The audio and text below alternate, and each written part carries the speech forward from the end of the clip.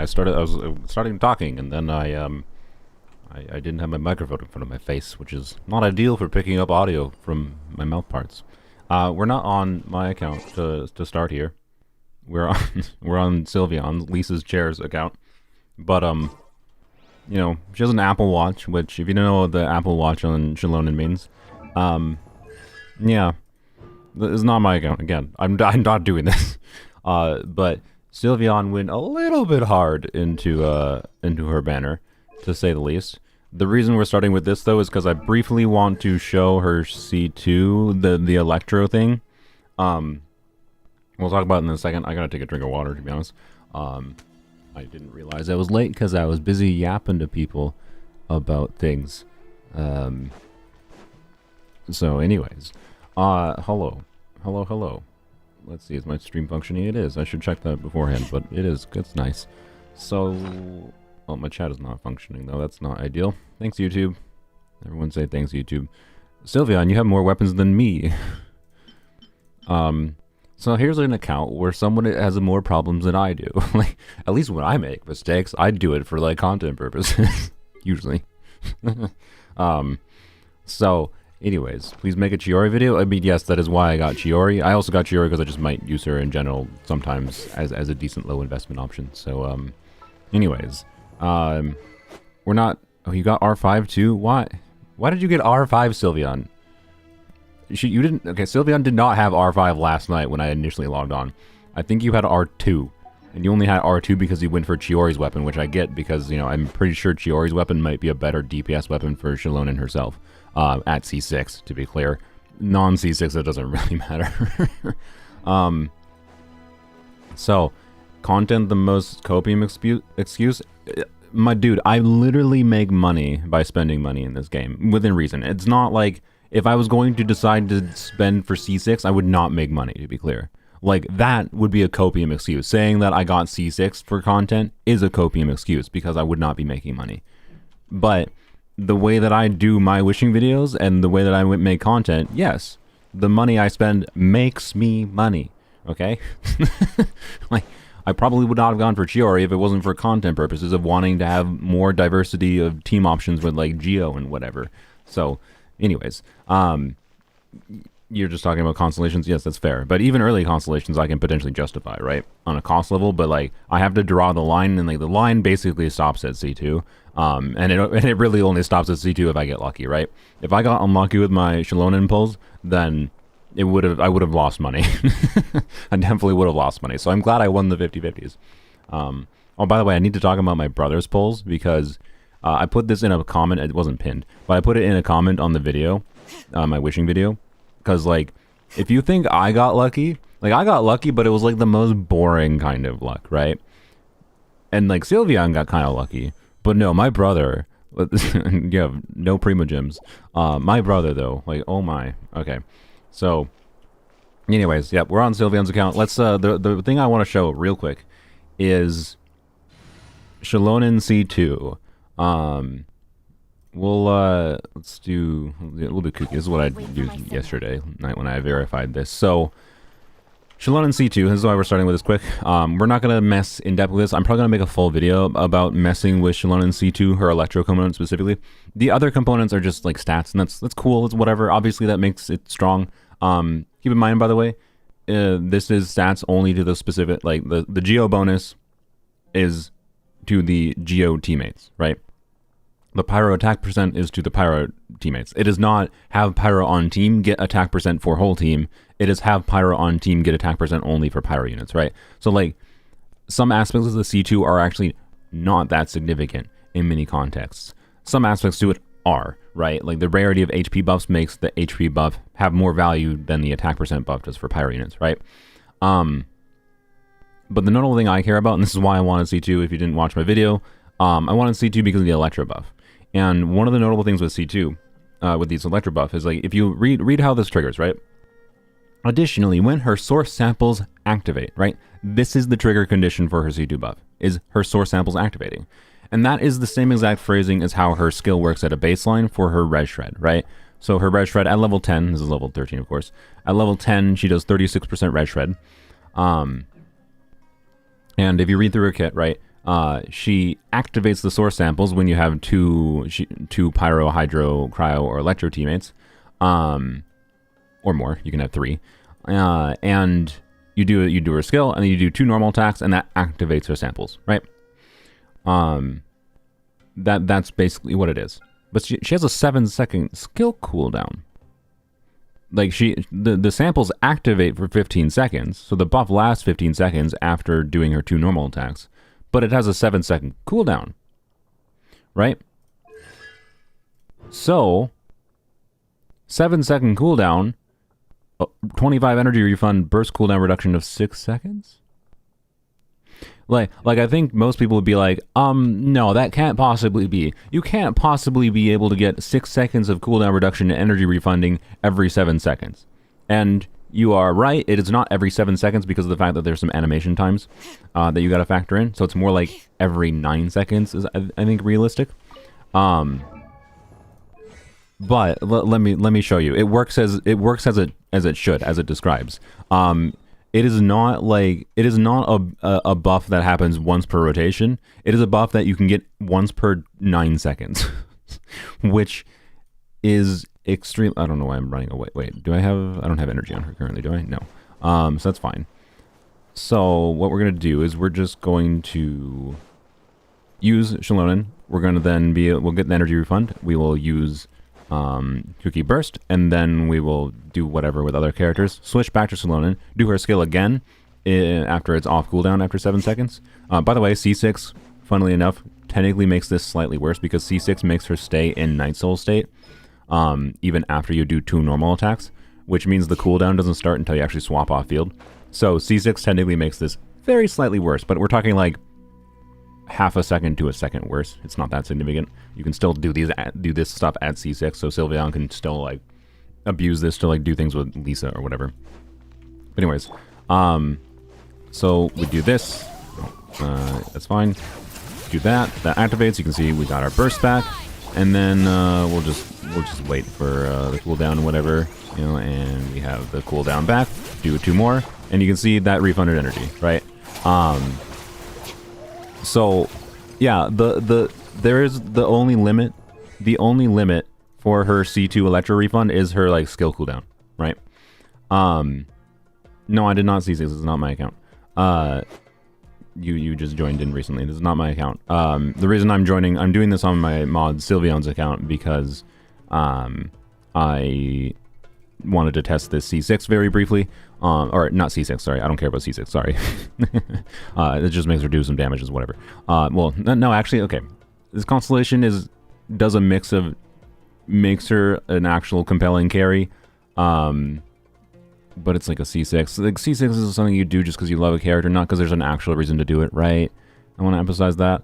But it also has like overworld value because it makes her stay in Night Soul state like a super long time, so you can just skate around a super long time, and that's cool.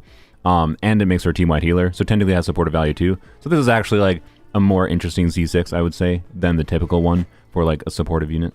But anyways, yeah, this is not my Xilonen. I am not going to C6 her. I don't care.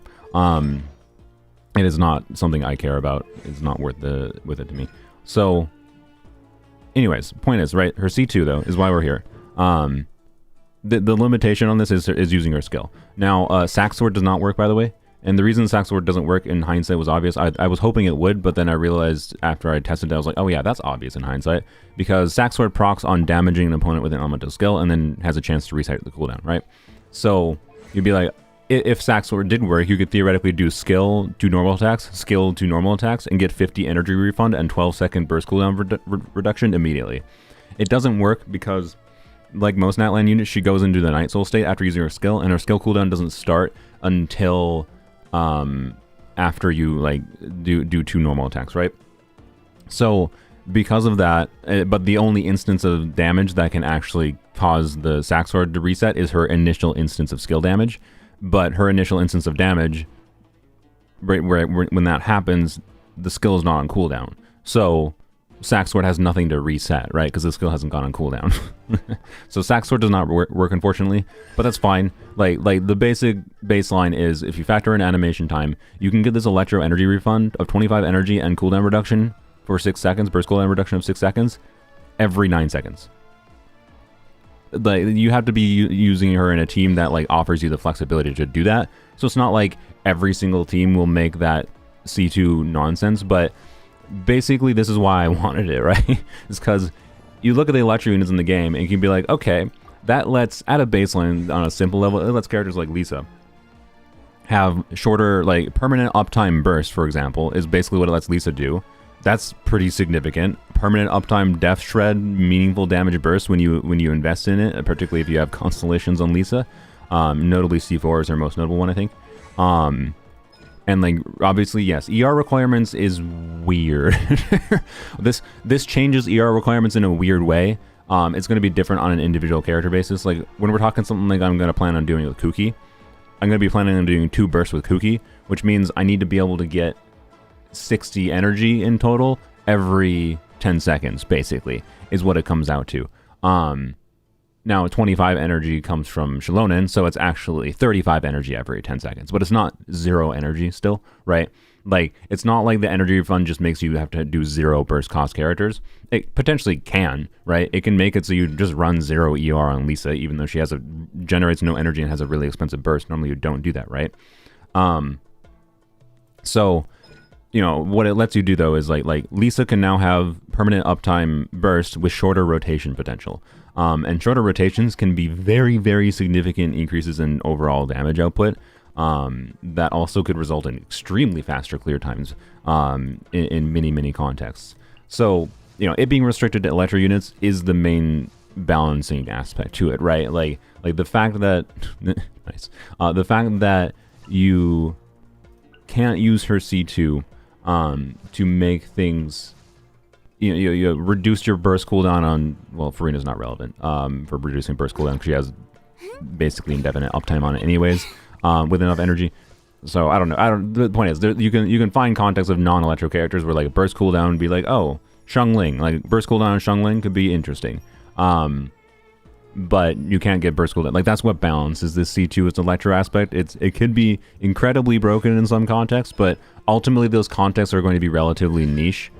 Is what I want to emphasize. I don't really think you should get C2 unless you're someone who's like me, who just really likes the idea of messing around with this kind of thing, right? I don't care about like clearing Abyss the fastest possible. That's not why I got C2. I care about weird things that let me play around with characters in different ways, and that's what this Electro thing does. It lets me play around with characters in kind of fundamentally different ways. So, you know, in characters like Sara kind of gets fixed in many ways by Xilonen C2. So, not to mention, like, Raiden can actually, like, burst more, like, right, so, in any team where you can conceive of there being a more dynamic rotation, there are things that can be done. Fischl is interesting, because Fischl could burst every 10 seconds, right? Like, very interesting. This is why I wanted her C2. This like again, I wish her C2 was in her base kit, because the Electro refund is like the thing that is unique about Xilonen that makes me interested in messing around with her. And unfortunately, we're not really going to be meaningfully messing around with it today. But I wanted to show this really quick to acknowledge that it does work as I expected. So yeah, we're gonna go on to my normal account here and test Xilonen C0. Yep, C2 shenanigans are real. That's basically all there is to it. Sylveon can have her account back very briefly here. There we go. Hello, Turtle. Let me log on. Yeah. So, get back to my own account. I'm not going to be activating C2 today, I don't think, or C1, because I want to make a DPS Xilonen video before I activate any constellations. I might activate the constellations in the DPS Xilonen video, to be clear. We'll clear the login information. But someone remind me, by the way, at the end of the stream, we got to go use my elixirs on Polems only. See if I get lucky and get a Goblet for Arlecchino that actually makes a difference. I'm gonna have to get very lucky. So yeah, like her C2 is strong, yes, because it gives a bunch of stats. It's a strong supportive constellation at baseline, but the shenanigan potential is why I actually like it. It is the main thing I want to emphasize, right? It's all the shenanigan potential. It's just the electro thing that I care about on this character. So yeah, we'll be testing probably Xilonen. We'll be testing here DPS Xilonen on my account, and supportive Xilonen. I think we'll do DPS Xilonen stuff first because it's easier. I'm pretty simple to do. Although, well, I didn't think about weapon.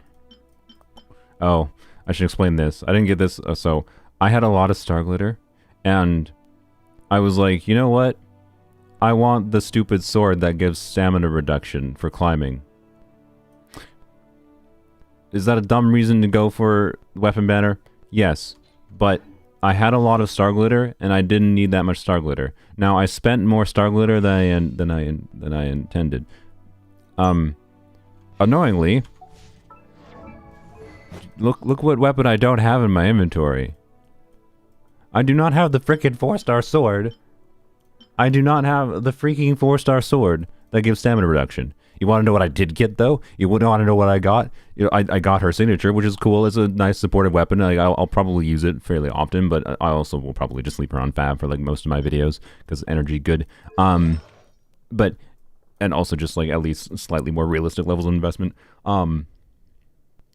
Also, yeah, I'm gonna have to, when I activate this constellation for many videos, yes, it will mean like if I'm gonna use Xilonen with Mualani in my videos, I very well might put Mualani on like a def percent timepiece to balance out the extra HP from this. I'm sorry, you're just gonna have to deal with it. It's what I prefer for my videos.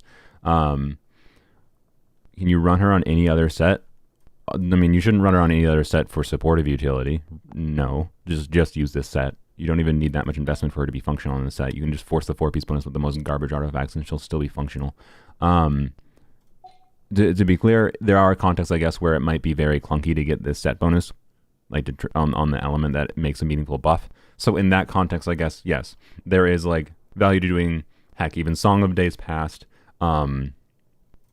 Noblesse, whatever. There is potential to doing other artifact sets than this one. But this is going to be the default universal build. And then the DPS build, because she can use the DPS, that will be the new DPS artifacts. They get 40% crit rate and some 2-piece damage bonus. So yeah, anyways, yep, I didn't get the frickin' stupid stamina sword, but you know what did get pooped on me? You know what did get pooped on me? 4 copies of the frickin' shovel. Just... don't wish a weapon banner for 4-star weapons. To be clear, I was wishing on the weapon banner for 4-star weapons also in conjunction with the fact that I was fine with getting Xilonen's weapon or getting Chiori's weapon. That was why I was doing it. Like, and I had the spare star glitter. I didn't spend money for it. I just spent way too much star glitter. So, anyways, we're starting. By the way, I left myself logged in here because the number one thing I haven't tested meaningfully much with Xilonen. Other than her overworld utility a little bit. Oh, I should have showed it, by the way, how long she lasts with C6. But one thing I was slightly surprised by I was surprised by how much I like her for overworld utility. I think I actually like her for overworld more than I liked Kinich. And that's interesting because Kinich has a more unique ability, I'd say, on its own right, with his weird grapple and ability to hang in midair and whatever. Is it a bad weapon, the shovel? No, it's just I wanted the stamina reduction sword because I would use sword units more often in Overworld. That was literally the reason. But anyways, the shovel could be perfectly fine as like you throw it on Kachina or something. Wait. You know, so one thing, her doing this jump. This is something. Well, I just missed the click, but one interesting thing with the Natlan units being able to like do these aerial moves. And this is the same thing with Mualani, even like her ability to like jump slightly in midair makes gathering crystal flies as they fly away much easier. Because like Cloud Retainer is a problem when you jump into them, and with Cloud Retainer, she deals damage as she goes into them and kills them. So you can't get crystal flies with Cloud Retainer jumping in there. But anyways, minor thing. And that's more with like all Natlan units. That's not unique to Xilonen. What's unique to Xilonen is her mix of like, you know, this is like just I think barely faster than walking. I don't know exactly how it compares. We're probably not going to compare that in depth. But it lasts longer than I expected at a baseline, and it's also just pleasing to look at. I don't know. My brain just doesn't mind just doing this, right? The animations are done very well. This is enjoyable. But then also, she even lasts longer for like her high speed mode than I expected outside of Natlan. But again, both of these are just like minor benefits, right? And you can sprint and go at a higher speed, and you can continue sprinting to go use your Night Soul even quicker, right? So I can dash once to start her high speed mode, and then she eventually slows down a little bit, right?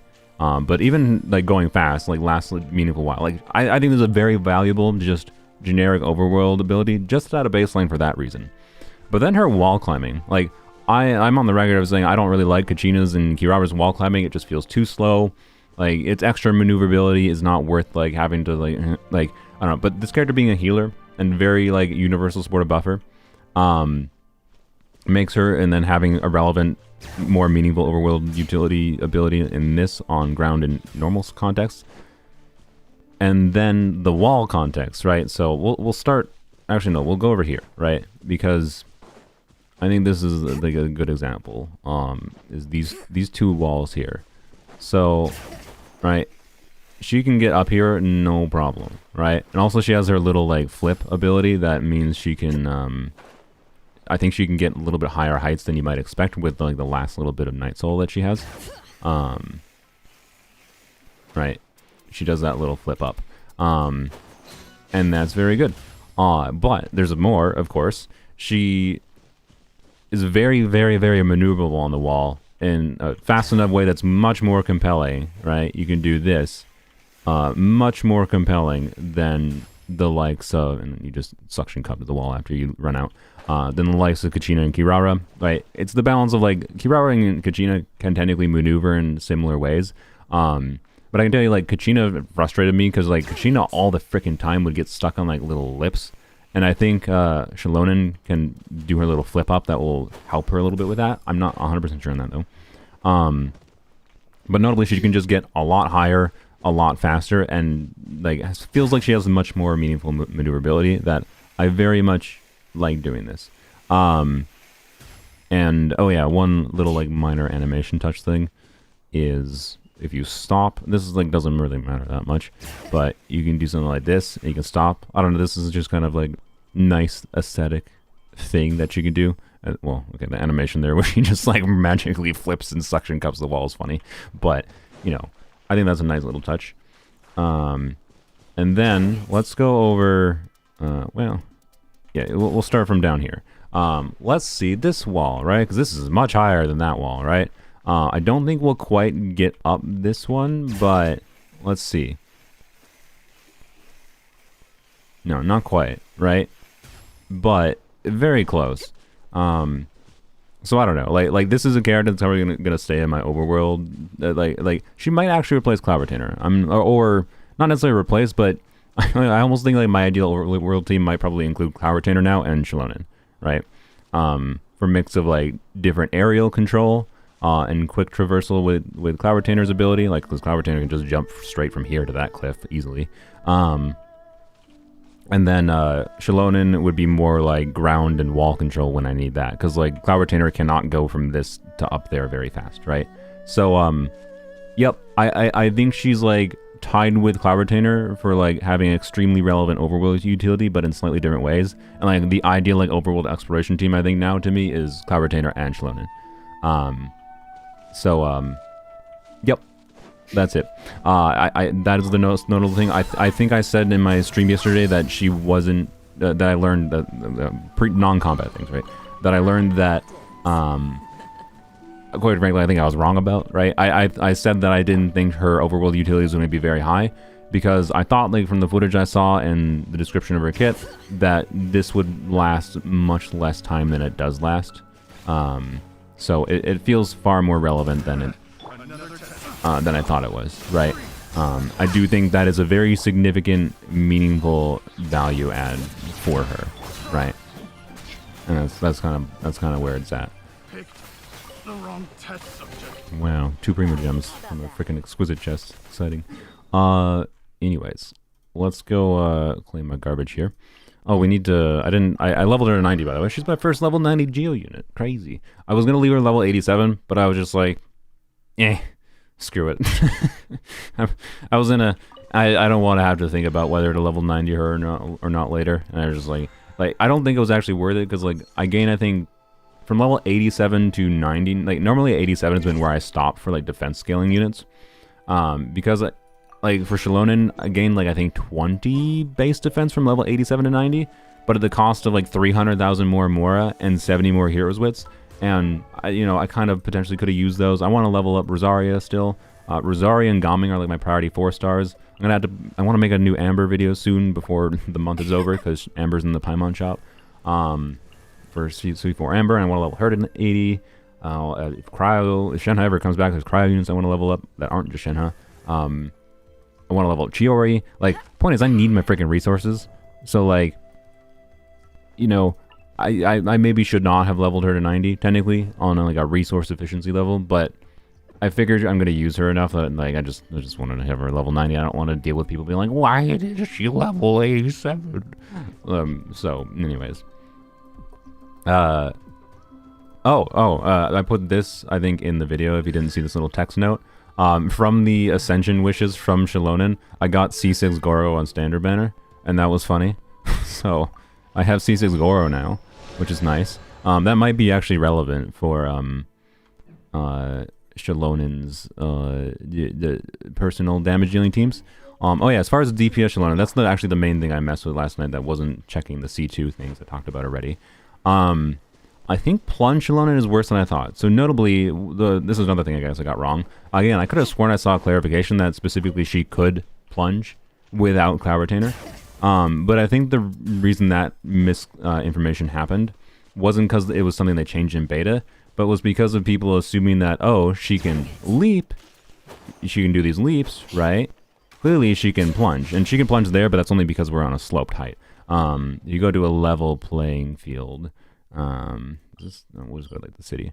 I'm scared to go, by the way, to this crafting table because there's a boogeyman. I don't want to start the Archon quest by accident and get stuck in that for 20 minutes. Anyway, so let's go to like a level playing field, just the normal context where like this, combat nuances matter. But yeah, so she can't get her plunge multiplier basically, in her without Cloud Retainer, which is really unfortunate, in my opinion. But at the same time, it does push me towards doing fun things with her normal attack animations instead, which is, I think, fine.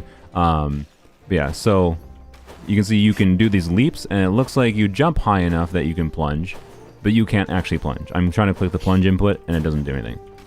Right? So, yeah. Oh yeah, someone else I think we're at C2, or sorry, I have C2, but she'll stay at C0 for testing this stuff. Here today. This is not a freeness situation where like I feel like I have to use the character for 2 months to get a proper hold of how relevant she is in different teams. She's a fairly simple enough character to evaluate at a baseline. I don't think I need to wait that long to after her C2, but I am going to wait until I at least make a DPS Xilonen video, and probably a DPS Kachina video, because I'd rather not have Kachina buff too much to show like the realistic estimation of DPS Kachina. So anyways, yeah, so you can't plunge with her leap here. So she can leap, but she can't plunge. So that means if you don't have Cloud Retainer, you're stuck to doing normal attack DPSing. On the upside, these are really cool normal attack animations, let's be real, right? So I think that's not that bad of a thing. And by the way, for DPSing her herself, you can do Mono-Geo. So I actually think that there's 2 options I think I might go with for DPSing Xilonen. It will either be... Oh wait, frick, this won't work because I don't have a healer. Well, it's probably going to be Cloud Retainer. God, freaking dang it. So the problem, right, is like she's defense scaling. And like, okay, what do we have for options for buffing defense scaling? Well, now I have C6 Gorou, so I could actually do Gorou things now I think about it instead of with Frina. I could do full Ars Mono-Geo, I guess. That could be an option now I think about it. But, it's basically the 2 teams I will probably focus on, and we'll test here briefly, is Cloud Retainer. Right. Cloud Retainer, Frina for healer. She does not heal when you're doing DPS mode on her. We can't do, remember, for her DPSing mode, where how her passive works, right, with the you know, if you have 2 or more Pyro, Hydro, Cryo, or Electro teammates, she gains Night Soul and then exits Night Soul state. So you have to have less than 2 Pyro, Hydro, Cryo, or Electro teammates, which means, you know, we have 1 Pyro, Hydro, Cryo, or Electro teammate that we can put in the team. The obvious one is Farina, because universal damage percent buff. She's defense scaling. The only alternative, realistically, I guess, for me is now C6 Gorou, since I do have that. But I don't know, do I have to build Gorou meaningfully for him to be useful? This was not a consideration until yesterday when I got C6 Gorou. But anyways, I'm either going to do Mono-Geo or Plunge, right? I know these buffs I don't think you need. You don't need to level him for these buffs. Just call them P-E-C-H, Petch. I'm not going to call them Petch because every freaking time I say Petch, particularly in text form, like, even though it's, I don't know, it's one of those things that's like really obvious to me to intuit. If someone writes down P-E-C-H, you know, use P-E-C-H units with Xilonen, this many P-E-C-H units, hopefully you would assume that people can just be like, what is P-E-C-H? They ask themselves that in their head, and they go, oh, Pyro, Electro, Cryo, Hydro. Like, it's pretty obvious. You can figure that out by context clues. But every time I use P-E-C-H lately, people are just like, what's P-E-C-H? I'm just like, I'm so sick of having to explain that. So I just say Pyro, Hydro, Cryo, Electro, particularly when I'm speaking, you know, saying Petch or Peach.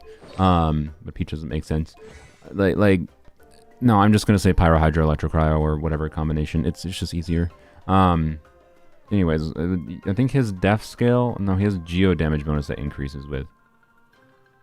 Okay.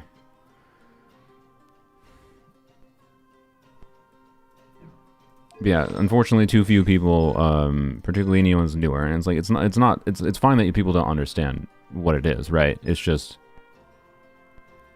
people are bad sometimes at using context clues to intuit things instead of and they just ask things that are like relatively easy for themselves to figure out, which, you know, oh well. And I just don't want to. It's annoying. So is all. My Mora. Oh, I'm aware. So anyways, I don't have materials even if I wanted to. I feel like the def increase. Does the Geo damage? Let me just go look up Amber. We're probably, if we test the C6 Gorou, it'll just be like mostly his C6 doing stuff anyway, so it's fine.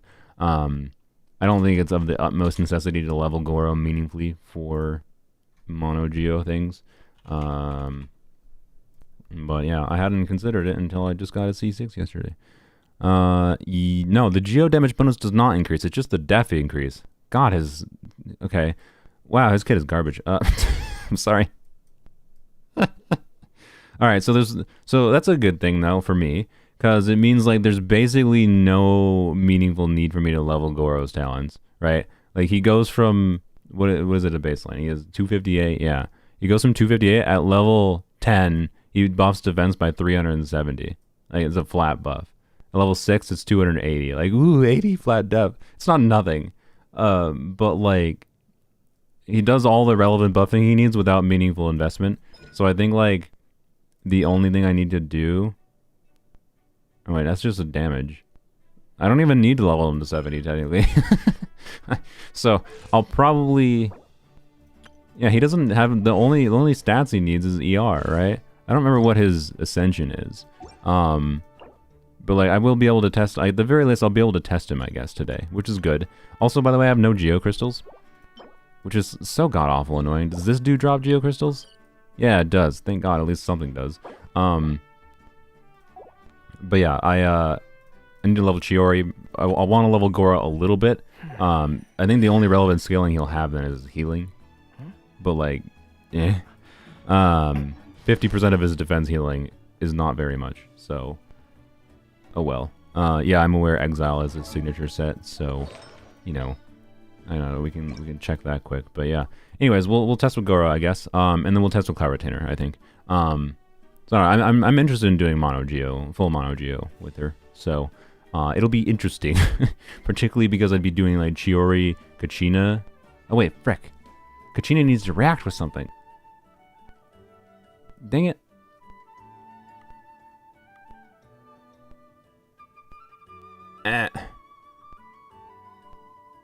Maybe I don't do Gorou. What do I do then? Kachina needs to react with something to be able to, with a Pyro Slime. Yeah. I mean, look, that might be doable in many contexts. To get some buffs from Kachina and Mono-Geo when you have an enemy that has something. Yeah, I guess, I don't know. Anyways, there is actually some decent options in doing, like, Mono-Geo things in some mix. And, like, you could use Yunjin, I think would be interesting for seeing actual, like getting a flat buff would make you see meaningfully higher talent damage from her normal attack multipliers. The biggest number we're going to be able to see at low constellations, like non-C6 Xilonen, is with Cloud Retainer, though. Realistically, this is probably going to be her best DPS team. Unfortunately, it's probably not even going to be that close. Mono-Geo might compete with Chiori just by nature of having Chiori is decent. So, yeah. As far as a Mono-Geo team goes, though, like, I want to use... Well, I guess we're not going to use Chiori. So, I don't have Chiori leveled right now. It's not worthwhile, obviously. She's going to do no damage. Not no damage, but not very much. So, like, I do Gorou, Kachina, Xilonen, and then I could either do Yelan or, I don't know, Fischl or something. I just need someone that Kachina can react with, realistically. I don't know. It's going to be a lot worse, quite frankly. I think it might just make sense to, like, well, no. I could remove Kachina and, I don't know, put in Jean or something. Like, you need a non-Pyro, Hydro, Cryo, or Electro healer, essentially. I could put in Baiju. But... Anyways, is Xilonen that OP? No. She's not an OP DPS unit. We're not discussing how overpowered she is. But we will be testing to be her supportive utility, and her supportive utility is similar to Kazuha with some upsides and some downsides. It's going to be how downsides they are is situational. We will be testing that too. I'm just discussing her DPS potential. So, anyways, I don't have a good plan, I guess, for Mono-Geo right now. Unfortunately. I'll work it over later. I guess we're not going to test Mono-Geo, is my point. I don't know, maybe I could just abuse no. I was thinking, like, do I just abuse C2 Farina somehow? But again, like you're not a if she was a Catalyst user, if only, right? I could have put Prototype Amber and Kachina. Yeah, no, we can't do Sijuin, sorry, because that would be 2 Hydra units, and that would break her DPS mode. So, anyways, we'll do Cloud Retainer at least. We'll go test that quick. The one nuance I will say with plunging, by the way, and this is another aspect that I think makes plunging a little bit worse. She can't get that many plunges, and she also can't do dash cancels.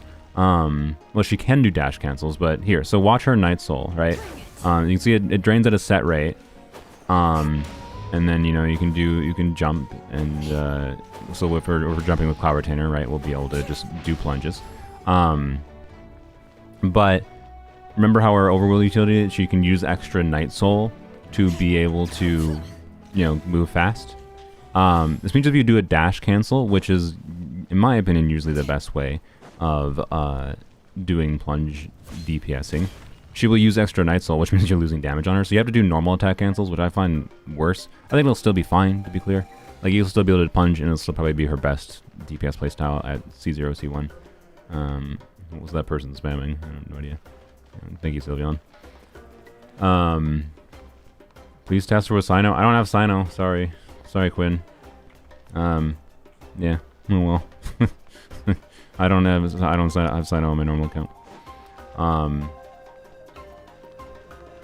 Anyways, yeah, building a DPS Xilonen team is an awkward thing. It's a thing you can do. You can use her as a DPS, but she's going to be a lot less compelling without Xilonen, and obviously a little bit less compelling without the obvious Mono-Geo complement.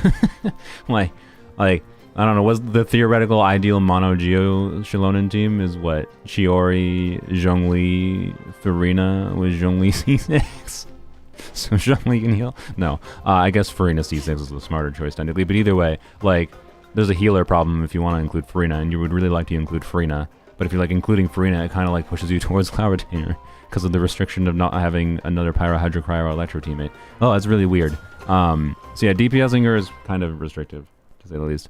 Anyways, as far as plunging goes, right? If you do plunging, you can see if I do a dash cancel there, I suck up the Night Soul. So you can only do like 3 plunges if you do dash cancels, which is very low. I think with doing normal attack cancels instead of dash cancels, she can get. I need to actually have Cloud Retainer to be able to show this properly, but I think she can get like 5, but 5 might take some skill to get. And we're talking 5 plunges, so you're not using Cloud Retainer's full buff up. 5 plunges, that is def scaling. Oh, another option for DPS Xilonen that we'll do is we'll do Burgeon Xilonen, because like how could I not? We'll do C6 Bennett shenanigans. Sadly, that might be more compelling than and more compelling and more accessible to more players. Quite frankly, we'll see though. But the first thing we gotta do is say goodbye to all my Mora. Oh boy, you know, I am going to level her. What? That was weird. Oh yeah, new animation that takes longer, which is, you know, great. I can just exit out of it. That's fine. It's fancy. I don't mind animation flourish, but I don't know. I guess it's meant to make you think you get dopamine for like spending resources. So it feels like yet another thing. I'm sorry for being pessimistic about an animation minor thing. It very easily could have been there, just like some dude in the team in the Genshin team is just like, hey, can I make this look better? Because it looks kind of dated. And like they just got approval for it, and they're like, yeah, sure. And then they gave that, and then they got approved, and it's in the game. And that's cool. But part of me also can't help but think of the fact that this is a gacha game, and they're trying to like give you more things that like sneakily manipulate your brain into thinking it's valuable to spend resources that aren't actually worth spending. And it makes me think they did like more dopamine style animation for leveling up to make you think it's worthwhile to like level to 10, because it like does, but I don't know. I don't know if it has a special animation at level 10 specifically, or if it's just the same exact look. If it does have a special like different, a big gold flash or something at level 10, I think my theory is correct. If it doesn't, it's just a minor thing. It doesn't matter. I'm being a butthole. That's my point. I'm gonna leave her normal tag at level 6 for now. If I really enjoy Plunge, I will level it up more, I think. Right now, I think okay, the only problem is, like, I don't think I want to crown her burst, but if I don't level up her normal attack talent, I have enough materials to take her skill to 10, which I'm going to do, and then her burst to, like, level 9. But I kind of don't like the idea of leaving her at 6, 10, 9, but I don't know, it's probably fine. I don't intendly need to level her burst up to 9 anyways. What is going on? Why did that, like, it's the second time I hit confirm and it just, like, didn't do anything. Anyways, we're probably gonna have to go craft some materials for this. What? I swear I'm clicking it and it's just not taking it, the input. Oh, okay, yep, here we go. But anyways, it's very quick to cancel, so it's fine. It doesn't really matter. It's just a minor... Okay, why does it keep not taking my input, though? Whatever. Yeah, it is dopamine sound. I think you're missing the button. Oh yeah, you might be correct. That could be it. I'm not going to the crafting table in that land because there's a freaking Archon quest there, and that spooks me. That spooks me. So what about Candace? What about Candace? Oh, for like normal attack Xilonen? That could be interesting. You could do Candace. It'd be a lower investment. I don't think it'd be very good, quite frankly, but I could do like Candace, Yunjin. And Yunjin would give additional, like, flat buff, give additional value from a normal attack bonus from Candace. Not much, but a little bit. The problem is, like, if we do Candace, Xilonen, Chiori. Well, no, then we don't have a Geo construct. It's just, kill me. Zhongli would probably be a meaningful difference maker to Mono-Geo Xilonen teams, I will say. So, you know, for what that's worth. Oh, boy. Anyways, I think we'll need a lot of these. We're not gonna do the story right now. This is a testing Xilonen stream. I'll probably play the story maybe off stream if I feel like it.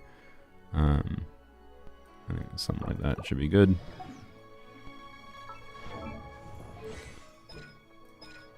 All right. Do I have the resources to do this? Let's see. All right, let's see if there's a special animation for crowning. Also, my more is going under 1 million. Yay, that's so great when I have so many characters to build. No, it doesn't. Alright, cool. We can officially say I'm being a nitpicky butthole, okay? Alright, sweet. I'm glad to be a nitpicky butthole sometimes. It's just a minor animation cool thing at this point. But yeah, so obviously I'm basically already at enough talents if I want to level this to 9, or I could level this to 8, which I might do. How much is it? Oh, it's pretty expensive. I'm just gonna save my resources for now. I kind of need them more. I kind of need them more. So, anyways, yay! Look at my money. As long as I don't feel like I need her to heal more, I think she's staying at 610-6 for now. Particularly for the Cloud Retainer team, I don't think it'll matter as much for her talent levels, but if I end up preferring playing like a normal attack-focused team, I will, for DPSing her, I will level it up more maybe for the video. I probably need to farm more today, don't I? Oh, good lord. I would like to level Chiori, but why bother leveling Chiori when I don't have enough more to level Chiori, right? So, may as well just craft those and I can use them. Oh boy. Oh boy. Anyways, the crafting table got a buff? Oh yes, I'm aware. They got the thing where you can, like, select this, which is cool. I think it's a little bit weird that, why is this here, by the way? This isn't even her weapon materials? Oh, it's because I have Fab on her, that's why. Oh, so it just shows whatever weapon you have equipped on her. Yeah, that must be the Fab materials. Okay, that makes sense. So, yeah, that's definitely a good QOL because, like, the game for a long time now, because they insist on, like, adding new material types for every region enemy they add. It's like, oh my god, the amount of garbage. You have to, like, be like, wait, where's that one specific little thing? Like, good, very, very nice little change. We have Navia? Yes, we do. We'll try her with Navia teams. No need to worry about that. Including a definitely unconventional Navia team for the one idea that I forgot who it was, but someone had an idea to do Navia, Arlecchino, Xilonen together. Should get Xilonen C1 or Chiori. Thank you for I mean, how much need do you have for more like off-field DPSs? Like one problem with Chiori is that, you know, she can't do her full damage potential with Xilonen. To be clear, I think Xilonen Chiori with Chiori C0 is probably better than Kachina C0 with Chiori because, you know, she gives like red shred for the team and all that, which will probably increase her damage enough that it's like more compelling, and the team damage enough. It's more compelling than doing like Kachina Chiori core. But like, I think Chiori is a more compelling character than she was in the past because Kachina exists. But at the same time, she still has the same problem of, like, you know, with Geo units that don't make a Geo construct, she can't get her full damage potential, right? So, I don't know. So, I don't know. I wanted her because I wanted to have her as an option, particularly as a lower investment option, because I really, really like that Chiori can use Harbinger of Dawn, right? And to be clear, if I use Chiori a lot, it's very likely I will end up just switching to Jade Cutter on her, not because it's like insanely better or anything, but mostly because I might end up playing Chiori with Farina, and with Farina, Harbinger of Dawn is a little bit more awkward in mini contexts because you need to stay above 90% HP. So, you know. Anyways, let's go test before we do like whatever things. Let's go equip some artifacts, I guess, first, and then we will test DPS Xilonen with Plunge. Because realistically, that's going to be the best way to DPS her at C0 with Cloud Retainer, unfortunately. I guess we yoink this piece unless we need more crit damage. Yeah, it's not the greatest, but it has some crit. Why is Kaya holding my pieces? I don't know. Oh, that's actually an interesting question. Death Goblet or... Death Goblet or Geo Goblet, I think, will depend on my weapon. And then we will use that. And then for Plunge DPSing, if I had this leveled, I would use this actually. We use this for Burgeon. I mean, it's just gonna have to be Alhazen's weapon, right? I mean, the passive does nothing other than the crit rate. It's just a big stat stick for plunging, I think here. Oh well, I think it's fine. Yeah, 80%, almost 80% crit, 265 crit damage. 122 ER. Geo Goblet's probably gonna be better. With what's her bucket in particular? I selected defense. We would like some ER. Well, I guess we'll just choose Navia's Goblet maybe. I would like some ER. Well, the Navia Goblet looks more pleasing.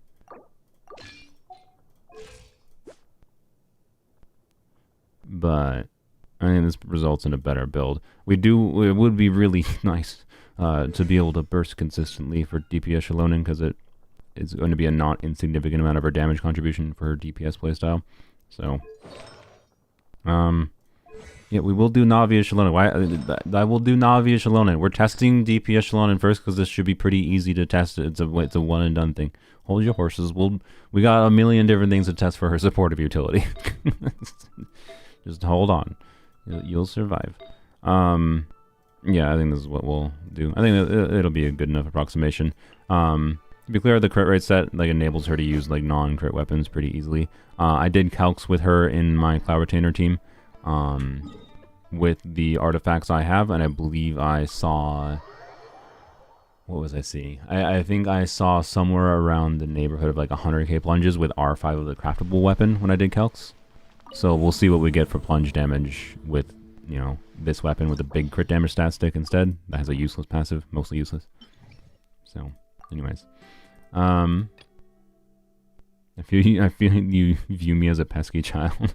Well, if you're the only one asking about Navia, then yes. Yes, we will do Navia and Xilonen together. Just not, we're not doing DPS Navia and DPS Xilonen together.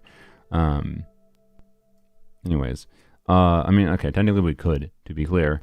And instead of Kachina, right, for the last slot here, because we're going to do Farina, Cloud Retainer, Kachina. Wait, is my Kachina, did I break her 4-piece? No, good, she has that. And hopefully, well, she doesn't necessarily need to burst consistently. She's on an EM focused build, by the way, with Fav. So hopefully I'll get some energy. Well, she's not got an ideal amount of crit rate, but idea she'll generate a little bit of shielding. Actually, realistically, I should probably put a crit rate circlet on her. 4 Fav. Yeah, we'll just put a crit rate circle on her. I think the Fab particles, sacrificing a little bit of the shielding for EM is fine. In favor of critting. We're good. Alright.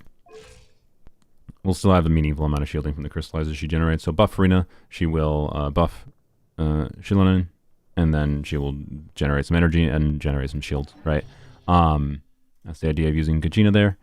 But, wait, what side do we go on? Oh, well, not this side, because the cryo shield seems like a problem, so there's a little sound effect now.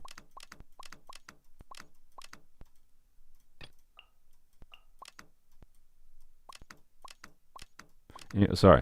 Yeah, this is now just a fidget toy for me. Anyways, what was I saying?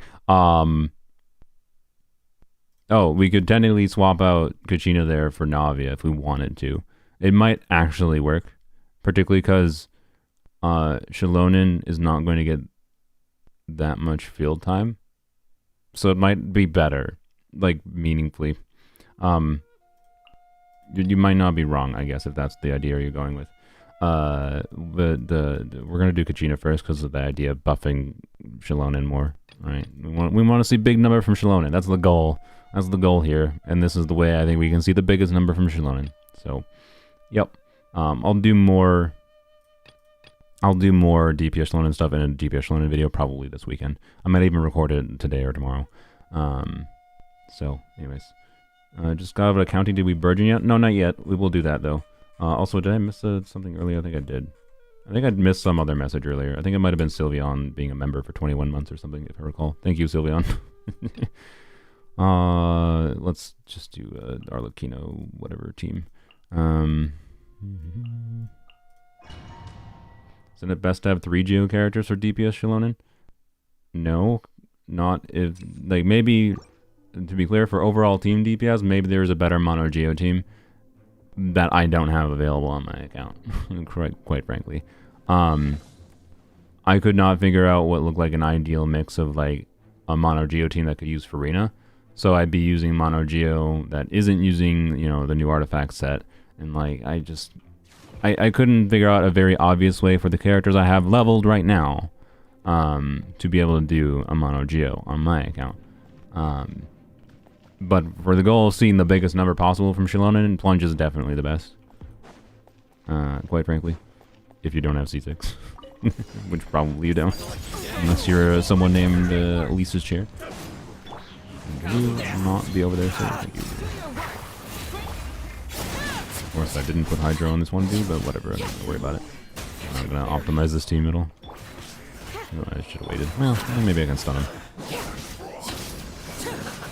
And he's gonna get out. That's fine. Yeah, that's fine.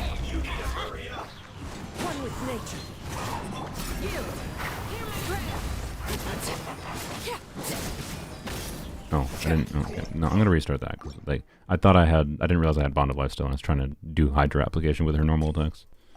Was the buff going on? If you consider Pamber Ningguang, but what does the team look like? Like again, like we're heading down towards like abusing Farina C2 situation, which is fine. But like, okay, I do prototype Amber Ningguang, Farina, and then Chiori. Like, yeah, I guess I can do that with Farina. That probably is a good option. But that's specifically abusing Farina C2. Like at least the Plunge team is functional without Farina C2, right? So it's not something I want to default towards, but that is a consideration, yes. That is a good option, I think. I might do that. I might test that in the DPS Xilonen video, hopefully. If I might test it and cut it out if I don't like it for some reason, but... oh, God, no, we're fine, never mind.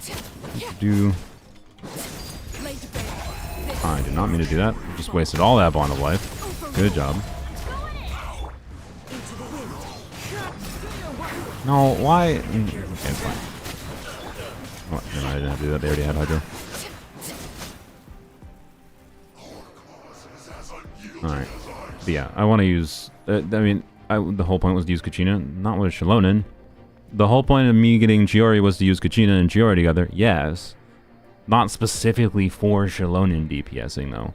The reason I wanted Chiori was for Chiori Kachina together, but on a holistic level of like having a low investment 2-unit team core option.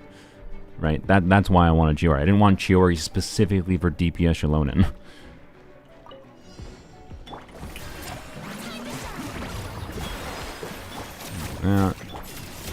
Alright, well, you know what, technically it doesn't matter because we're not going to get all the buff anyways. Wait. Oh, I did that bad. Oh boy, can I only got one plunge out there. Well, that was not ideal. Hey, my energy needs are fine at least, that's something.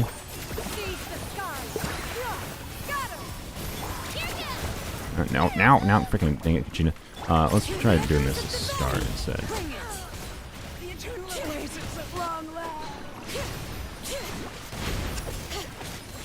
Does it make sense to do physical plunges? Probably. Let's see how it is when we don't have Farina's damage. I freaking got... Oh my god, Kachina's such a clunky character. Okay, we're gonna redo. I just played that super badly. I think I couldn't plunge because I was hitting the stupid Ruin Drake's like wings or something.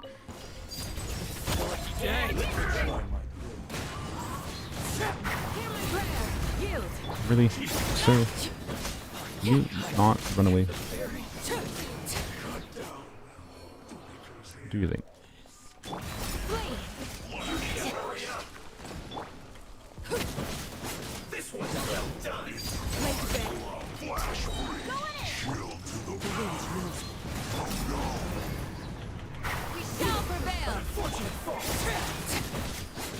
I think DPS Xilonen with Farina weapon and Farina's set will be good. Oh, I didn't consider that. I forgot I had Farina's weapon for some reason. Wait, no, Farina's weapon just gives skill damage bonus and HP, right? No, it's freaking useless. It doesn't do anything. Xilonen doesn't do any like skill damage, other than her initial cast. Yeah, I don't know when to cast her burst. Ideally, probably after she's done plunging. Realistically. We want the crit buff going, right? But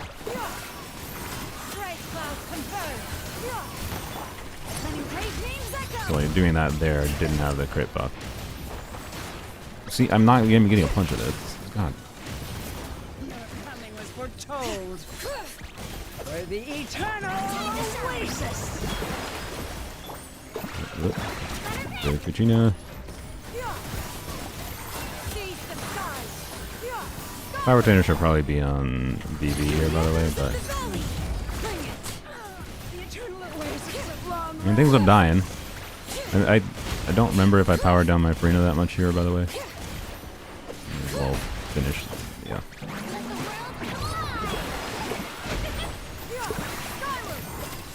I know my Farina has more ER than she needs still, so she is powered down a little bit at least, but I don't know what Goblet she has. Wait, yeah, so it was just problems caused by the hitbox of that enemy, and alright. It's pretty decent, honestly. This is like what most Cloud Retainer teams are like. I don't think I was properly seeing the amount of hits I was getting from her, to be clear. Plunges. Let's see how I can. 1, 2, 3, 4. You get a 5th one. Yeah, so I was... Oh, you can get 6. Ah, interesting. I didn't expect to be able to get 6. I don't know why the damage fell off so much at the end, though. Did I run out of, like, Kachina buff or something? I don't know. Nah, Farina's doing all the damage. You know that enemy was Hydro immune at the end, though, right?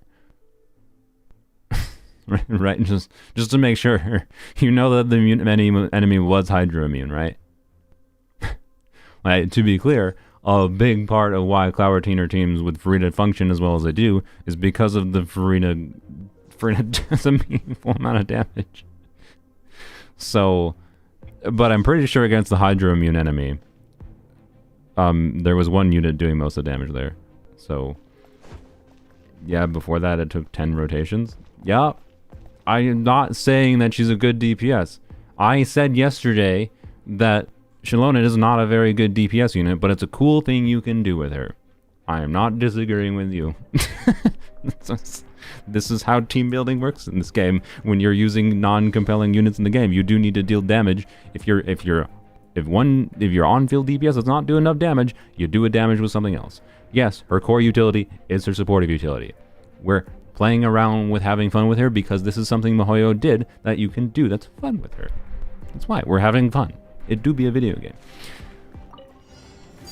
Like, duh. She's not doing the majority of the damage in the team. She's certainly a better DPS than, like, Chiori will, or not Chiori. She's not a better DPS than Chiori. She's doing more DPS than, DPS Kachina will be. I will tell you that. I plan to have a DPS Kachina video next week, and it's going to be worse.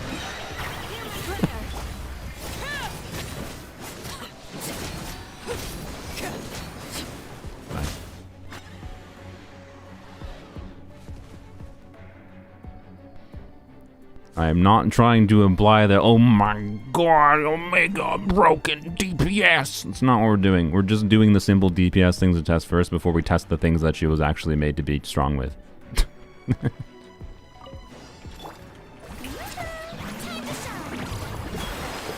I think I should do Fire Retainer first after being whacked. And then do this. Alright.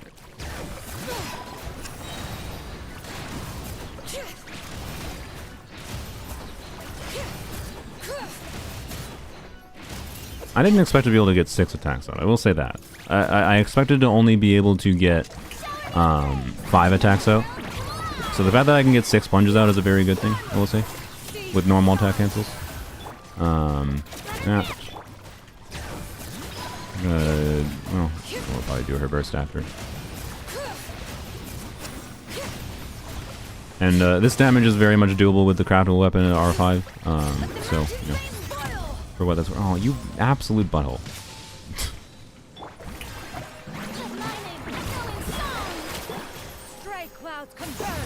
Run away again?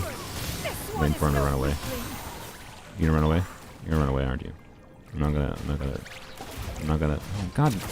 I hate Magu Kinky RNG. I'm sorry.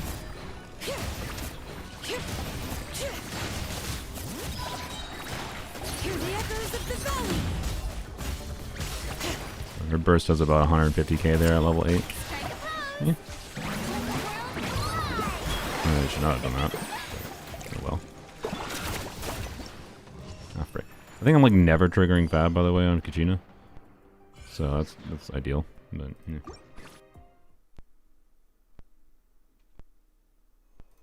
Using DPS Xilonen, that you have R5 weapon and not using it? Someone wasn't paying attention at the start of the stream. That was not my account. I said like 5 times during that wasn't my account, and people in the chat said it wasn't my account to people that were also asking in the chat. It wasn't my account.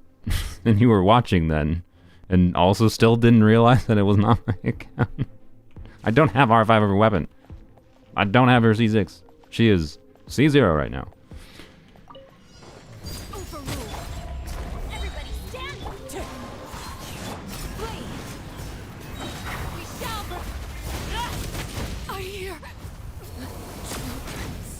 I don't know what her health was at, but that was... I should...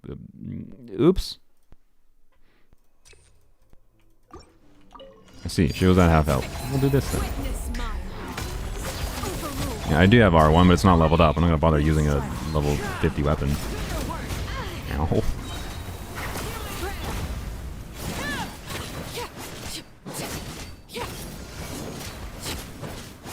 How to build Candace for Arlecchino? ER.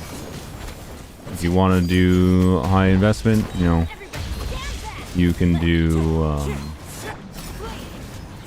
ideally you really want Fab, by the way, because it mitigates, like you see, like I didn't have my burst back, but I triggered Fab, and yay. So like the easy build option is just 2-piece emblem at least, crit right circlet, Fab, right? To be clear, the optimal build for like buffing would be like triple HP, with enough ER to burst consistently. And then you need like crit rate substats for Fab instead. That's a higher investment way to do it for like minor additional value from her buff. You can also do an instructor's build as an additional way to get value out of Candace for buffing the team. That can be meaningful. Like quite significantly meaningful, quite frankly, for the numbers you see from Arlecchino to front load some more damage. Oopsies. This is why I have extra energy in the arena. And I do stupid things like use my burst right before. Well, there we go.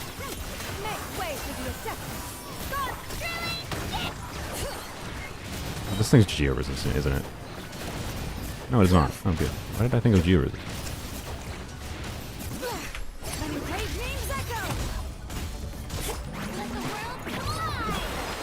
Half the geo cubes help in a rotation is fine. Certainly not the strongest. I didn't mean to go that high. Certainly not the strongest team in the world by any means. It very much feels like most Cloud Retainer Plunge teams feel, and not like a super strong variation of one, obviously, which is exactly as expected. But it's cool that this is a thing that she can do that is more compelling than, you know, if she didn't have, you know, def scaling. Like, they could have given her attack scaling multipliers, right? I think that is worth acknowledging. They could have made DPS Xilonen basically worthless. And it's not worthless. Right. I really like the boom when you activate her burst. It's satisfying.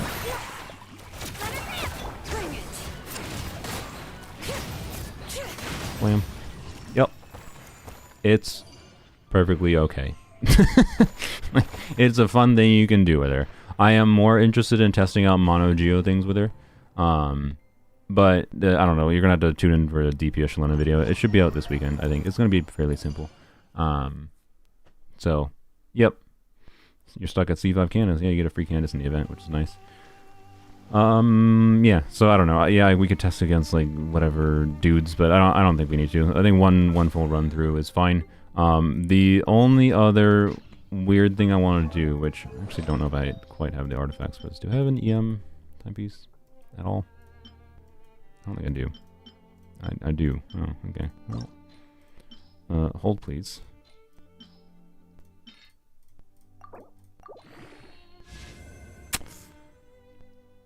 We wanted crit damage.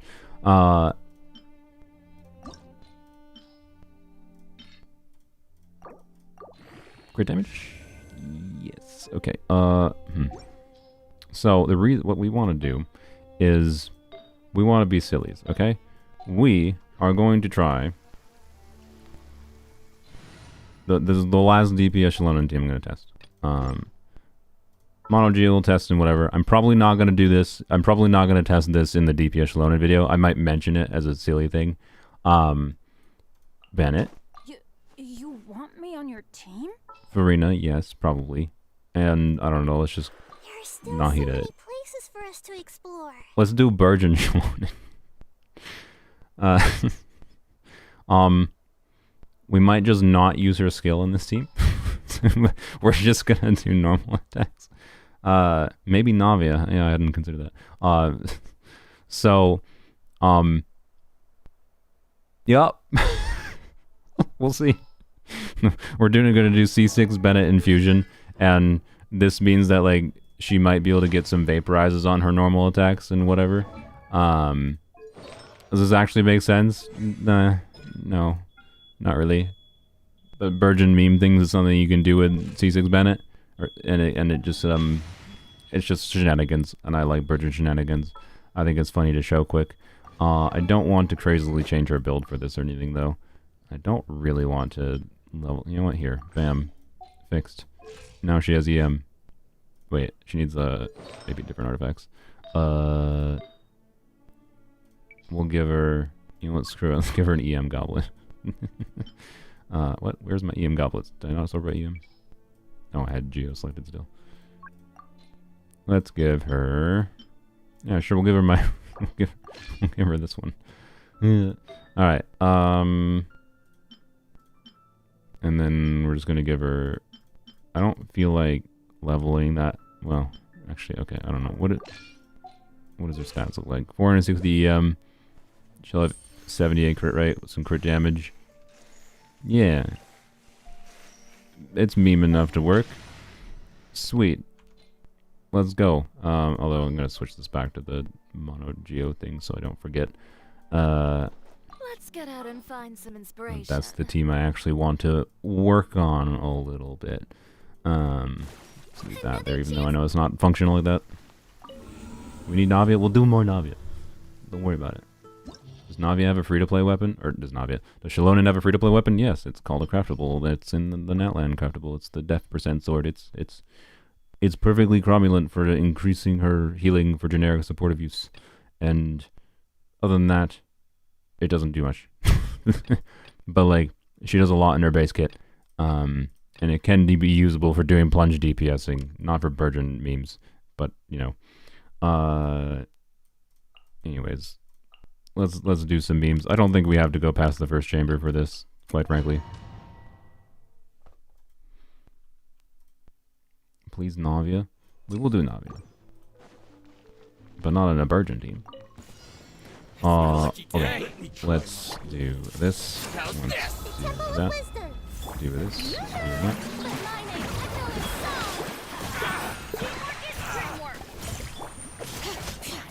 What? Why don't I have an infusion? Wait, what's happening?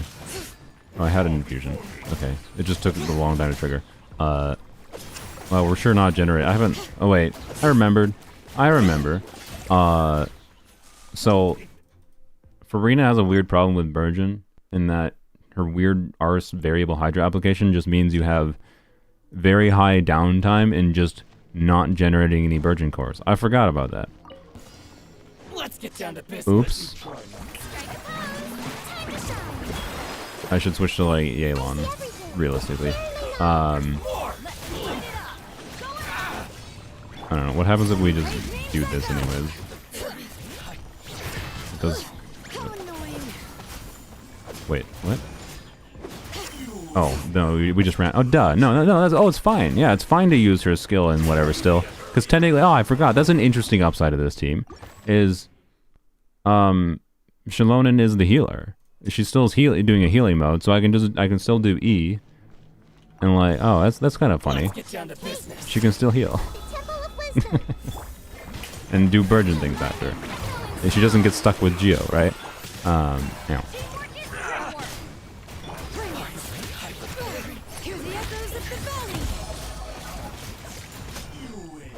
Like, it's not dysfunctional. No.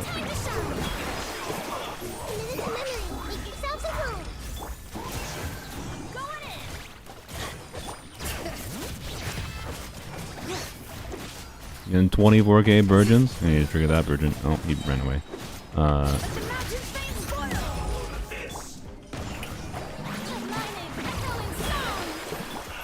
Alright. Trust me, this is the most meme, I think. I think this is the most meme thing I will do this stream. I think. Is 90% of the damage Farina vaping? Yes. Yes. It is. But it didn't it's not dysfunctional. Is it functional with probably literally any unit? Yes. But Xilonen does have the upside of she's doing res shred there. Like I hadn't considered that before. She has like valuable, compelling reasons to be your on-field meme Burgeon unit because of the fact that she's doing res shred. I think the correct thing to technically do there is just use a normal build then, not a meme build. But like it's used like not Freedom's, well, Freedom Sword could be fine as an EM weapon, but use EM weapon or use whatever buffing weapon, use Fav, and then keep her on the support build, right? Because if you can get damage bonus for Farina, right? So you actually just configure the team around she does a little, and then do EM main stat, right? You don't need crit substats, just do like EM main stat on Scroll of Cinder City, and that to maximize her Burgeon damage. And then she's buffing Farina with Res Shred and damage bonus, and then triggering Burgeons. It works. It works. Like, I hadn't considered that initially. My brain didn't compute the fact that I would have the buffs going on. I was just doing it for pure meme reasons, but technically it's utilizing her kit more. Like, oftentimes when you're doing Burgeon meme things, you're not utilizing the character's kit, but you are utilizing your character's kit. You're just utilizing her normal support potential. But I went into that thinking DPS potential, not support potential, so I did it wrong. But anyways, I don't think I need to show, like, doing that properly. I think you understand that if I would have done full EM, if I would have taken Kachina's EM build, and then either kept her on Freedom Sword or put her on a different weapon, it wouldn't really matter. She would have done a little bit more Burgeon damage and a bit more buffing, right?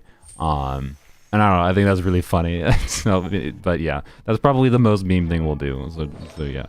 Anyways, let's go test the actual support. Xilonen. That like on a linguistics level, the reason my brain f's up with that is because like my native English speaker brain, at least with the English dialect that I speak, is like used to stressing like the first syllable of like it should be like she, or shy, even like a stressed pronounced first vowel, and instead of Xilonen, right? Which is like a not natural name for my stupid native English brain to pronounce. So that's why I'm still effing up, but Xilonen. I'll get it figured out. Switch back to my healing-ish build. Someone else was using that before. What freaking Goblet was I using before? Timothy Gilson, Burgeon is always the answer. Thank you for showing the world the truth. You're welcome, Timothy. Thank you for being part of the cult. Where's get rid of my freaking filters. That's what I'm getting fuddled with. Where's the Goblet? There it is. Bam. We're good. All right. Def. There we go. I could potentially switch to an on-site Goblet, by the way, this one, and then use a different feather, which I maybe could do if I need this feather for Kachina. I think it's fine. So this is my... Well, no. Yes. There we go. This is my generic Fav healing focus support build, like universal, so even if I'm not using it with Farina, should hopefully still be able to get her burst consistently if I need the healing. Don't have to burst consistently, of course. If I don't need the healing, I won't burst. In teams that don't need to burst. So yeah. Let's do support things. I am going to test first. What do we do? What do we do first? There's a bunch of different things to test. Navia, okay, you know, yeah, fine. Everyone's yelling about Navia. We'll do Navia things first. So, I haven't told my story about my brother's pulls yet in the stream. But if you thought I was lucky with winning 50-50s, go read my comment. But I'll tell it later, or while I'm distracted by something else. Yeah, let's test that team. Yeah, we'll test that team first. And then we'll test a normal Navia team. Don't you worry. We'll test a normal Navia team. We're gonna test the weird Navia team first, because I want to. Anyways,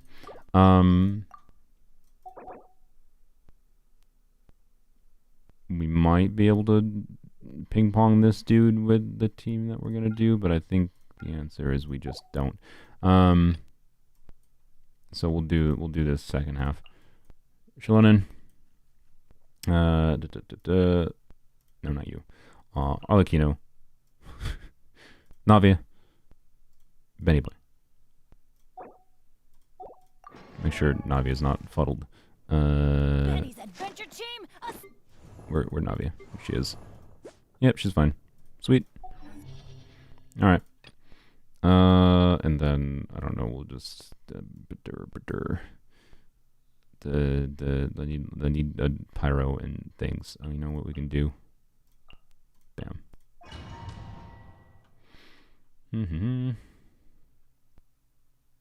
I just want a good team. I don't have to think about much. Yeah, the attack was fine. We'll get more Navia damage. I probably should have done that in a different order, but who cares? It's fine.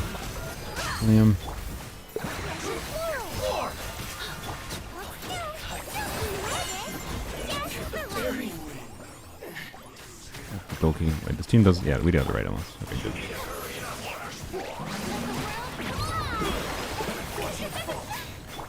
Do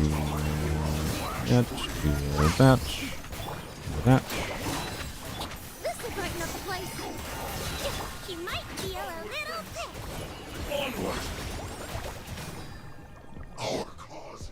Is she broken? Well, we'll find out. We're now testing her actual intended utility, so we'll see. I didn't really like the love I've been seeing Dia get lately. I mean, I've been having a ton of fun using Dia lately. I didn't even burst on Dia there, to be fair, but it's well. Do with that. Do with that. Do with this. Do with this. Do with this. Do a. Oh, that's the wrong character. Do with that, and then do with this. Do like that, and then we do with this, and we do with this.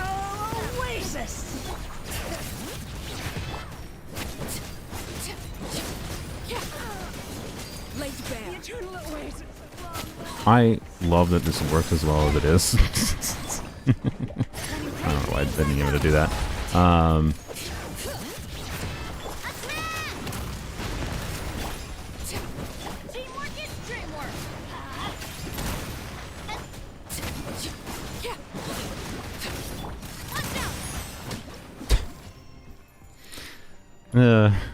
Hey, the spin. Where do you cut the balance here? But the idea with this team, in case it's not obvious, that's very meh. The idea with this team, in case it's not this team, the other team, is, you know, Arlecchino is free to be swapped out, and Navia can be a quick swap in, press E, swap back. So you can swap to Navia, press her E, swap back to Arlecchino, like adapt to new waves easily and whatever, and you know. I don't know. Dual DPSing is fun. That's why I wanted to try it. And we'll try a normal-ish Navia team after, though. Do that. Really? Alright.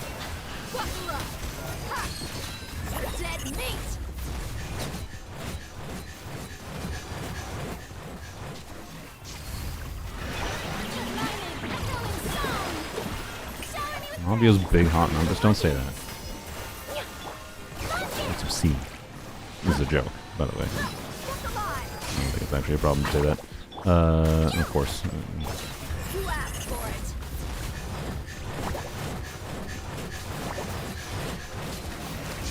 I swear it's for medical research. Ran out of buff going on, but it's fine. Time to shine. This was not an optimal clear, to say the least.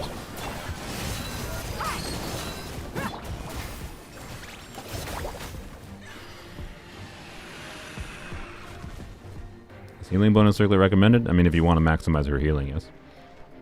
Do you have to? No. Because you only need to if you need more healing. So, no. Really? Oh, okay, I know that was a waste, but whatever. Do Arlecchino first in exchange. And do this. And we switch to Navia, bam. 270k. Oh, well, you're... whatever. Hear the echoes of the valley. Overruled. Attack! Everybody stand back. Watch out. Okay. Wait. Do. Are you gonna... Alright. Bam. Hey, nice. Alright. Bring it. Letting brave names echo. Proper send up. Right. Oh, that's actually... Oh, no, he's still here. I thought he... Oh, no. Now he did. God dang it. Wait, I forgot a Navia. I mean, I'll be honest, it's like more DPS than I think you need. But, I don't know, if you have Navia and you have Arlecchino and you're just like, I want to play all my on-feelers, it obviously functions. So, I don't know. Like you're buffing both of them at the same time. It's a fairly synergistic team. I think it highlights... I think it highlights... my skill issue. It highlights the geo DPSing, geo buffing nature, and like just automatic red shred up buffing nature, and like of Xilonen, the strength of Arlecchino being able to be free to swap out, the strength of like Navia, what makes Navia fun, and her freedom to be swapped out and like quick swappy like that. I don't know, like that works surprisingly well, and I don't think I'm playing it that well, right? Is what I would probably describe that experience as. I quite enjoy it. I didn't get my energy back. No, I did. Maybe could have done Dia first, but it's fine. Do it after this because we have some Hydra going. Get some Dia vapes. A little ambiance. Echoing song. Shower. Buckle up. Oh, a little bit of energy issues. My bad. You know.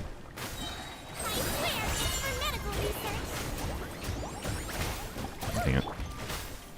Okay, I swear I normally don't have this many energy issues in this team. I don't know what's happening. Maybe I've accidentally relied on... Maybe in all my testing... Oh my god. In all my testing for this team so far, maybe I've relied accidentally too much on... I played that very badly, I think. But maybe I've relied too much on energy recharge cards by accident. I thought my ER was fine on both Sijuin and Dia, mostly. Like, it was not perfect. I could use a little bit more ER on them, but... Anyways. Do this first.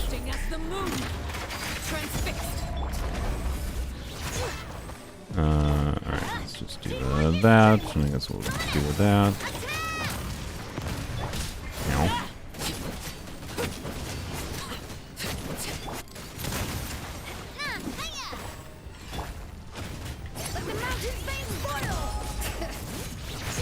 Like I actually had pyro on the enemy, by the way, but whatever. Who cares? Not me. Who needs pyro? Oh wait, no, I just wasted planet buff. I didn't think I would be dealing that much damage, but oh well. Oh well. And hey, actually, here's an upside to having dual DPS Navia, because I fuddled up. I had the mark on her on this, which you can't absorb, right? You can't absorb the mark on Arlecchino on this boss. So an upside to having dual DPS is, you can have Navia here, right, to mitigate the issue of, like, obviously I just yap for 20 seconds and it's whatever. Oh, well, and also I didn't have Bennett buff up. But, you know, you can have Navia being able to deal DPS to deal with these dudes, and that mitigates the mistake of, like, the fact that I didn't have the ability to, like, do meaningful damage on Arlecchino because I effed up with putting the mark on this dude that I couldn't absorb, and then I was just stuck on cooldown without Blend of Life, right? Let me try to do it a little bit better, though. Because it is an interesting team. I actually like it a lot. I need to really... I keep on not starting with Emily. What is wrong with my brain? I should know this by now.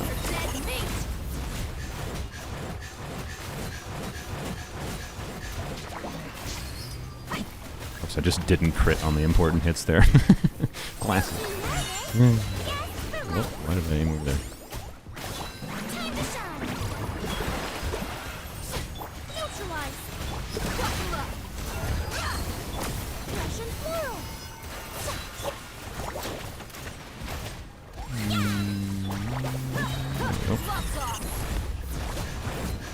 Fine. We tank these.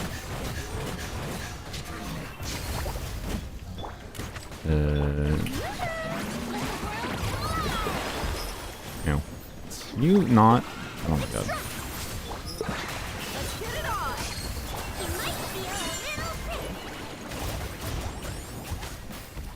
Please, Donnie.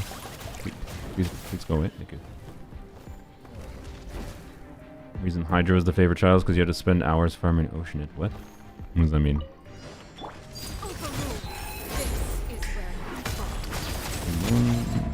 It's probably better to start with Navia Burst rather than starting with me and Xilonen, but I didn't have Navia Burst up here, to be clear, so I'll do that.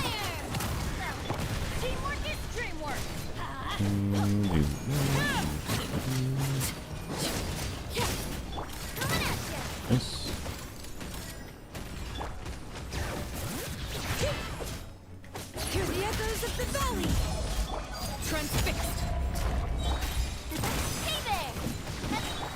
No, I do not want a Bennett Burst.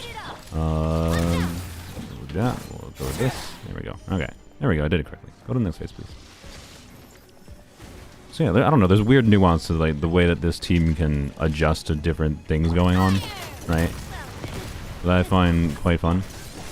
Here. Oh, you freaking stop shielding. I can't, I'm stuck in the mess here. Oh my god.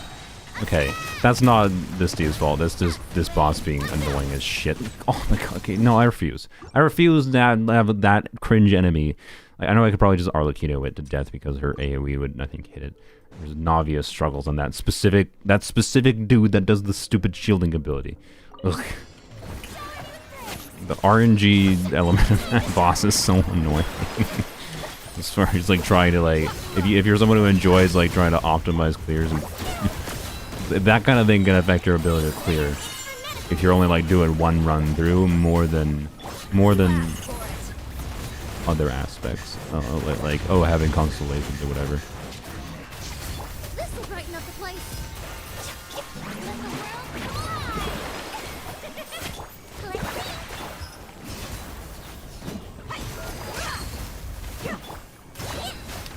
Yeah, I need more ER apparently.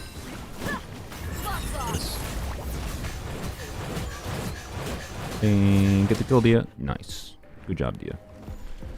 Alright.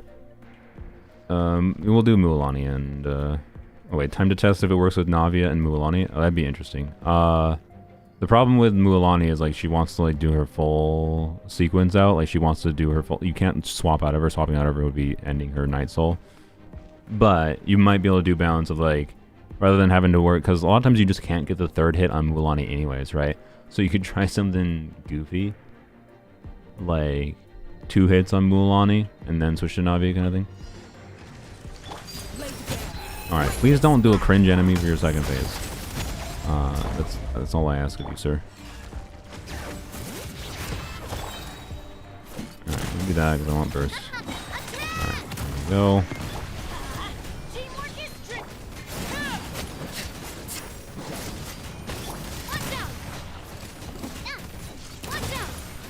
Okay. Whack a little bit more. I probably should have done that. Do that so I have the skill reset. Yep. Alright, this is a better enemy. Okay, that's fine. We'll whack with Pyro. Wait, do that with Pyro. Do that. And then do this. That. Do this. And then do that. We'll do Arlecchino to kill it. And we can do that. And then do Navia. Slam. And we can do Navia again. I don't know, like the mix of like being able to like, control how you front load damage in this team is super fun. I really, really like this team. It's kind of really, it plays in a really dynamic and fun way. That's one of like dual DPS teams can be extremely hit or miss, right? But the nuance of like how Xilonen synergizes there with the different units and with how her buffs work and the freedom of being able to swap out and like I don't know. I think that's an extremely fun team. That is a team I will probably return to playing, and it is probably my favorite Navia team I have tried. Like just bar none. I'm not kidding. So, anyways, let's try a more. I'm gonna save this. You know, I need more team slots though. So sorry, I had to delete my Neuvillette meme weapon team.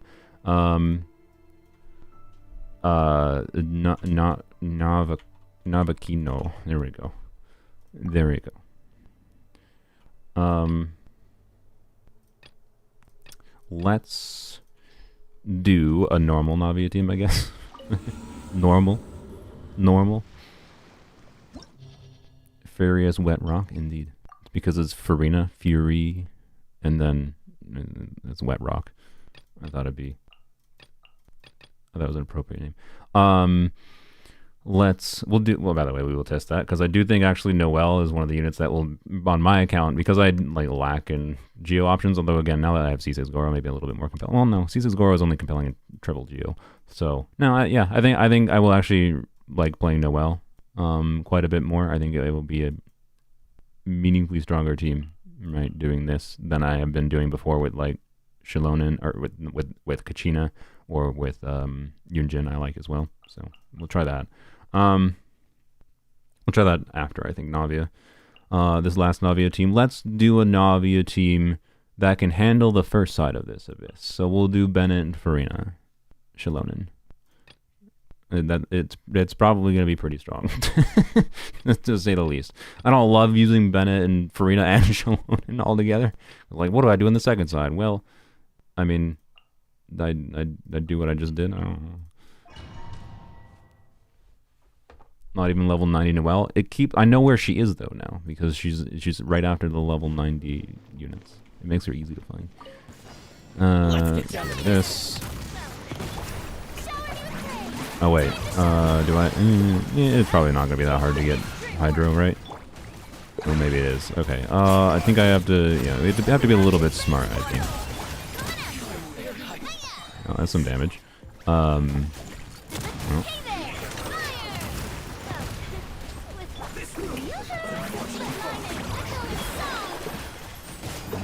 Do that. Do that. I don't know why. I don't have to do that. It's just wasting time daily.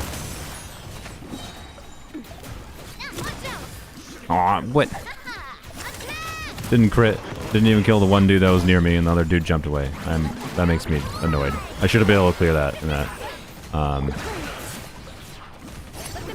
Keep on bursting when I don't actually technically need to. I mean, I'm not like super alive here, I guess, but can I crit?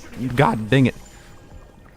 This is 70% crit right now. It's like the highs are high, the lows are low. Oh my god! Please get why?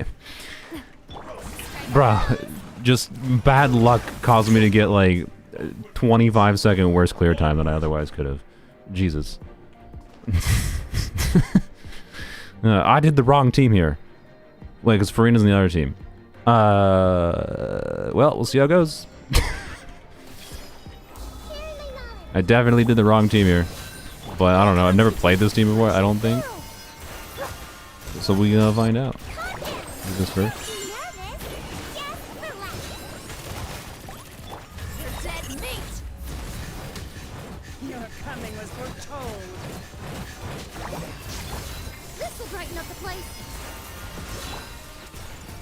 probably gonna function fine. The eternal oasis at long last. Alright. He gets to go wild here. No, it was a calculated play to cause more Burgeons and more damage. It was a calculated play to cause more damage for clearing the Hydra. It was intentional. Yeah.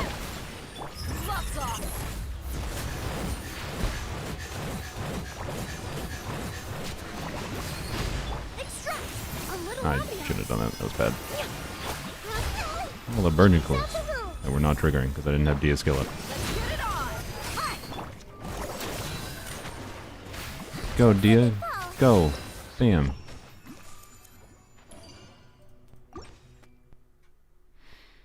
EM is fine. I mean, why am I saying this is a surprise? I've already seen that 4 times.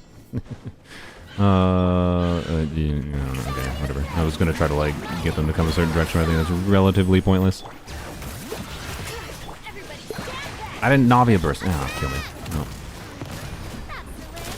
Oh, it's fine.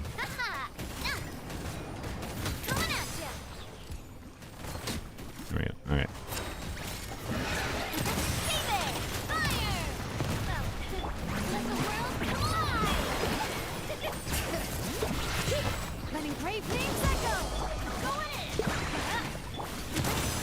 Didn't crit.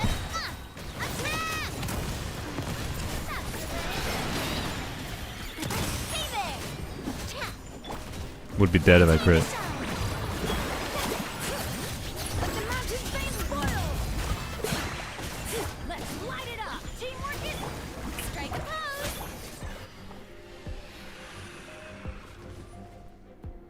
I haven't been paying attention to what she's healing, by the way. I'm just assuming that having both Bennett's healing and Navia's healing is mostly fine.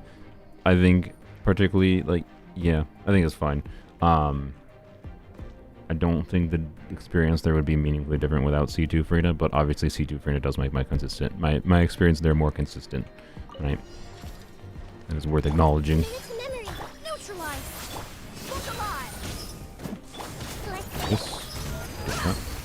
This, I guess. This.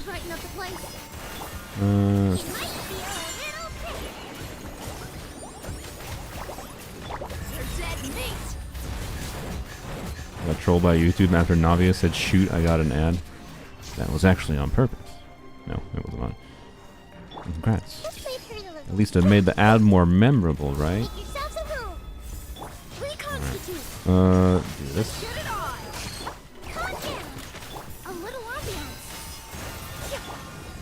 Yes, I definitely need more ER, I think, in this team. Because it lost the fat energy. I also lost double Hydro for Siege Wings. This team is worse. I don't think it's not dysfunctional. It's just not as good. I just wasted that. Wait, I did waste it, but not for the reason I thought. Okay, you're being annoying. Yeah, you're being really annoying. Yep, figured you were gonna do that. Alright, do this. Let's do this.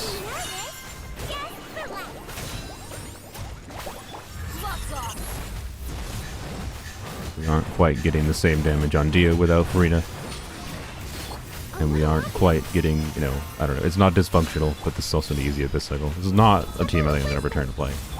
But for an accidental team, when I just threw a Nahida for no compelling, meaningful reason at all, it works.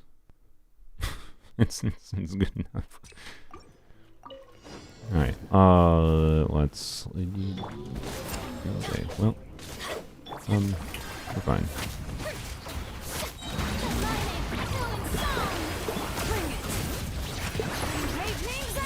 Alright. How much does she heal for? 7,000? Not bad. Okay.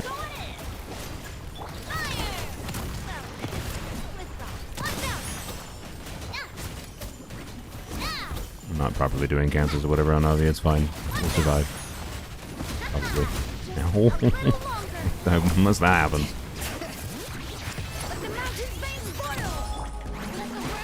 I think it's smarter to burst in Xilonen before you Farina burst, so that you can get some healing going. Aw, you but wait.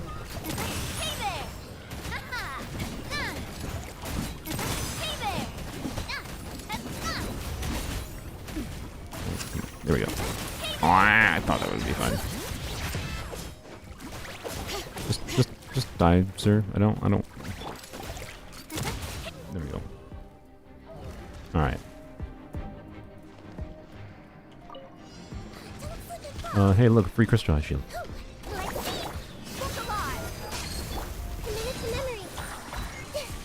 Okay, don't know why I didn't do you. It's fine. We'll get energy. There we go.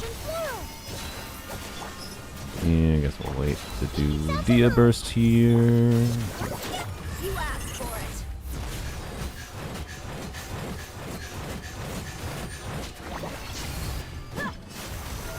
I guess this is at least proof that Siegewind is not dysfunctional outside of Farina team, even if she is obviously made to shine the most with Farina.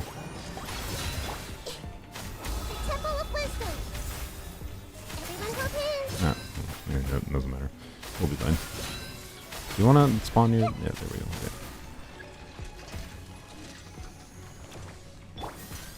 Okay. I swear I got so far in the end, it's always ER issues. Indeed.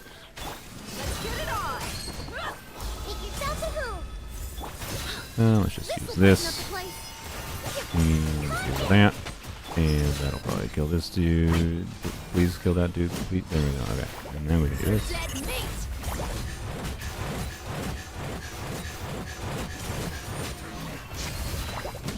There we go. Easy. Not ideal team. But, not ideal team on the second side. Oops. It's fine, though. It worked. Did I like that Navia team? Yes. I did not like it as much as the Arlecchino team, quite frankly. I thought that was a more fun way to use her. Navia, that is. But also Xilonen. So, you know, obviously that was a good team. You can get bigger numbers from Navia. There's probably a team more people will be inclined towards, I think, compared to the Arlecchino team, realistically. But obviously I think that shows pretty compellingly, like they got pretty big damage numbers from having Navia in that team, because, you know, you get Kazuha tier buffs for Navia, which wasn't possible before, because Kazuha didn't buff Geo. So, yeah. Sweet. Well, oh yeah, let's do a quick Noel wet rock situation. Do you have your artifacts? No, you don't have one. You don't have a Goblet. Where's your Goblet? Wait, what artifacts do you have? You have an OP circlet. That is the wrong OP circlet, I'm pretty sure. You are supposed to be using that. And then, I think, that. And then, not that. I think Navia. Yeah, I was using... You see, I don't want to... The problem, if I put this on her, I'm going to forget. Right? Oh well. I'll just be confused why Navia is doing worse damage in the future. Alright, that seems questionable. Well, I don't know. What's your ER situation like? I mean, it might be fine. You know, we'll try a lower. Normally I like 140 ER, but Xilonen should be a little bit more better for energy, right? Particularly because Xilonen can technically do 2 skills per rotation, right? So, we'll see. If it's not enough, we'll redo. But, Elon and Farina are... Oh yeah, I should check Farina. How powered down is she? A bit. Yeah, not crazily. Because I do have a Hydra Goblet on her. Right? Normally my most powered down version of Farina is this Fab build with an ER timepiece, and usually I definitely don't need an ER timepiece. I could do HP. But I do that on purpose because I don't want her C2's extra damage to make that much of a difference. I'm fine with just the C2 making a difference for the increased fanfare rate. I don't need her herself to do meaningfully more damage, so I purposely run her with extra ER. It's also more comfortable because I can get my burst back when I make dumb decisions. It just makes her more consistent. So, anyways, I'll leave her on the Hydra damage goblet, but, you know, extrapolate out the fact that a C0 Farina would be doing with the same build would be slightly less damage, but you could also make a C0 Farina do more damage than you're seeing my Farina do, especially in a double Hydra context, right? I'm not going to configure her for double hydro and try to min-max it or anything. But you definitely can get more damage.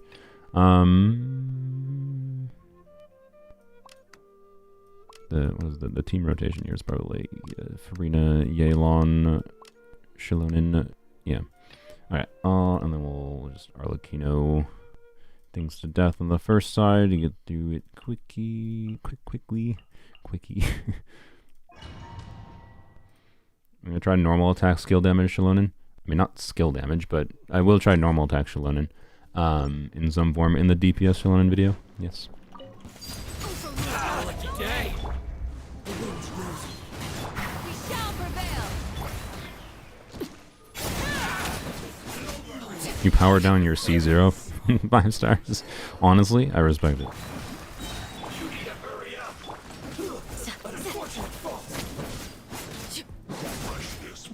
Cooldown.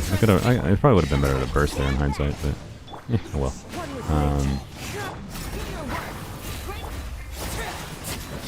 Don't you butthole.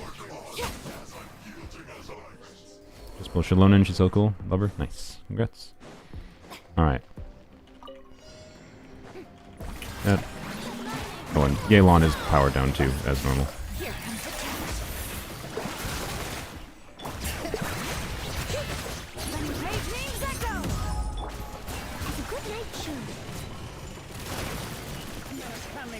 I wonder if charge attacks is better. Well, no, you gotta do Yelan damage, so. I do know you have to cancel that. Bloom as the flowers in Gurabard. The eternal oasis at long last. Showing you things. Time to shine. Gotcha. I'm gonna be doing slightly less hydro damage here. Let the mountain's veins boil. Steady as stone. Oh, okay. Yep. Would like more energy still. Would like more energy still. As a dutiful maiden. I ran out of Furina buff. Oh my god. Okay, well. Here, we're gonna redo that.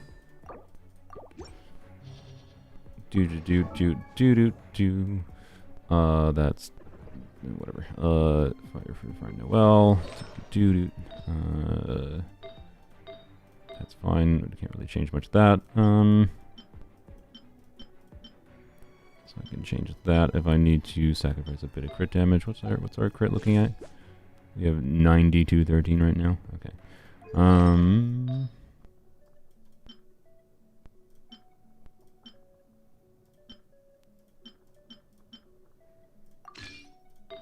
If I need to, I could go as high as, whatever. That might be a good decision. Switch to that one. Well, I mean, it's only like a tiny bit more ER. Yeah, we'll try 140. 10 more ER. Okay. Hopefully that's fine. Also, I should, I think I should do what I said before, where I should do Xilonen burst. Yeah, I should Xilonen burst with Furina. So that we can heal during like burst animations of these characters. So I think I'll do like Furina's skill, Xilonen, EQ, right? E normal attack Q, get buff going, and then do Furina Q, and then do Yelan, and then do Noel. I think that's the plan. Don't know that's perfectly optimal. Like, having to do double switches is awkward, but I think it might make sense for again with C2 Furina. It's not something I actually have to do, but I think it's something that might make sense for use with Xilonen and Furina to think about as a factor, right? Most people will not have Furina C2.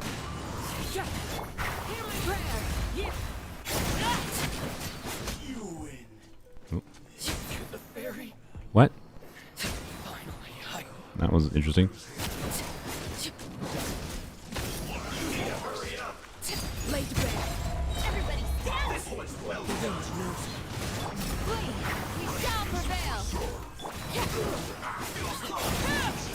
Wait, what? You did not.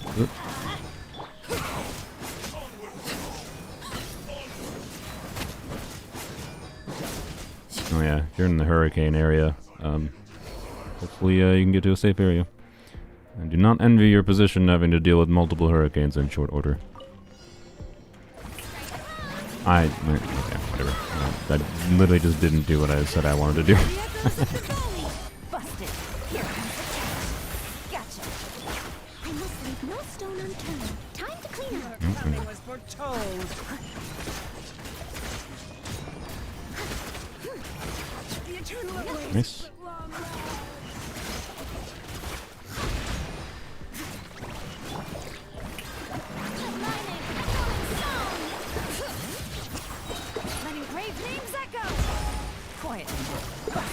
Actually, you know what? I don't think it's super necessary in this team to do what I was talking about, like optimize Farina's Xilonen's healing with Farina. Oh my god, okay, I still need more ER. I swear I need more ER than this than I did with Yunjin, that's weird. Oh, we're not triggering that. Oh, we don't know why, because we're not triggering Fav. Yeah, I didn't trigger Fav. Yeah. But, anyways. Obviously, a Hydro immune enemy is not ideal for Wet Rock. This doesn't really feel crazily different, to be completely honest, from even, like, Yunjin. It's definitely better. I haven't played it in a while, to be clear. But, like... Oh, I shouldn't have done that. That was dumb. Please trigger Fav. Wait. You are on a 1-star bow. Okay, well... Take it easy. that is a problem too. I don't have Fav. I don't have Fav on yellow. Okay, whatever. It's fine. Whoops. But yeah, I think an interesting happening here is like the overhealing procs. Oh, the overhealing procs. Should also like probably test doing this instead. The overhealing procs, we had an extremely strong team on the first side. To be honest, that wasn't very good, but obviously I had a couple of problems going on there, and the Hydro immune enemy isn't exactly ideal for that team, so it's not really a good evaluation.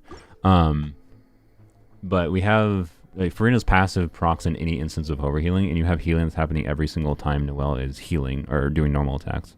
And Xilonen's healing is keeping her topped up so that every instance of healing on Noel overheals and then starts healing the offfielders. Plus, Xilonen's overhealing is healing offfielders too, with Farina's passive. So I don't know if you noticed there, like we kept pretty topped up, right, on our offfielders. And I think that's what was happening. It was Farina's passive just going to town, essentially. Yeah, Xilonen's burst animation is pretty cool, which is fun.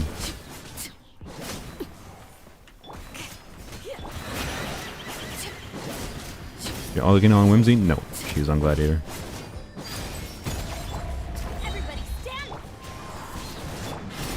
Oh, that's awkward.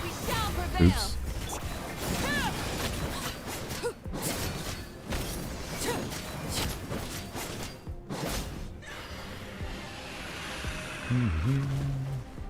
Alright.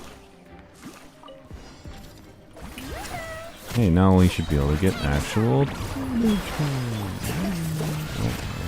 Yep, there we go. Okay, well, at least 200 ER is probably enough. There we go. Oh, well, okay. That's not ideal. Okay, well, and now we don't have... Well, okay. Didn't do anything meaningful there. Oh well.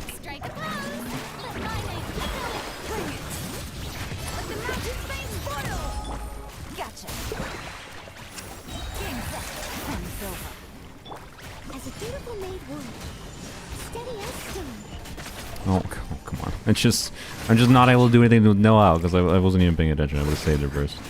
It's fine. Oh, I just canceled the completely wrong thing there. Alright.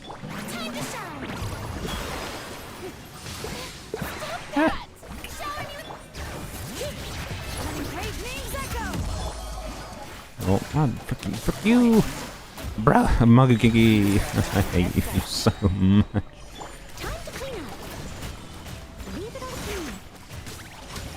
Yep. As always, when you're doing the Farina Yelan core, Farina and Yelan, even when powered down and Yelan's using, I think, a 1-star bow, that still works. Obviously, I have issues to fix on the team. Would probably like a little bit more ER on Noel, but there is an interesting nuance there if you didn't notice what I was doing with Xilonen because of the fact that she has a 7-second skill cooldown, right? And Noel is a unit that is kind of like Arlecchino, right? You can swap out of her. So I swapped out of her and got energy particles from Xilonen again. Did 2 normal attacks, swap back to Noel, and then, you know, got her burst, right? So, like, it's actually weirdly probably one of the most functional Noel, like, double Geo cores to use for that team, I think. Obviously for the team's whole damage, but also just for that flexibility of, like, Noel's ER needs. So, yeah. Xilonen is good for Geo. That team didn't feel crazily different or anything, though, to be quite honest. Compared to, like, because so much of that team's damage is coming from Yelan, Farina, you know, how different really is it than doing Jean? Like, it's better. I do believe that, but not, like, crazily so, right? So, that is worth acknowledging. Yeah, I don't find the team the most exciting either. I just find Noel kind of interesting. I kind of like Yunjin with her more, almost. Yunjin gives bigger normal attack numbers because the flat damage buff just kind of goes hard. So anyways, but like, it was obvious what was going on there, and it was valuable and worked well. So, you know. Any other Geo things to test? No, I don't think so. I don't have a lot of Geo units leveled. I don't have Ito. My friend who really is a Mono-Geo enthusiast and likes Ito, said he did like Xilonen with Ito. He wished she was a bit better at C0, but quite frankly, I told this to him, I'm like, quite frankly, dude, I think the reason you're a bit underwhelmed by Xilonen's base kit is because you have been playing this game for like 3 years, like me, and you have all the really strong supports, and you're someone who also has gotten a bunch of really strong constellations, including on your carries.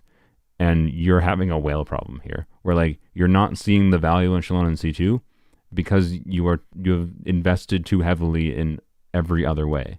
That she's just like a side grade to existing things you have in most contexts. Like this is obvious. So I don't know. That's what I told him. So anyways, he was relatively whelmed, I'd say, by her and isn't that interested in her, which is interesting.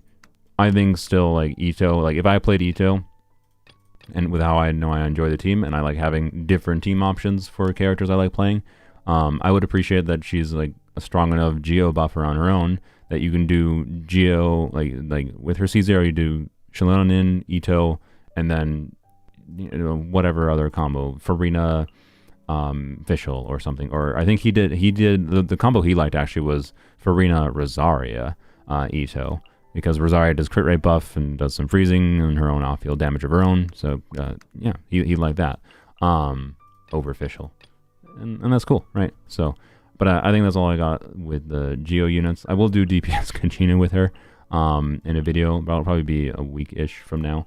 You can keep an eye out for that. Well, let's test. Let's test.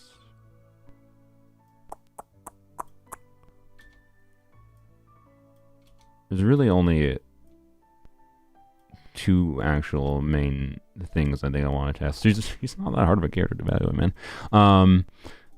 Because she's so close to like existing things we have in the game. But it's really just testing like the nuance of like how much you prefer the healing. So I want to test an aggravate team, and in particular the example I gave was like I want to test this team, Kazuha versus Xilonen, right? So I will do more direct comparisons with this team and a little bit here, but I'll probably end off with that team. As far as weird teams go, actually I've tested all the team ideas except for the Tighnari team. So let's try the Tighnari team. The idea here is obviously Xilonen is not going to buff Tighnari, right? But Tighnari, this, like, if you put Kazuha in this team, right? Kazuha can be very good for, you know, aggravate teams. Where's Kazuha? But we have range damage going on with all these characters. We don't really need the grouping. It's not technically valueless. You could like slightly increase your damage from Yai with their burst or Farina's skills that does AoE damage. But like it can be hard to swirl just Yai's Electro. It depends on like the enemy situation exactly. The point is Kazuha has many strengths here, but notably there's no healer. So like that's the main problem. This is a healer that gives Kazuha tier buffs, and I don't really need the other aspects that Kazuha does that badly, especially with the issues in like swirling Electro or whatever. So I think Xilonen here actually makes for an interesting, more compelling Tighnari team. And by the way, instead of Yai, you could very much do Kuki, and keep it like a quick bloom focus. We can probably test both, I guess here. But I'm going to test the Yai variant first. Although again, this first chamber is, I think, bad for this because of the fact that we need like pyro ideally, and I don't want to have to deal with that. So we're going to do the second side. Of course, in this team, you have an interesting context where you can try to get double crystallize on like electrocrystallize and hydrocrystallize, just in the same vein if you try to like double swirls. Xilonen, I don't think we're gonna bother trying to get double crystallizes though. I'll just crystallize whatever I crystallize. The more important part is the red shred, which will be just up automatically, right? So, anyways, let's do. We can do my Arlecchino team again to wipe through the first side.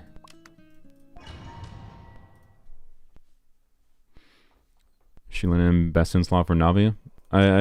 Most people would probably say yes.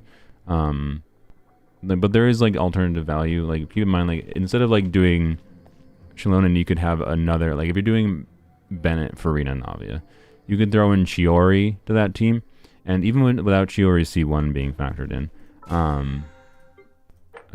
like not having Chiori C1, Chiori being an additional off-field damage deal in that team, rather than doing Xilonen, which is focusing basically all the team's damage in just Farina and Navia, right? You could potentially like smooth out consistency and like having like if you saw how like decent Emily was performing with like Emily, Nahida, Dia, Zijuin, just because we had constant like damage happening, that could just make teams feel very consistent and have decent clear times. So there is some value to having another damage dealer, even one that doesn't function with their full kit fully, at C0 compared to a buffer. But I would say for most players, they would probably end up preferring the buffing option, right? They would probably end up preferring Xilonen compared to Chiori, I suspect. But if you actually check with both of them, which I don't have Chiori level to like test that circumstance, by the way, there very well may be situations where you find that their clear times are quite similar, right? How does Candace work with Arlecchino? Like that. Her C6 applies enough Hydro for you to do vapes. And she buffs Arlecchino with her normal attack damage buff. And then her AoE matches Arlecchino's AoE pretty nicely. So you can get AoE vapes. Yep. Right now, right here. We're gonna do, I think, this. I didn't think about this beforehand. Do this. Alright, this. I maybe... Can we do it? Oh. Kind of.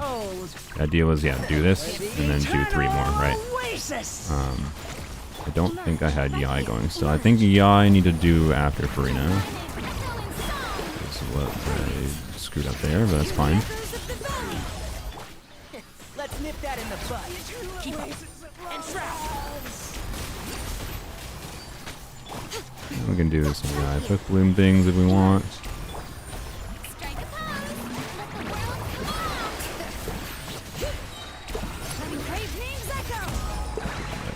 At least a healing proc there.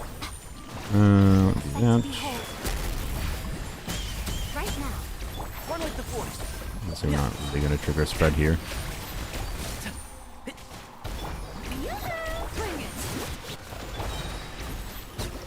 Hmm.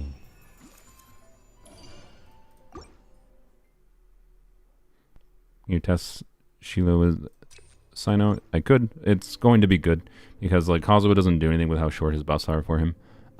She has much longer buff uptime. Like she will be a very compelling unit for Sino to increase Sino's damage, but that's all she will do, right? And I don't know. What do you for Sino's existing teams? What do you swap out instead of Xilonen? Xilonen. I'm not 100% sure, but yeah. Bro, NNN is coming soon. I don't know what that is. I know it's a gacha game. I'm probably not going to play it unless I see a large amount of the community playing it, or I see something about the game that makes me want to play it. That otherwise convinces me it's worthy of my time, despite being a gacha game. But I've never heard of what you're talking about, so no. Everybody stand.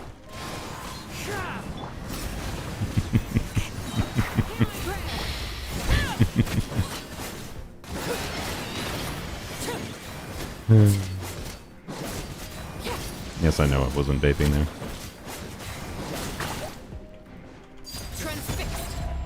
Thank you. I know Gorou.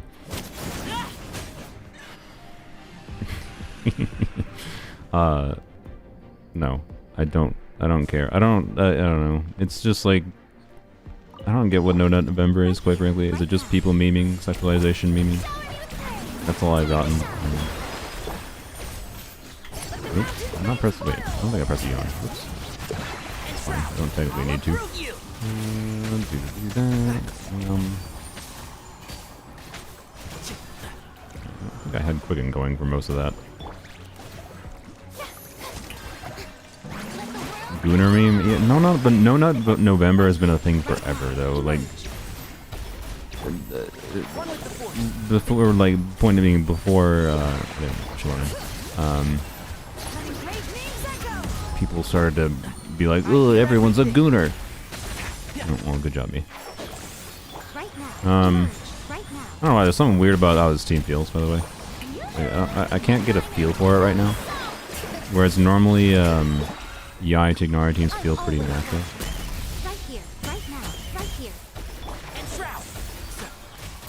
Obviously, it's pretty. Oh, fuck you. You stop. It's pretty perfectly fine still. Obviously. Yeah.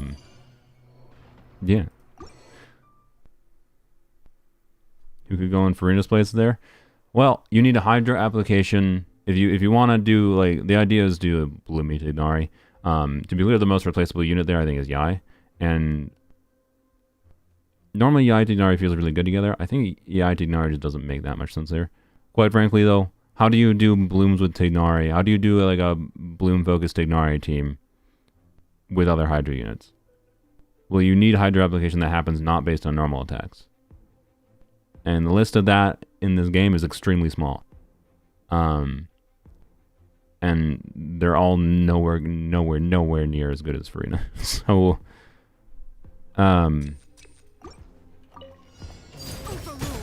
yeah, I don't know. Xilonen is just like the reason Xilonen is compelling there is because doing Farina Tighnari together has a problem of what healer do you use, right? That's the main reason Xilonen is compelling there. Oh god. Say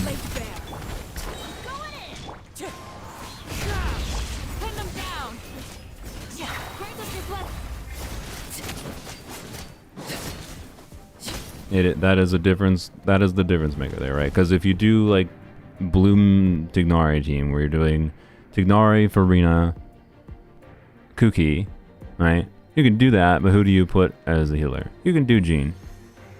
But Xilonen will be a bit stronger. And that was the reason for using Yai, to be clear, over Kuki. Because, like, we don't care really about buffing Kuki's damage in a Hyper Bloom context. Whereas, we do care about buffing Yai's damage, which is why I wanted to try Yai, and Yai Tighnari is already a combo that makes sense. So, anyways,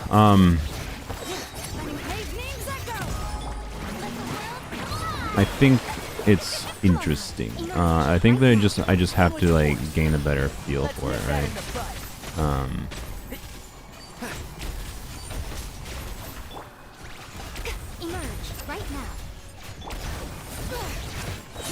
Let the mountain's veins boil. Emerge. Right now.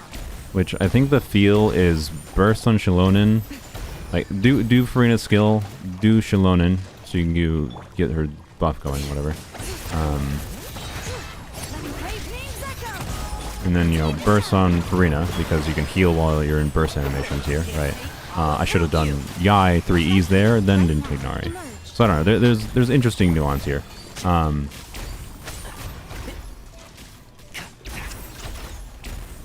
we go.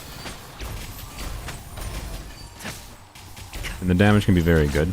So, I don't know, but yeah, Xilonen, like, if you're doing the kooky variant of this team, Xilonen has a lot less value, because she's just buffing Furina then, which is fundamentally not that different. Like, it's a bit better, but not that different than Jean, and in some ways it's worse because of how Jean's healing will work in a better way with Furina, right?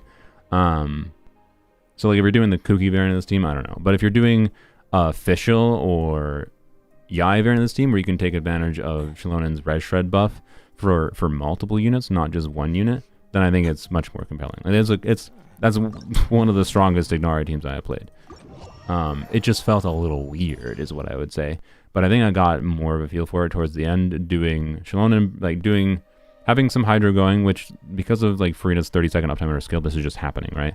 So it's only like for the first rotation, you do Furina E, so the start of a chamber, right? Do Furina E into Xilonen E, double tap Q, get healing going, switch back to Furina, do burst, you'll get a heal tick, and then switch to Yai, switch to Tighnari, do Tighnari burst, probably go back to Yai, do Yai burst maybe, do Yai 3E, go back to Tighnari, do another 3Es. I think that's like the ideal probably format for doing that. Ultimately, like, that team was strong enough, like it mitigated like need for optimal play because of the damage output going on. Yeah, how does Xilonen generate particles? I believe she generates just like wait, is it right when her skill hits, or is it when her... I think it's right when her skill hits, if I recall. There's no enemies here. Why is there no enemies here? Smarted enemies. Hello. There we go.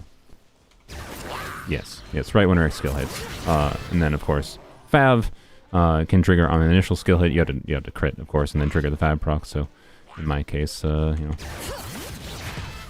I get quite a lot of particles. Fav good. And it seems like in solo Geo, a 200 ER build is more than enough to be decent. So, I do think in the teams I am seeing, I have not reached that quite ideal amount for her healing, which is kind of interesting with Furina, because the ideal with Furina would be one tick of healing, right? One tick of healing takes me from like say 50% HP. So in Xilonen, that would be like I would need like 9,500 healing, which is quite a lot. So it kind of makes me think I might. And like, as far as healing goes, this weapon is going to be healing a little bit more than the craftable would, but not like a crazy amount more. I think the craftable gives a very similar amount of defense, particularly at R5. At R1, obviously, I'm assuming it's less. But I think it gives like 90% defense or something at R5. So that's the easiest way to max out her healing rather than this Fab build, because Fab build pushes your substats towards needing some crit rate. So like on a healing maximized Fab build looks something like this, and I can probably max it out a little bit more by like getting more def percent substats, sacrificing a little bit of ER. But the easier path might just be, you know, having def percent substats and ER and not having to worry about crit rate, right? Instead use a def percent main stat weapon and then use a ER timepiece that has a bunch of def percent substats, which of course this one trolled me and didn't roll def percent. So I don't know, right?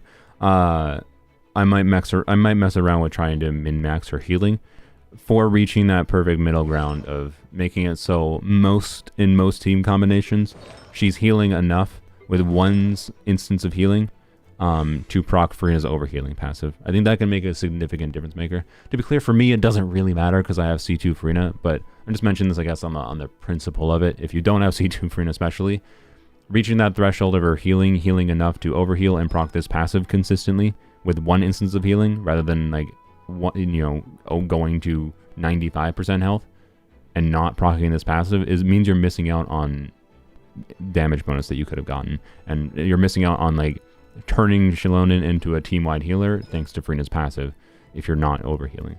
And you will always be overhealing a little bit, so I don't think it's necessarily that big a deal. But in the context of like a swap-heavy team like that Tighnari team, where I'm swapping between units for a short bit of field time, I want, when I'm swapping for that unit for potentially only a few seconds, I want them to be able to get overhealed, right? Without having to stay extra field time to get a second proc of healing. So, anyways. Yeah, the Tighnari team is interesting. I think that's probably the most compelling Tighnari Farina variant I have tried, I think. I think that's worth mentioning, right? Of course, it's not triggering a lot of blooms consistently, but it's fine. It's not really that much of a bloom-focused team. It just happens to be that, like, you can occasionally get bloom damage if need be. And it's more just need Electro for Tighnari anyways. Yai's compelling off-field damage here that can be buffed from Xilonen and buffed from Freena. So, like, 2 compelling off-field damage dealers and 3 units that take advantage of Freena buff. The blooms there are not really, like, there. that important. Tighnari build is a pretty good Wanderer's Troop build with his weapon. His weapon is kind of... I know people like... Oh, it's the weapon that barely exists because it only existed once and then on Chronicle banner and then on his original banner. I'm not going to apologize for using this. I didn't spend money for it. I did a literal 10 pull and got it. I'm sorry. Sometimes you do get lucky when you make silly decisions like doing a 10 pull and weapon banner. So, anyways, I won't apologize for things I don't spend money for, is my general opinion. It's why I don't really care about making use of Freena C2, is that I didn't spend money for Freena C2. I just saved a lot of wishes. So, anyways.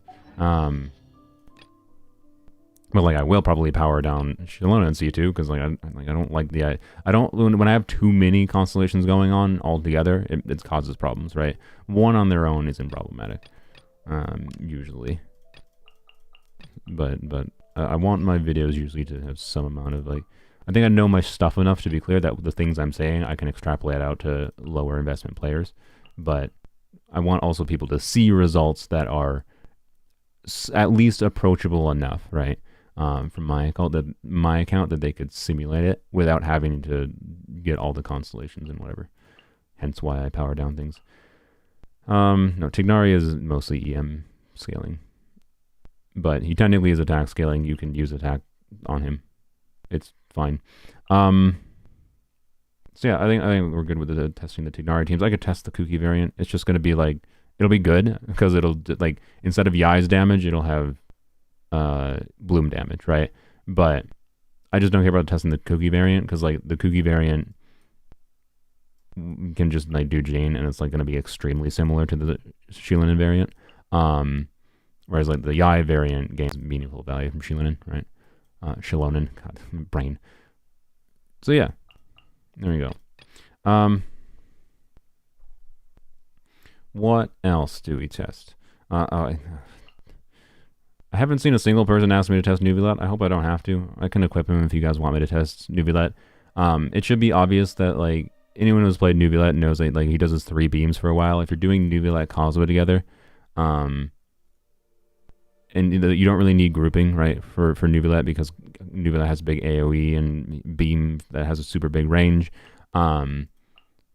So Xilonen's higher buff up time being a Geo unit for like his passive, and you can do Kazuha and Xilonen together, like it should be pretty good, obviously, right? I don't think I need to test that personally, but if you guys want to see Neuvillette, I can show Neuvillette. Any use for the ER refund from the 3-star defense sword? ER refund from the 3-star defense sword? What is wrong with my brain? 3-star defense sword. I don't have it. Unfortunate. I don't know. What is it called? Anyways. Slan was hitting 100k ticks on Neuvillette. With what team? Neuvillette, Farina, Kazuha, Xilonen. Because that seems fairly accurate if you're buffing him to the moon. Yeah. Have you applied the C2 yet? No, I don't plan on doing that until after I make a DPS video. Sorry. There'll be a separate video, maybe a streams, messing around with Xilonen C2. Like right now, she just feels like there's context where there's upsides to her over using Kazuha, either because she is healing or because she has higher buff uptime. She is exactly as I expected thus far. I have been happier with her than I expected because of the fact that I like her for Overworld more than I expected. So, yeah. Last team, the last main format though to check, I think, to truly compare is a team format where Kazuha should normally just be better, right? And I'm gonna test this with my on that side. We're gonna test this with my Sethos team. So first we're going to compare with Kirara. Actually, let me demonstrate first on this side what I am talking about here, and then we'll go through because I want to demonstrate in the first side because it's an AOE situation. Where Kazuha could have higher value, which is a factor. But basically, let's so we can do, you know, dendro things. Good, we got the passive on key up. All right, do that. Do that. I can have issues swirling electro consistently. I think I did get it that time. Didn't mean to do that. And then you can see, hey, look at that, 76k damage. Sweet, right? But like, his buff ends. And notably, like, this is a team where, like, to make use of Kazuha has full potential, you gotta burst consistently. And with just Kirara as a shielder, it can, like, sometimes be a little bit, like, even Kirara 45k HP, you know, see how long it takes to break this shield. Yeah, see? It's not like it makes me immortal, right? So it's a little bit, but I'm fine with it because it's a little bit of higher skill variation, but having a little bit of additional healing from Xilonen could be valuable. And because of the fact that, you know, we have a ranged unit here, I don't necessarily need to have grouping. It can be valuable, obviously, to keep enemies in a line. But I think you get the point, right? I think this is interesting because on a damage potential level, Kazuha should be better because of how much more damage Kazuha himself can contribute. But the issues with trying to get swirls consistently because of, like, Kirara's weird Dendra application of being, like, AoE. She can front load a bunch of Dendra application, particularly when I group the little bombs from her burst up. Like, it can be weirdly inconsistent sometimes, is all it is. It's a good team that I enjoy playing a lot, but it can cause problems. It can just be inconsistent, and hopefully I can show that in the thing here. And then we'll test Xilonen instead of Kazuha and see if I like it more. It's very possible I might like Xilonen here more with C0 Xilonen. I think with C2 the answer is almost assuredly this, because C2 Xilonen with Sethos should be interesting because of the energy refunding, and Kazuha and Sethos with his energy gimmick. So yeah. Anyways, do that, and we'll use the same Arlecchino team to wipe through. Oh wait, no, I don't have. Oops. Sucrose. Oh, we didn't do Mualani. Oh yeah, my bad. We'll test Mualani. I will test Mualani. Well, fine. We'll test Mualani and Neuvillette. It makes sense to test Neuvillette because, like, as much as I know I won't play it, it is a team that will illustrate how Xilonen's like higher uptime buffs are valuable, right? So we'll do that. And we'll test Mualani because I think Xilonen, for my favorite Mualani team core is Mualani, Dia, Emily, and I think Xilonen will be better as the last slot there than any other option I have. Even when I don't crystallize Hydro consistently, it will be, I think, better because Red Shred good. Yeah, that's my vibe, at least right now.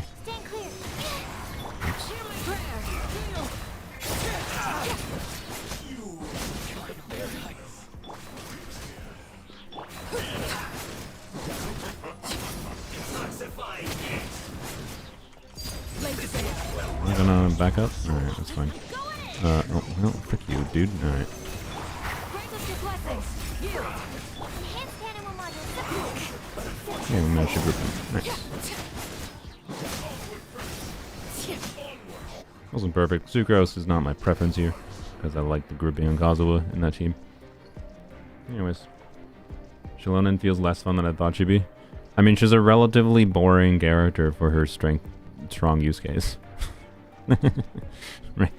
Like, she heals and she buffs. That's what she do. Right? Which, for most people, isn't a very exciting character. But it is a strong character and very valuable. And I don't think people should underestimate the value of it, because so many people undervalue defensive units, but then they also overvalue some defensive units because of the fact that theory crafters love to simp Zhongli. I'm sorry. Because they have skill. Sorry. I mean, I'm not that good skilled of a player, but to be polite to them, I think they are combo focused players. I don't agree with the baseline views of much of the theory crafting community in Genshin, so it's fine. We can enjoy our video games in different ways.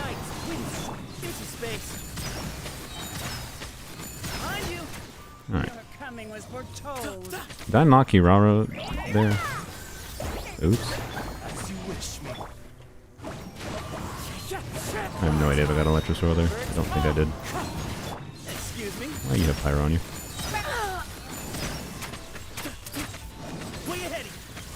The eternal oasis at long last. By royalty. Wind strike. Prestigious wisdom. Excuse me. Where you heading?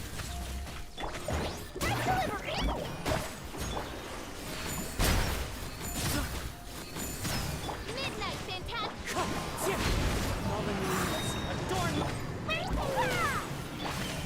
I don't know why I did that. Excuse me.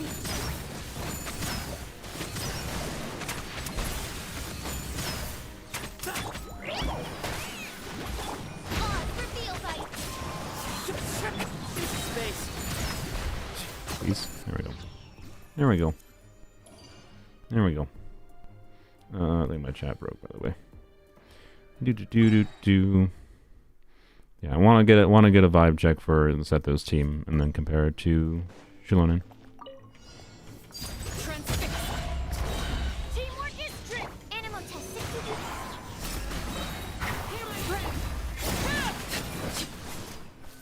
I meant to attack this, but whatever.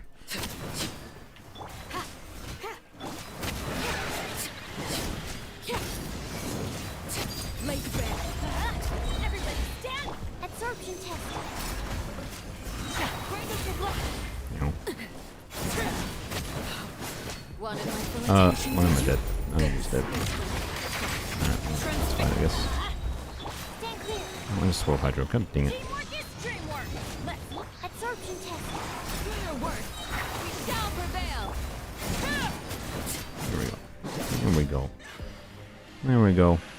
Have you tested Sino? No, I don't have him.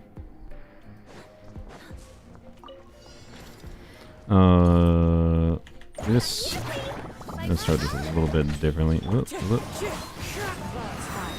Birds call. Wind strike. As you wish, me. Excuse me. Where you heading? Alright, let Fish will kill him. Okay.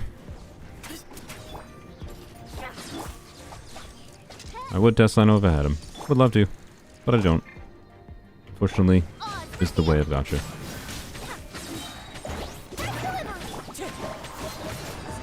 Definitely swirl Electro there. Excuse me. I'm not giving up. Now. Case in point, by the way, of where you can see where Xilonen would be valuable. I am now scared. Why did not? Okay. Yep. Yep. I think we'll still be fine, but we're gonna have to play a little bit coy here. Oh, okay, absolute butthole. Can I There we go. Excuse me? Midnight Phantasmagoria. Oh, and then mistakes like that don't help either. Where you heading? Right, I lived. Right, it's a little hard. That's why you can see where like I think there's an interesting context where like Kazuha does a very meaningful amount of damage. We're not gonna be able to truly test this without a good AOE situation, quite frankly. We could test like the Bishops or whatever in the underground area, but they're not tanky enough, quite frankly. They'll just die from like swirls. So I wish we had an Abyss where we could actually test this a little bit better. I think there is plenty of situations where like I will just situationally prefer to switch back to Kazuha over Xilonen in that team. So like in this Abyss cycle, honestly my prediction right now is I'm going to prefer Xilonen in that team. Even though it's a context wherein Kazuha should be like more optimal on paper to a meaningful degree.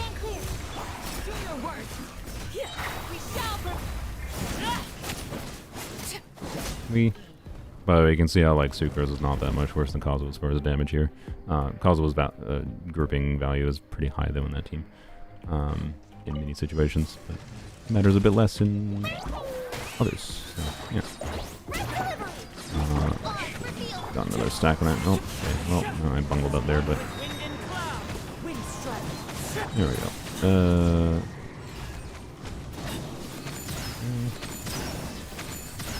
Excuse me? I didn't have freaking Twiggy going. God dang it. Midnight Phantasmagoria. Clouds high. The birds call.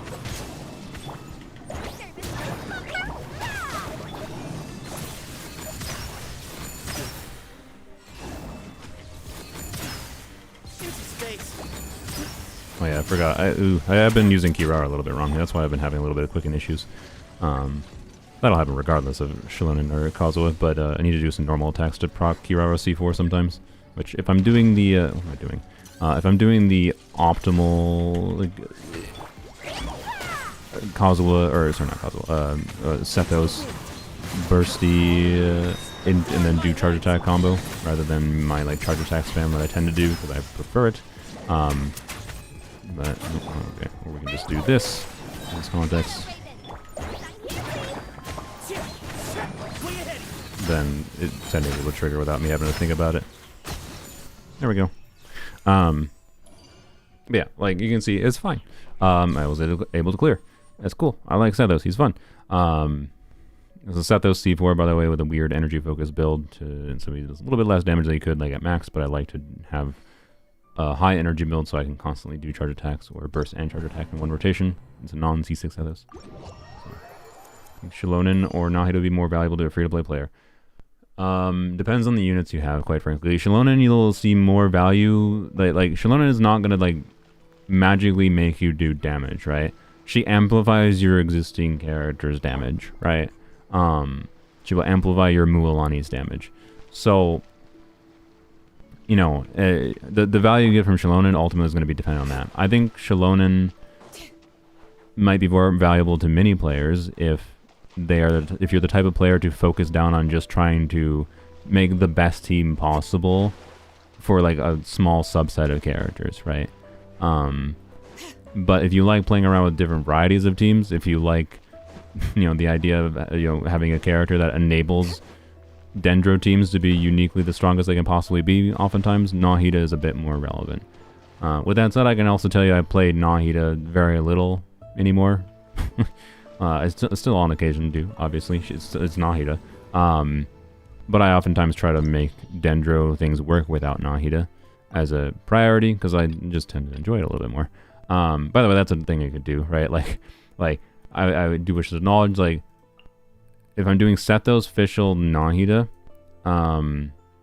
Kazuha, it's even harder to swirl Electro in this team, right? Because Nahida applies so much freaking Dendro. It's not impossible. It's definitely possible. But like you have to do something like Fischl E, Kazuha Swirl, Burst Infusion, whatever, or Kazuha Burst at minimum to infuse Electro first, to apply extra Electro, and then do Nahida E, and then you can do like Kazuha Swirls too. Like you can do it. And Nahida could be on Prototype Amber, which can be a healer for the team that can help keep the team alive a little bit, but I would say this is probably like as fragile as whatever. Point being, like, that's another use case where Xilonen healer, keep you alive more, don't have to worry about swirling, right? You do want to, like, ideally get the damage bonus going, but, like, at least if you don't get the damage bonus going, you still have the red shred, whereas, like, you don't have the red shred if you don't get the swirl or the damage bonus on Kazuha, right?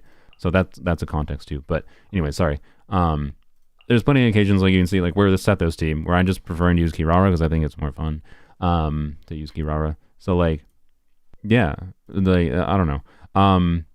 A lot of accounts I've seen have not a ton of defensive options for good team flexibility, especially with Furina needing, like the more healer options you have for Furina to make for different compelling team combinations, the better. And she doesn't have the ideal healing for Furina because it's not just automatic team-wide healing like Cloud Retainer or Jean or whatever. So it's a little bit harder to use, but I think that's balanced by nature of, like, she buffs a lot more on a more universal level, like if you're doing Xilonen and Furina together. So I don't know, right? For as far as Xilonen versus Nahida, it's going to depend on your account and how you like playing the game. You will get more value from Xilonen based on, like, your existing, like, crit-based DPSs that could be buffed by her, especially though. Whereas Nahida is a bit more value in enabling different Dendro teams to be strong since. So anyways, let's test Xilonen. The same team. I think it's going to feel better, at least in this Abyss. Is my hunch. We'll see. We'll do same team. So I'm back with Kazuha.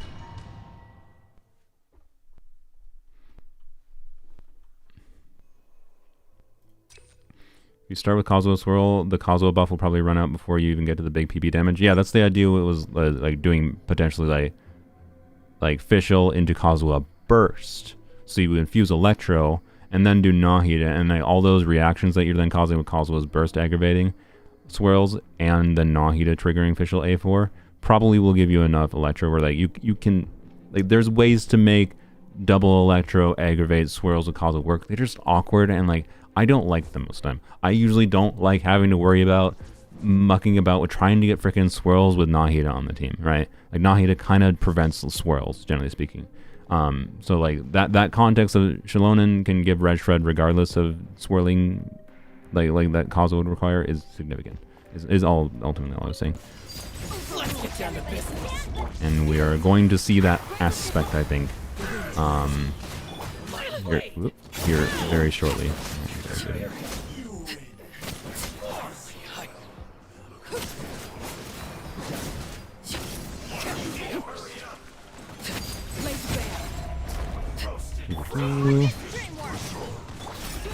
Oh wait, I know why I'm screwing up.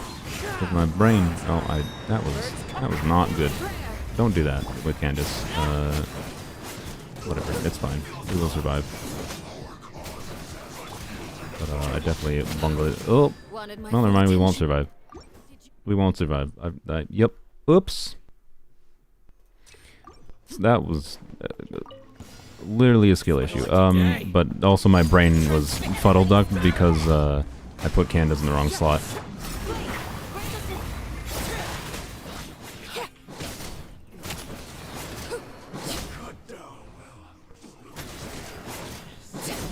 Is Xilonen Red Shred easier to apply than Kazuha? Yes, because you don't have to do any reaction for it. And it has higher uptime. Oh frick, I did it wrong again. God, yeah, oh man, having you in the wrong slot is really adding up with my brain. Who's I?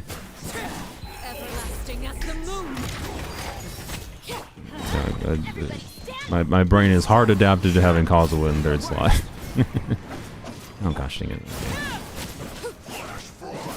Kill him without Benny. So yes, like Xilonen's automatic red shred is a really big selling point to her. It's like, even if I don't get electro crystallizes here, but it should be easier to get electro crystallizes because, like, I can just do the thing at the start of the rotation rather than having to worry about maximizing the buff uptime for Sethos for the timing of swirls and Kazuha, right? So this is a context where Kazuha can provide very meaningful value with his damage potential, especially with his burst, but I think I still might end up preferring Xilonen in many situations, right? Which is interesting. But Kazuha will still have very significant relevance in, like, situations where his grouping is wanted, because grouping nice sometimes. So no, I like that I have another Kazuha tier buffer available, right? I didn't get the buff up or whatever. I like that I have another Kazuha tier buffer available. It is, I'd say, all it really is. Your coming was foretold. For the eternal I oasis. don't think I actually need to do that, to be clear. Powers in Gurabard. Way ahead. Found. Excuse me. Why do you put Pyro? The eternal Right. oasis at long last. Odds revealed by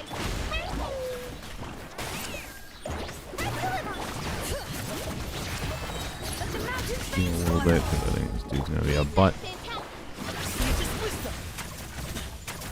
Of course, we can get some weird extra Dendra application now from, Don't kill me, right? No, actually, I don't have to worry about it more. We're just gonna play more aggressive because of the fact that we can. That's one of the values of Xilonen here. We can play more aggressive.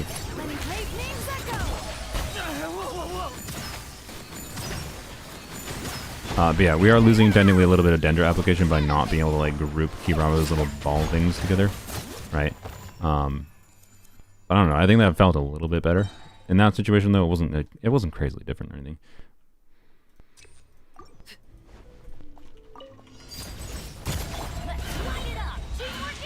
No, brain. Freaking wrong slot, man. Yeah.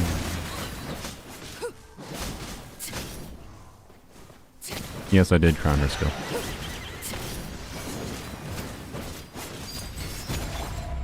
Everybody stand back. Oh my god.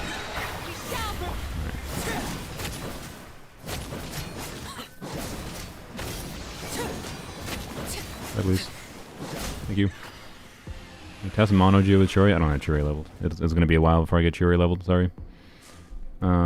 It's going to be one of my priorities, to be clear, because I would like to make a video about her before the banner ends. But it's going to be like at least a week, probably. So, yep. How much did Guoba do? I saw a video of Guoba doing 300k vapes. I mean, that seems possible, but what? I don't know. Is that? It's not that feasible. Not in a normal context. Can you not, sir? I don't know if I got the damage bonus there. Don't think I did. Camera? Excuse me? Excuse me. That was very weird.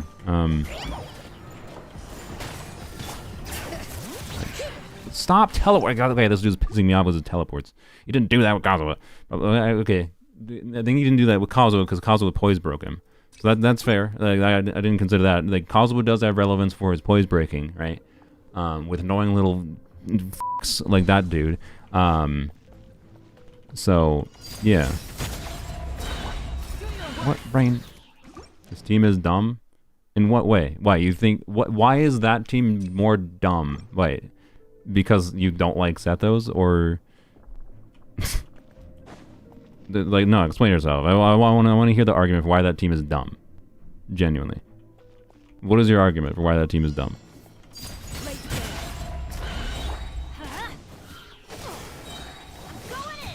Explain.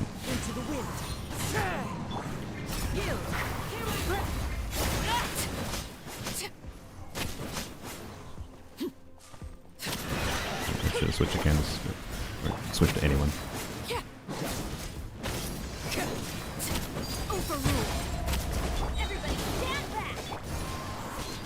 Stop pooping Dendra on yourself.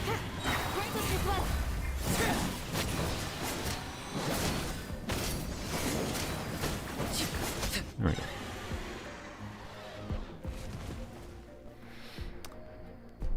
Those shields, those things were just shields? Oh, is that what he does? Okay. But still, I'm assuming like Kazuha was better for this specific enemy because of probably Kazuha was breaking its poise and preventing it from doing that stupid teleport attack. Is my guess. Could be wrong.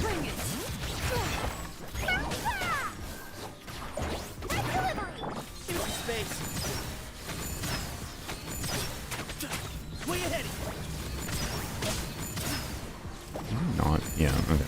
So that's interesting, right? Like even in single target situations, right? We don't technically need the grouping. We don't need to group anything. We have a circumstance. I didn't even try to my bad. We have a circumstance where we can see, you know, Kazuha was valuable in a single target situation, right? My point wasn't that Xilonen was going to be objectively better here. No. But when you make stupid mistakes, there are definite upsides, especially.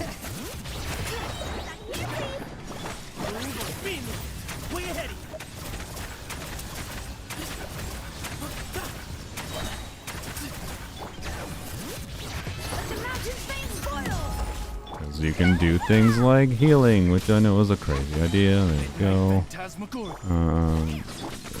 That's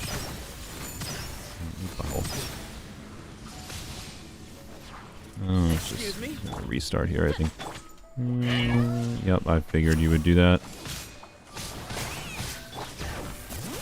We didn't get buff going, so that's fine. The same problem, Kazuha would have the same freaking problem here, so. And we can just kind of more healthily tank things, because we have healer going, right? I didn't do anything. Manga Kinki is still annoying, believe it or not. What? I can see the upsides of having a healer. That was certainly more comfortable, right? So I don't know, right? Like it's exactly like I thought. Wherein I can see the issues with Kazuha, I can see the issues with Xilonen in different situations, even in the same freaking chamber.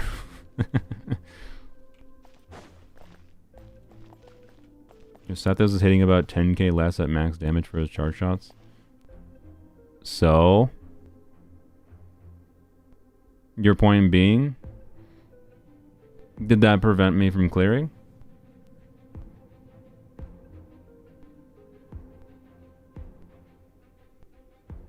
I am aware, I saw less damage. I expected less damage. Like,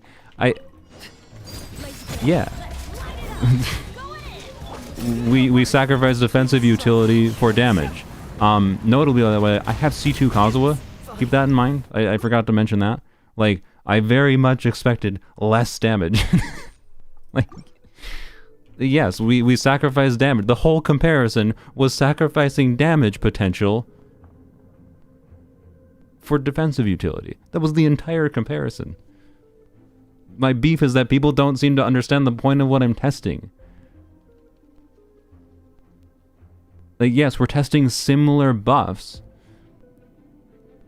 but Kazuha is doing EM buffing and damage, or not, with C2 is doing EM buffing, right? That's a big part of why I was hitting like 60, 70 Ks with Kazuha, right? There would be less of a big difference with Kazuha C2. I should have mentioned that before, I totally forgot about it. But like, we're comparing defensive utility versus more offensive utility. Like, offense versus defense. I can tell you there's circumstances where I will just prefer, god dang it, where I will just prefer the defensive utility of Xilonen and the easier uptime of her buffs that I don't have to worry about keeping as much. Oh. I thought I timed that properly.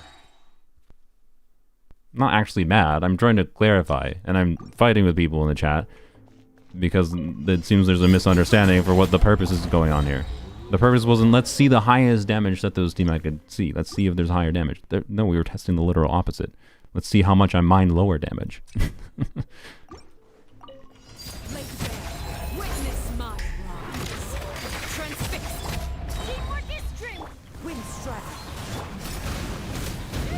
Alright, fine. Alright.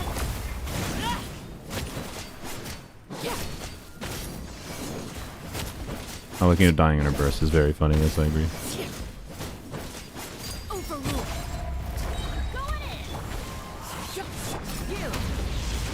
Oh, ow.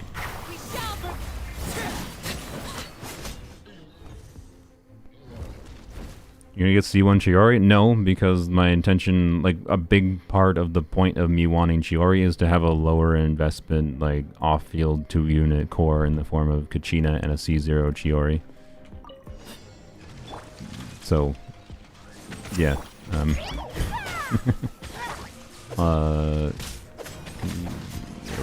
we go. Oh, okay. I guess we'll do this then. I should have done burst first. Whatever. I did all that wrong. Honestly, a big part of the problem we're seeing in this team is mostly just issues with using Kirara as the solo Dendro. But that's not their problem with either of the two buffers that we're testing here. Some energy, but oh well. Also, official A4, by the way, doesn't hit this dude, so that's a factor here as well. Her Oz still does, but the Ascension 4 triggers do not. But the normal Oz hits in her skill do. Alright, yep, you do that. There we go, that's fine, we can group them.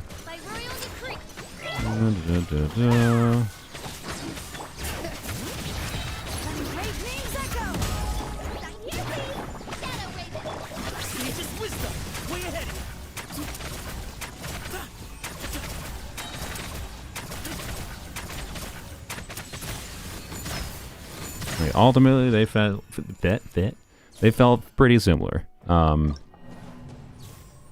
So, yeah, it's gonna come down to situations. I do think the fact that I could do Nahida and just not care about, right? Like let's show that real quick.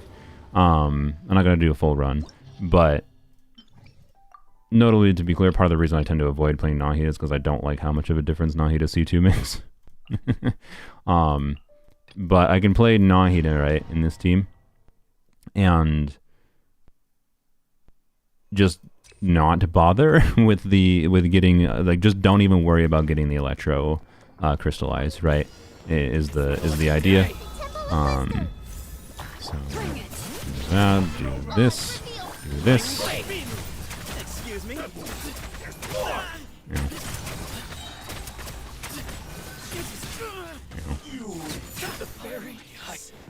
And yeah, I didn't have healing going there, of course, because I didn't burst, because I didn't need the healing at that point. Let's do charge attacks instead to compare the charge attack damage. Without, again, I'm not gonna. I can probably still get. That's fine, I guess. I can probably still get things going with crystallizers. We can see. Yep, I'm doing more damage than I was in the other team. Not surprising, because C2 Nahida. So yeah, I'm not sure if I actually got the Electro crystallized there or not. I don't really care. I don't think I'm going to prioritize playing the Nahida team. The Nahida team will be stronger than the Kirara team to a potentially meaningful degree. I don't really care though, because generally speaking, I just would rather use Kirara if I can use Kirara, and I would only switch to Nahida if I feel it's necessary for whatever reason going on, right? But Nahida would obviously be a lot stronger there, and that would even more show the value of Xilonen, because, you know, let's I guess, again, comparison. Try to swirl with Kazuha. What am I doing? Oh, Nahida. And this would be a more offensive focused team if I can get the swirls or the infusions.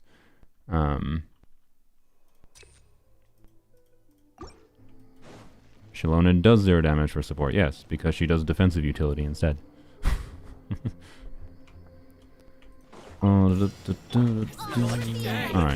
so, like, it's something like this is what I was thinking, right? Do that, do that. You can see we have Electro on enemies, right? And that, wait, why did I not have Nahida? Did I not Eon Nahida? Okay. Try again. What do you think about Eon-san? I haven't played the new story. If you're talking about something that happened in the new story. All right. Alright, so is do that, right? Yeah. Yeah, right. Like when you're doing the setups, right? I can get a lot higher damage. Obviously abusing C2 Nahida and Kazuha C2 as well. So trying to approximate, you know, that compared to Xilonen is a little bit harder. Notably, I can do the same. Let's try to do the same thing with Xilonen, but make sure we get it electro crystallized, because I don't think I did initially. To properly compare that. Kazuha and Xilonen and Furine can make any patch character in a hyper carry. It's really fun having all of them. Yep. Oh yeah, we got to test Kazuha and Xilonen together, not with Sethos. But that is a thing you can do. Which I should probably not forget. What was I doing? Oh yeah, we're gonna try to make sure we get the crystallized. Again, so Nahida C2, but you know, losing Kazuha C2. Your Petch? Your name is Petch? Congrats. It's a mouthful of a name, Pyro Hydro Electrocryo. Shoop-a-doop. Alright. Do that, do that. I didn't have to heal, but whatever. Doesn't matter. Temple of Wisdom. Excuse me? And 61 or 65k looks like, yeah, 65k. So C2 Kazuha with Kazuha's slightly higher res shred buff is 15% more damage, but factoring in the annoyance of having to like do things in specific ways can cause problems. Like it just doesn't feel very good to me to have to do very specific setups in most teams to be able to get the buffs properly going. I like to play teams that are more dynamic with adjusting to things going on that don't require specific setups. AKA I find it clunky to do Nahida and Electro Swirls, but it is possible. So the conclusion is obvious. Kazuha is the better offensive option for aggravate teams, especially when I have Kazuha C2. But if I really don't need the grouping and I can see value in the defensive utility, I can definitely see myself choosing Xilonen. God, brain. Right. That's my conclusion there. Is even in aggravate teams, I can see context where I might choose her. Particularly if, you know, I want like I can tell you, like, I have no reason to do the Arlecchino Bennett Candace C6 team with anyone other than Kazuha or Sucrose, right? Like I would rather play Sucrose than play Xilonen here, quite frankly. And to be clear, Xilonen with C2 is probably better, but I'd rather have the EM buff and VV buff going if I'm gonna not have grouping. And her short field time requirements, and the healing doesn't do anything really here, right? Because I already have a healer, and Arlecchino heals herself, so like it's pointless essentially. Whereas for, I mean, it's not pointless, to be clear. The buffs last longer than VV still, so like it still is an option. I'm not gonna say it's useless. I just really prefer like for the synergy of Candace Arlecchino really prefers a grouper, right? Even in situations where you can group enemies them like with their own grouping patterns, like the 3 Kairagi thing in this chamber. I prefer Kazuha there. It makes the Arlecchino Candace synergy better, ultimately. Just by being able to do a tappy or a holdy on Kazuha in many situations. So the fact that I have Xilonen available, though, means like I can do this team, for example, like I've been doing. I can do this team, and I can use a Kazuha tier buffer in a very similar way, but a little bit more defensive focused, and still play, you know, this team, right? Do I have to? Could I literally swap out her for Nahida herself, and Nahida and Prototype Bambear is enough with shielding? Yeah, probably. Like, that's kind of the problem with, like I talked about with how my friend Binge was a little bit underwhelmed by her. In that, or why people might be underwhelmed by her in general, is like she doesn't really bring that much new to the table, except for these circumstances where you can get meaningful additional value from her healing, is my overall take on her. And then geo buffing, of course, right? Because Kazuha doesn't do geo buffing at all. So having more options for geo buffers is good, right? But other than the geo buffing, it's just like the additional upside of the uptime and then the healing. And I think the healing is the most notable aspect. Is like, do you see situations where you can get value from the healing? Or value just from having a second Kazuha? But like, in my case, it's not like I would have dysfunctional Sethos teams without having Xilonen, right? Like, I don't need her. She's extremely unnecessary, and like, because she's so similar to existing things, I could just do a Sethos Quick Bloom Baiju team, right? I can do this team instead on the other side. It's not like it prevents me from playing my Sethos, right? Because I have so many other options. But I do think she's a very good character. I don't think she's broken. I think she's fairly balanced, and I think it's a good thing. That she doesn't feel overwhelmingly, oh my god, it's so powerful having Kazuha tier buffs on a healer. No, it just feels like it's a nice additional option, right? It is my overall conclusion, I would say, right? And yeah, we'll test Xilonen and Kazuha on the same team now. But yeah, having Kazuha, Farina, other healer options in the game is the main reason not to get Xilonen. If you have a really invested account, there's very many reasons you just like have not much need for her. I will get value out of her, especially because like I've been wanting more options for buffing Geo units. Like I waited to do DPS Kachina because of her buffing Kachina. But ultimately, like I think her value at C0 for an account like mine is relatively low, right? And that's I think the same thing my friend was feeling, because she just doesn't do that much unique. Especially for him, he is not a person who values like her being slightly less buffing utility and slightly less damage utility in exchange for defensive utility. He just likes clearing things fast. He wanted a character that would let him have an Ito team that would clear 5 seconds faster than Plunge Ito or whatever. Like Cloud Retainer did more for him for Ito than Xilonen did, basically, right? So she, I don't know. She operates, I think, in this middle ground, which is good for a support. I think she operates in this good middle ground wherein the higher investment you go, the less necessary any individual character is in Genshin.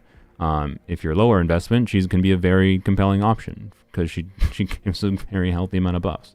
So I don't know. Like, bro, started already? I haven't decided what team I'm gonna test yet. I'm finishing my conclusion because this is the point of this stream. And sorry, let me finish my yap. As far as like, should you pull for her, right? You have to decide on your account how much value you would see for buffers compared to existing options you have. And if you are a very low investment player, right? If you're a brand new player, I do think it probably makes sense to prioritize, a little bit more damage dealers than supportive units, but it depends on what your existing 5 stars are still.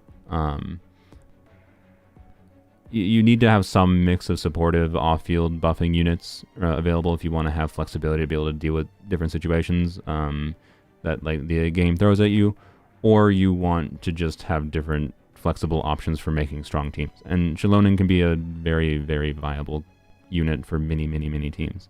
Like, I think the thing that makes strong units in the game is how versatile they are. The more teams I can conceive of a character being useful in, the better they are. And Xilonen is in the same tier as Kazuha, Farina, whatever, but her like damage potential isn't quite as high as Farina or Kazuha, right? But I personally value the things she does, and I'm glad I have her as an option, right? So, and if you have someone like Navia or other Geo DPS, she might have even more potential value. I think that's my end conclusion about her. No, she's not broken. I think she's a fairly balanced unit. I think they did a good job. They made her a fairly balanced unit, and then for people like Binge or me who want to really feel value from her, they sold a thing to us. They sold a thing to us where they're like, they know her base kit is like just balanced, but nothing crazy, nothing new for the likes of me on a holistic level, where my account could very easily survive without this character. She does not make that much of a difference. Like, she does not enable teams like Farina enabled teams even. But they're like, hey, wink, if you're a really invested player and you really want something strong that's actually new, here you go. Or her weapon also like makes her even more of a buffer too, of course. This gives, of course, the 25.6%, sorry, damage bonus for the whole team, which is pretty easy to max out, I believe, with this thing leveled up on Xilonen. So Yeah, right. Like they offered higher investment things for the players that are already higher investment to actually see higher value from her. I haven't tested her with C2 yet, other than the minor thing I mentioned in the beginning of the stream. Haven't tested her with this weapon yet, but I think it's fairly obvious what the conclusion is going to be. It's going to make it stronger. Wow, like I'm using this on her, and then testing the Sethos team, it'll start to bridge the gap with the fact that I have C2 Kazuha, right? Like it's fairly obvious. So yeah. How does her kit fully work? If you have 2 Pyro, Hydro, Cryo, or Electro teammates, you press E on her, do 2 normal attacks, and she will give Red Shred based on her skill level.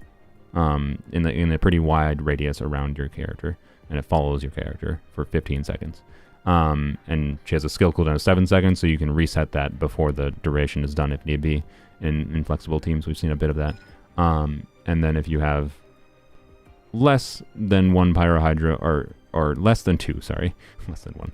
I mean, technically less than 1 is the same. But less than 2 Pyro, Hydro, Cryo, or Electro teammates, then she is doing a DPS mode where she isn't buffing other units. She only buffs herself, essentially. Because she can't activate her samples if you don't have 2 Pyro, Hydro, Cryo, or Electro. Her main utility is meant to be just, you press E when you have 2 Pyro, Hydro, Cryo, or Electro units, get Red Shred, and then the artifact set, whatever element you crystallize, you will get Geo damage bonus always, and then you will get whatever element crystallized, Pyro, Hydro, Cryo, or Electro, right? So she can give Kazuha tier buffs, but a little bit more uptime, more defensive focus. That's her kit. Also, yes, Red Shred on multiple elements is a lot easier with her than Kazuha. Like, if we're really digging into the nuance of, like, if we were testing a bunch of specific different teams with Kazuha versus Xilonen, we would potentially start to see the value of that significantly. And I have already felt the value of that in some of the teams we tested, to be clear. So, yeah. She's an interesting addition to the game, and I think fairly balanced at C0 compared to the existing things we have in the game. In the healing, it's on her burst. You only get the healing from her supportive mode, which is her primary use case anyways. You burst to heal. That's it. You think the fact that her boss could be an abyss? Yeah, I sure hope not. Because yeah, I sure hope not. Let's test the Mualani team real quick. Because, I think she will be a component. Like, I think this will be my favorite Mualani team. I mean, this is a very high investment Mualani team. Mualani C0 to be clear. Xilonen C0 right now. Dia is C2. Dia, no, we'll test this properly. We'll put Dia on my buffing build. I've been obviously playing Dia DPS lately, so she hasn't been on her buff and play style, but that's fine. Let's leave that timepiece, I think. Or EM Goblet. Whatever EM circle, it's fine, doesn't matter. She doesn't really need any particular stats. There we go. So this build will buff a bunch of EM for Mualani, which is good. Yep, it should work pretty well because having a healer. One of this team's main problems was like, what is the ideal last slot for someone that will do some amount of like helping make the team stronger and also keep the team alive? Because just Dia alone is not super easy to keep the team alive. It's not impossible. I certainly have played it with no one else other than just like Sucrose in the last slot, and like you don't need Xilonen, is my point. But it do be nice, I think, to have some healing. So this will be something, and you don't really get swirls ever with Kazuha in this team. You get Pyro swirls. I don't need to buff Dia's damage in this team. She's just here for buffing and defensive utility from Mualani, right? So it is quite literally pointless to have Kazuha in this team, right? How long is this Archon quest? I have no idea. People who don't have Kazuha should prioritize her. I mean, it depends on what the overall situation in your account looks like. But yes, I would heavily consider her more if you don't have Kazuha. Alright, so we want to do something like that. Doot. I don't need to heal quite yet. Okay, well, I'm not going to get whatever. Nice. Wait, what? How did you not die? how did that dude live? Okay, whatever. A little ambiance. And now this is a circumstance where, like, because of like constantly keeping up Emily's application, it's kind of hard to see when I would get, you know, multiple like consistently get the damage bonus, right, for oh boy. I guess we'll do this. Russian floral. It's hard to see when I would be able to consistently get the damage bonus for Hydro with Emily specifically. It's just one of those things, like, Emily's really good at just constantly dealing damage to things with her high uptime abilities, but her constantly pooping Dendron things makes it hard to do, like, Hydro, get the crystallized consistently, but we're still getting the red shred and she's still healing, right? Which is pretty significant. Now, like, if you consider just putting, like, Zhongli in the team instead, though, it's not like it's gonna be that much worse, in my opinion, because Zhongli is gonna, like, buff Mualani a little bit less, but Zhongli would give universal red shred to Dendro damage. Notably, Xilonen is not giving damage bonus to, or giving any red shred to. I forgot to Electro. She's not giving any red shred for Emily, right? She does nothing for Emily, whereas someone like Zhongli would. So, while I think for me, she is, like, going to be, like, my preferred teammate for Mualani, I don't think she's super necessary. But a lot of people will see value from her with Mualani, I will say. Right. And can give you, like, can potentially give you VV tier damage without having to do the VV tier clunkiness. Right.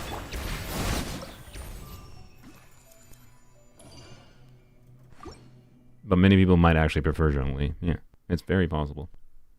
And you know, in context, to be clear, we are doing, like, if you're doing, like, Candace C6, Xiongling, I think you can, if you're doing, like, the Candace non C6, if you're doing Candace, Xiongling, Kazuha, Mualani, that team can be pretty good. I think Sucrose is actually better, but if you play Xilonen with Sucrose there, like Mualani, Candace, ideally non C6. C6 still works, but it can interfere. Doesn't always. And Xiongling, right? You don't have a healer, other than, like, you could put Sucrose on Prototype Amber, but Prototype Amber, like, bursting on Sucrose can screw up the team. So Xilonen should be very valuable there for making sure you should be able to get the full buff up on all of like Mualani's 3 hits, whereas, like, with Kazuha with Sucrose, you might run out of the buff, and also, you know, you have healing. So again, it's like, it's the healing again that is the relevant thing, in my opinion, most of the time. You have situations, I should have tried to get the buff up at least the first rotation. So yeah. And yeah, I don't know, having Zhongli is definitely a factor of, you know, if you have Zhongli, it gives you less reason to potentially need Xilonen as well, for sure. I forgot to do that. Oops. Did I not hit this dude? No, I did. Oh, you don't have pyro. Oh well, here's what it is. Brighten up the place. Such is life, I suppose. I suppose I should have tried to get a Hydro Swirl, but whatever. I think it'll be fine. What am I doing? I didn't crit. I have 92% crit rate. Okay, well, I just played this terribly.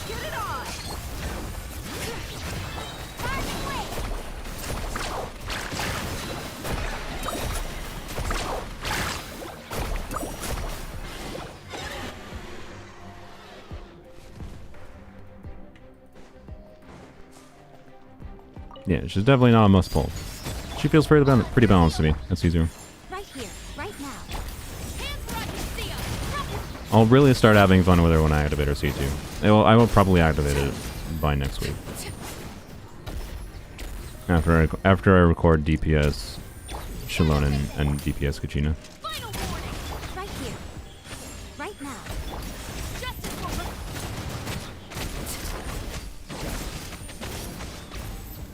Everlasting as the moon. Transfixed. by royal emerge. Right now. Okay. Ooh, butthole.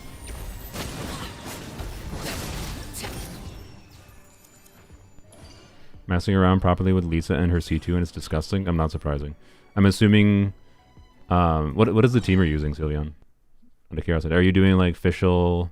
Are you doing Dendro or not? I don't know. I'm assuming you're doing like official Lisa, Xilonen, obviously. And are you using Bennett because you just want to crank the attack scaling on Lisa or something? I don't know. What do you do in the last slot there? Or do you even use official? I didn't brain. You gotta get your buffs. Sarah, Nahida, Xilonen. Okay, interesting.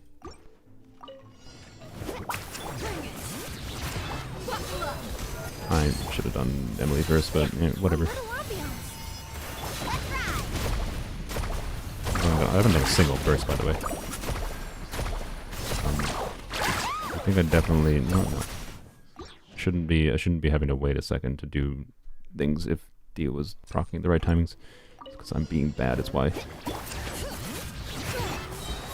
This, do that, do that.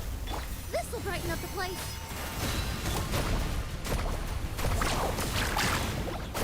There we go. There we go. See, yep, there we go. That's what I wanted to see.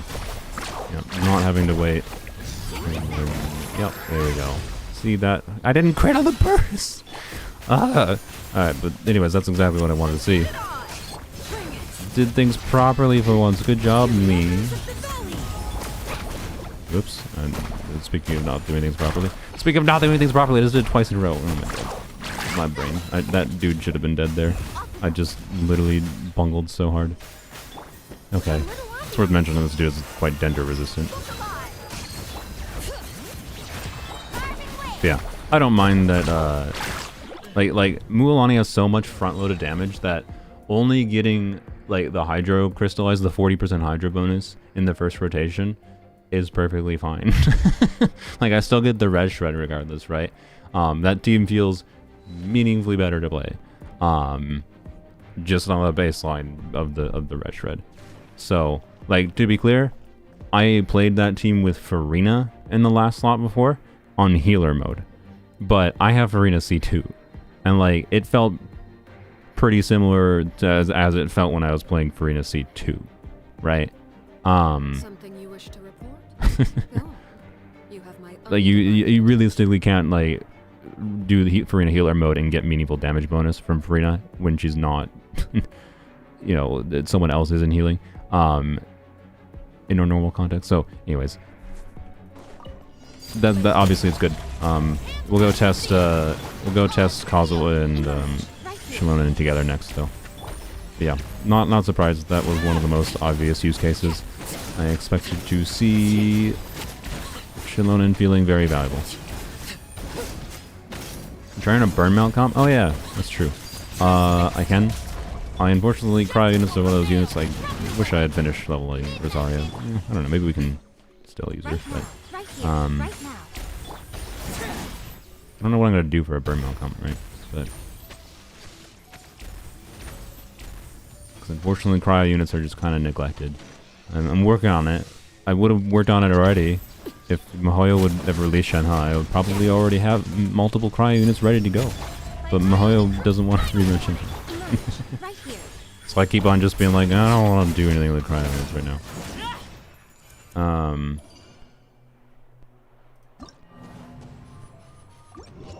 So, yep, I don't know, what do we do for a melt team? But yeah, we can do a Mualani, Neuvillette, Kazuha team. And then we can do a melt team. My Miko is goated, indeed she is. To be clear, the Chevrolet's team, like I've had C2 Miko for a long time. I mean, I'm not gonna apologize for C2 Miko because she's one of my favorite characters that I use the most on my account. And I got her C. The reason I went for a C2 is because I was like, I really like Miko. I'll just see it on her like first rerun banner. I was just like, I'll see if I get her. I'll just go until I lose a 50-50 up to C2. I don't care about anything past C2, quite frankly. And I got it, and I was like, wow, cool. But then like I was also like extremely underwhelmed by it initially because of the fact that C2 increasing her like multiplier damage to level 4, like 170 to 213%, does basically nothing with Yai with Dendro teams. Like it's basically just like the damage increase is essentially 0 in Dendro teams because Aggravate does so much more. But I have like now with Chevreuse, I think I've gotten a little bit more value from it. And also the range aspect, I really actually appreciate the range aspect. Like things like the Magu Kenki situation there. The Yai is a little bit worse with Magu Kenki without the C2 range, for what it's worth. C1 barely I care about because I still don't use her burst that consistently. But anyways. So a melt team. We do Ganyu. It's probably the most compelling one. Quite frankly.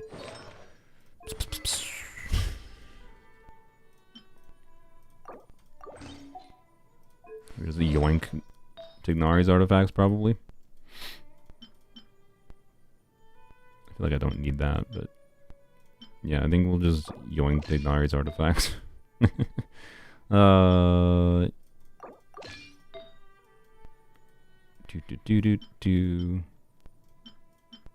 Yeah. Cryo bonus, huh?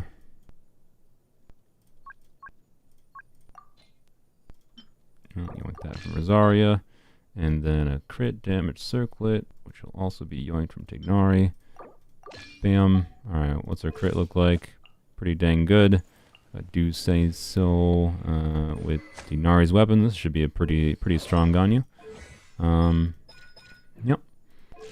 The only problem is Ganyu is a little at like I don't know. We'll see about I don't have interruption resistance is my point most likely. So like I think many people will probably still prefer like Zhongli, but we want Pyro. We're gonna do Burn Melt. Sorry. So we're gonna do Emily. Dia. Well, wait, no, we're gonna get interruption resistance from Dia, right? So this is a similar thing, right, to Mualani in a sense, right, where we're probably not necessarily going to get the cryo damage bonus going, but like this is a team where you would basically, you would very much not really be getting swirl going either, right? So you wouldn't be getting red shred from VV, and the uptime like is like, or if you are, the uptime is So similar situation, right, where we should see meaningful value from her here, not just for defensive utility, but for her uptime of buffs and giving red shred without having to actually bother. Like we're just not going to bother with the cryo crystallize, I think. I will try to, I'll do her skill and get the crystallize like in the first rotation, whatever. But anyways, where did she go? There she is. So yeah. Wait, is this team able to clear? No, it's not. Okay, because we would want hydro. So I guess second side it is, that's fine. Is this gonna make me play Ganyu more? It might, I don't know, this might actually be really fun. Alright, Melt Ganyu has always felt like it was missing that magic piece. And Xilonen might be that magic piece, quite frankly. Like, Dia's defensive utility, Emily's damage, keep up Pyro. And then buffing, keeping the team alive as an emergency heal. Yeah. Dia gives interruptions. I don't know. Yeah, this actually might make me want to play Ganyu Melt. Crazy. We'll see though. We'll see how much I like this.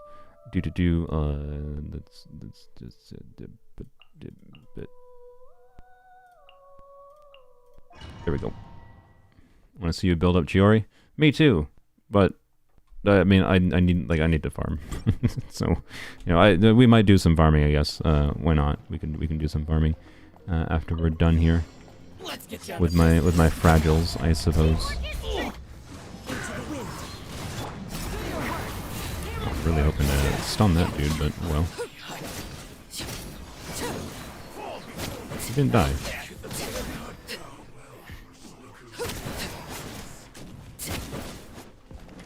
What? Why did you jump over there?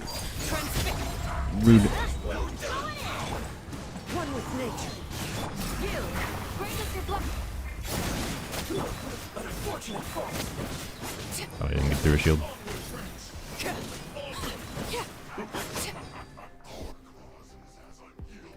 But yeah, as far as Chiori goes, we can use one of the remaining fragiles I have, I think, for farming her boss. I'm not gonna have enough more to immediately level her up, but all right. Do this. I don't think we use her burst. What am I doing? I don't think we use her burst in this team, right? This. I didn't crit. This is a little bit less than I expected, Your coming was foretold. to be honest. The eternal oasis. Extract. Oh, well, I got a cryo for myself. Nice. Lure is the flowers in Gurabard.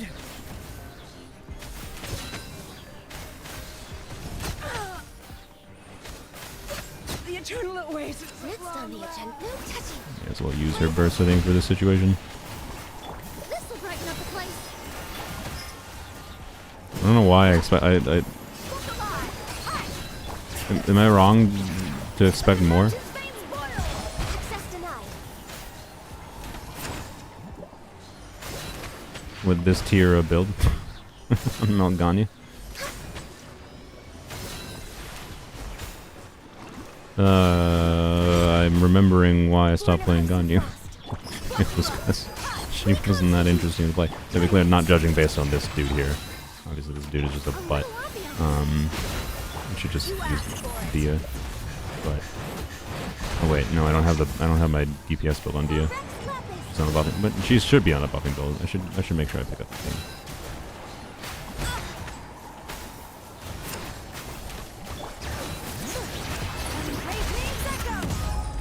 Let's get it on.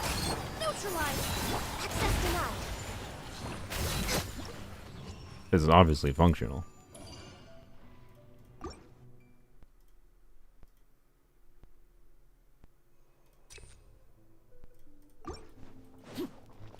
We'll see how it goes against a not annoying enemy, though.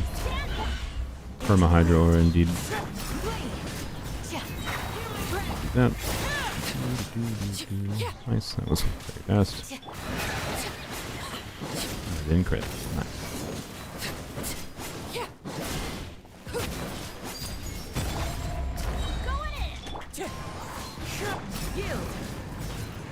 Come up out. There we go.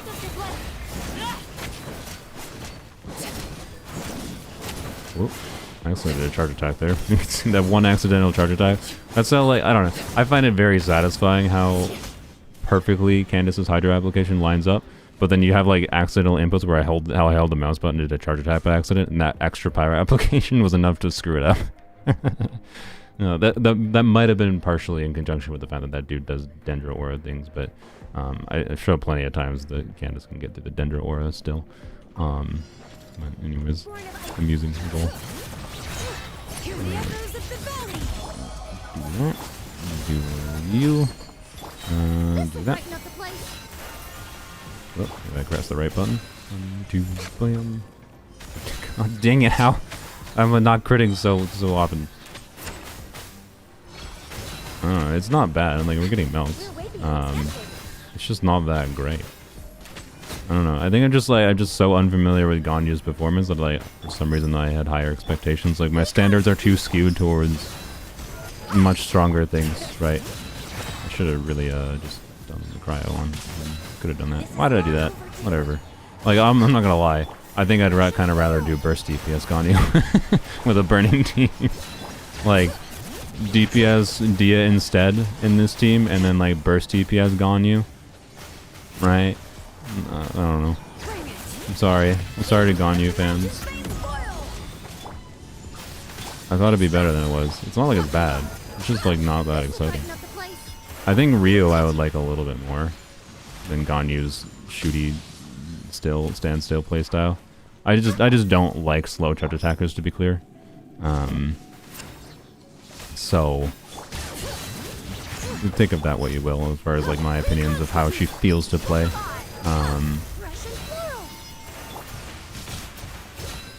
obviously the interruption resistance works. The team works. It doesn't feel bad. It doesn't. I've certainly had. I certainly had substantially worse feeling Ganyu male teams.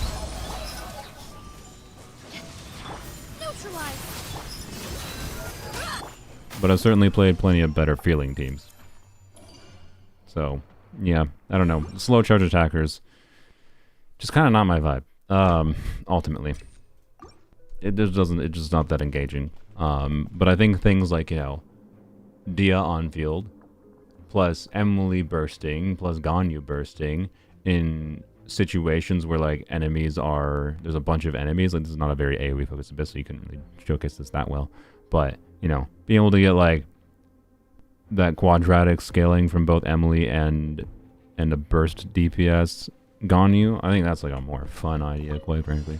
Like I've appreciated having Ganyu for those reasons on occasion. And it's something I intend to mess more with the next time we get an AoE focused abyss. But yeah, I think if I had Risley, I think he would have been a nice one to test there. I suspect he would feel a little bit more dynamic to play. Yeah. Bam. Oh, does Rio have interruption resistance? Yeah. And to be clear, the interruption is not really that much of a problem. I don't think. Dia's working pretty well for that. Oh, I forgot to do that. I have to get the second Dia E here, but whatever.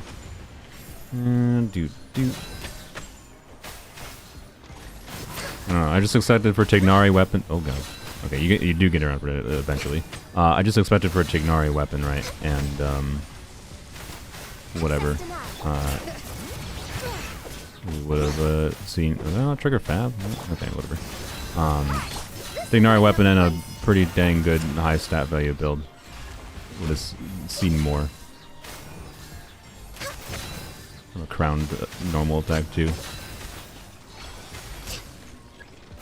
We're way behind schedule. Alright, you can teleport, sir.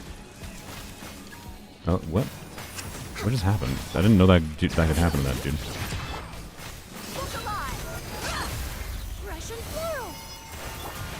Alright. Hopefully Dia is within... Okay. Don't know why it took so long for Emily to start hitting it, but yep.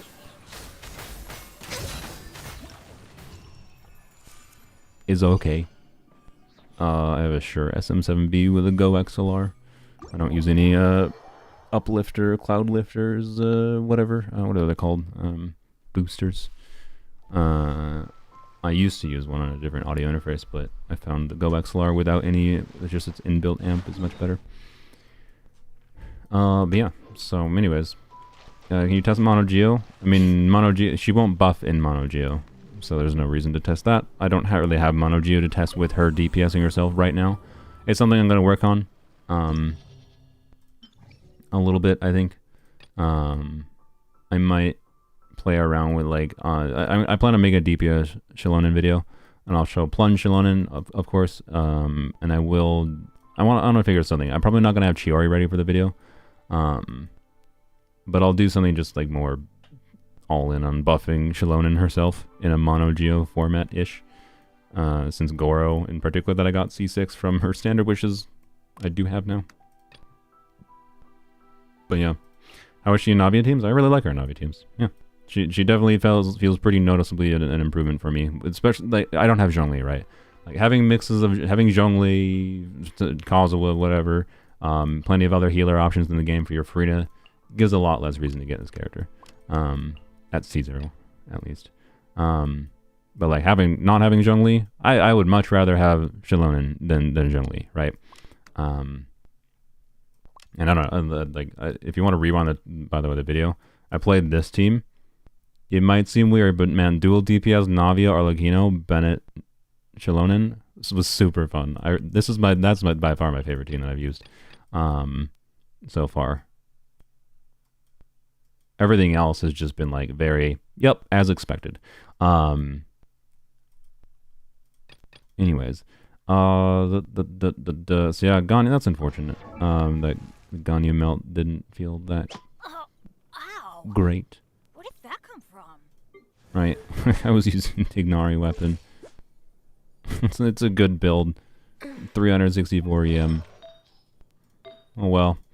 To be clear, if I put in Bennett in the team, it could kind of work, and you could get much bigger numbers from her, right? But yeah. Oh well. I need to fix Tighnari's build because I yoinked a bunch of his pieces and his bow. Ganyu will be still relegated to burst support, safe to say, for me. Which is fine, because it's how I like her most. Oops. There we go.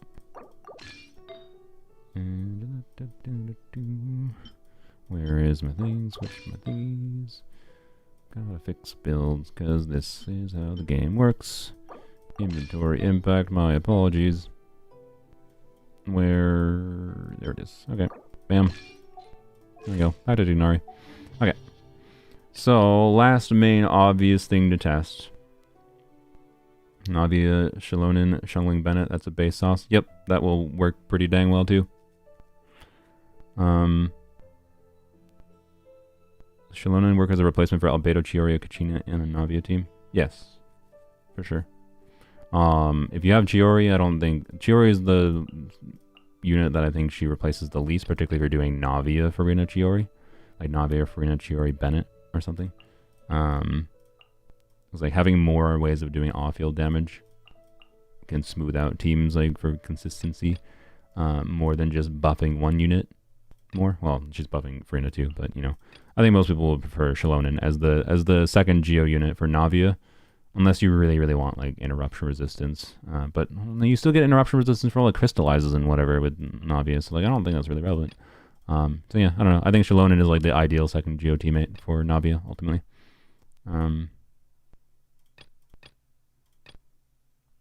Yep. So I think we gotta test. We gotta. Yeah.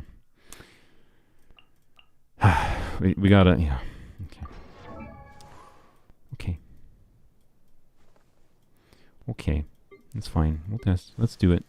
It's fine. You know, we'll temporarily. I'll temporarily give him. Wait. Why does he have? Oh, he has his physical build. Yes, I forgot. Well, that makes things slightly faster for me. I will begrudgingly, temporarily play Neuvillette. We'll figure out his goblet in a second. I'm tempted to leave him on a physical goblet. Yeah, we'll leave him on that for now. Weapon. I should figure out his goblet first, sorry. Hydro goblet.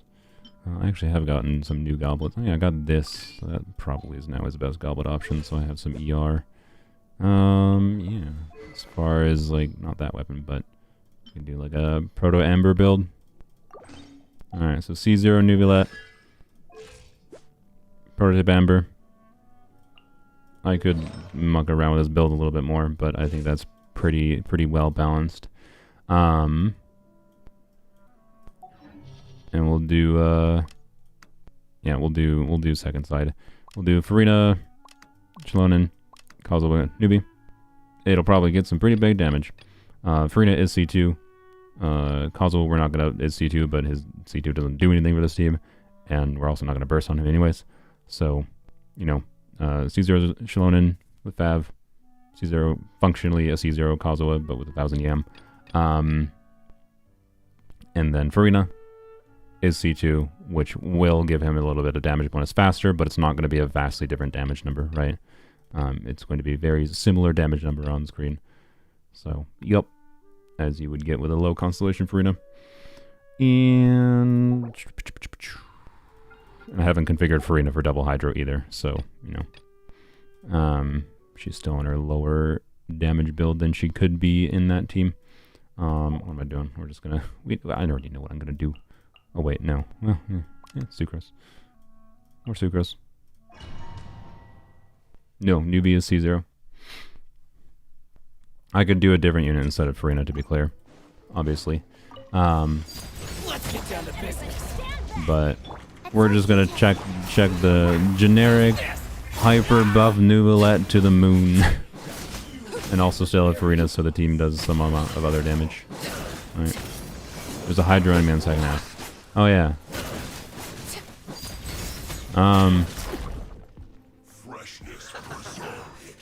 That is a problem.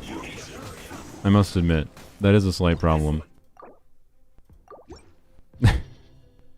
Well, that's amusing.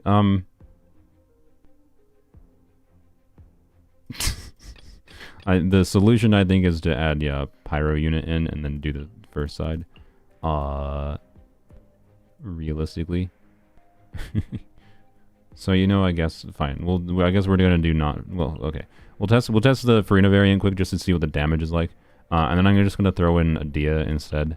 It'll give me some interruption resistance, and it will give me pyro for dealing with the cryo dude.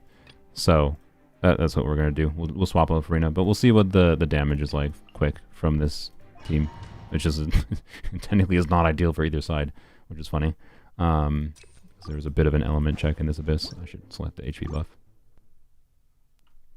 Oh yeah, I can just swirl the pyro shield. You're correct. I didn't think about that.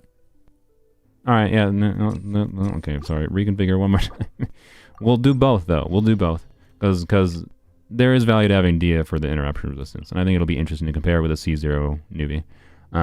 Obviously with C1 Nuvi, the Farina team is going to be a lot better. Yeah, let's try to clear it with just swirling the shield. I think that is an interesting to point out. Thank you. I forgot that was an option. Do it like that. All right.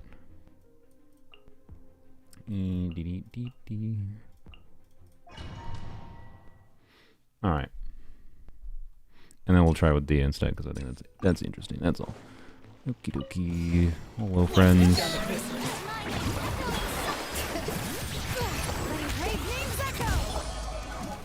I had to hold there, but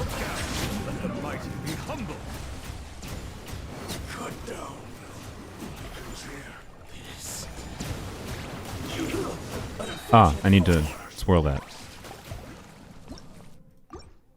Oops. Oops. Sorry, instinct. Oh, frick. Sorry, instinct took over. I did see a pyro shield, and my brain was like annihilated. My bad.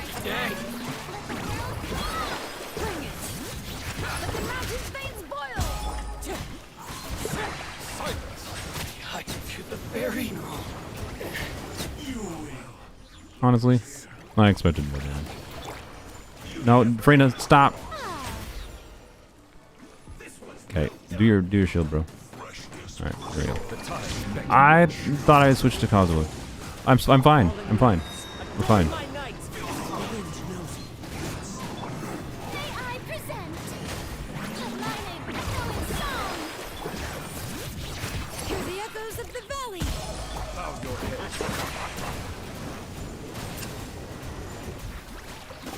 Well, oh, there we go. Our cause is as unyielding as ice.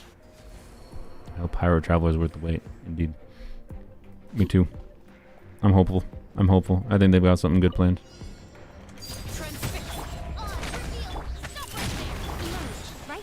Did I not E on Arlecchino? What? Oh no, I just couldn't see it. Okay, I was confused. Your coming was foretold. Can I run through this dead body? We're the eternal oasis. The eternal oasis at long last. Drop your weapon. Wings of darkness. Right here. Right now. Right here. I kind of expected more damage, by the way, from doing Farina Neuvillette. Whatever. So, I think I'm going to like the D&D more, quite frankly. Solo Pyro Xilonen could be an interesting option for Vapes on Neuvillette too.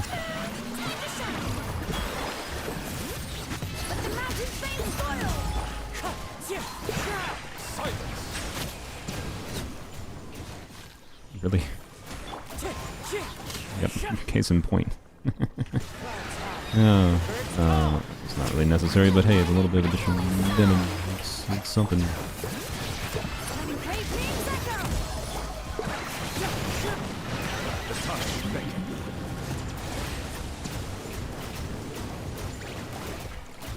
What am I doing?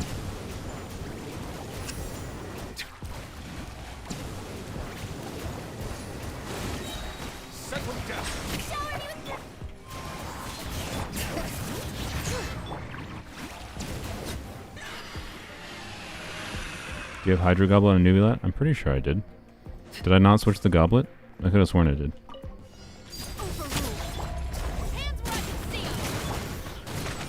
Right now, right here.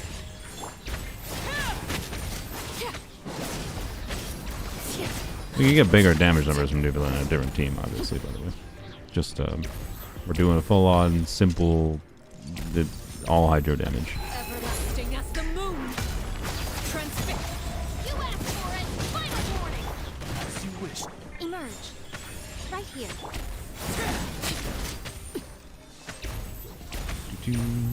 Dodge the kinky.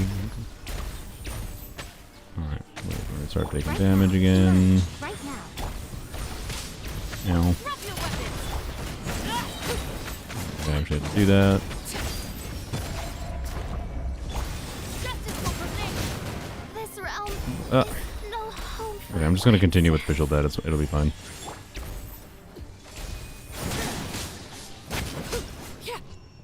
It's my Arlecchino build. 4-piece Glad. It's a very good build. Like 76 crit rate, 250 crit damage. A little bit of a goofy crit ratio. Makes it a little bit inconsistent, but it is fine.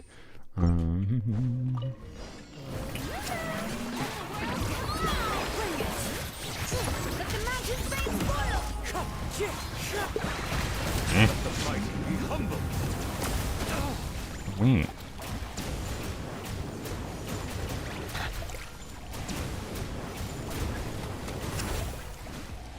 Okay, what? Do I not have? Okay. Hear the echoes of the valley.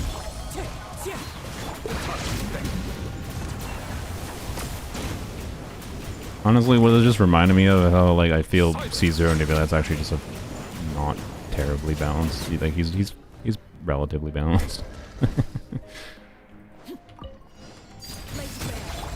it's oh frick! Oh, I just didn't get the buff up. Whatever. Obviously, he's one of the stronger units, the carry units in the game, and is extremely versatile. Like he's a very strong unit. But I honestly think it's like not his like damage multipliers that make him strong. It's just his mix of range ability, in particular, range and AOE damage output. Right, that makes him so strong in so many different situations. But how bad it is to get interrupted on him, like pushing you towards, you know. I forgot. Okay, well, it's fine. We have Yai.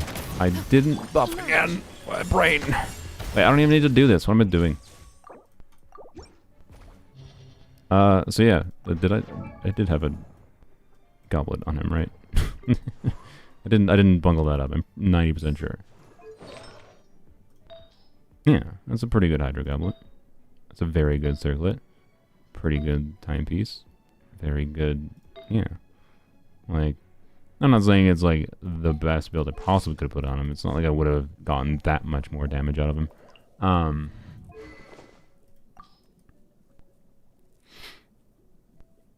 Yeah, so anyways, it was fine. Right, so yeah, he's got flexible team comps, good damage, good range, good AoE. Yeah, he doesn't have off-field utility. Like he's obviously a very, very good unit, but I just have gotten very bored of him. He's more fun to play than Ganyu. Charge attack Ganyu, that is, I will say. But anyways, let's try with Dia, at least for a chamber. I wanna see what that does. Is really all it is. Newbie. Can I do Newbie?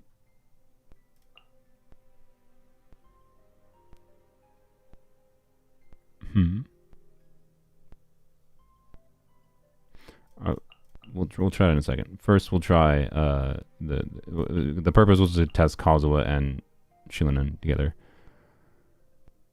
So, you know, oops. We'll do this first.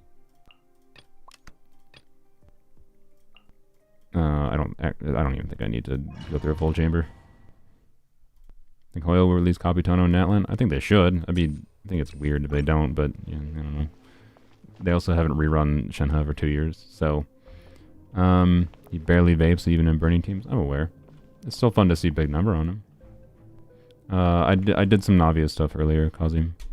If you want to rewind.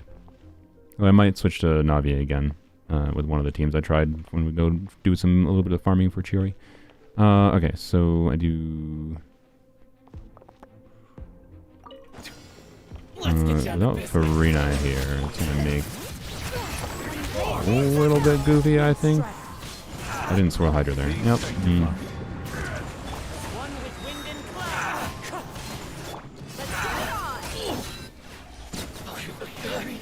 And the damage isn't that different. I mean, that's kind of interesting. It is definitely more annoying to swirl Hydra in this team. Like, I don't know. I feel like if you're gonna play Neuvillette and Xilonen together, you're probably replacing Kazuha most of the time, right? Is my general vibe.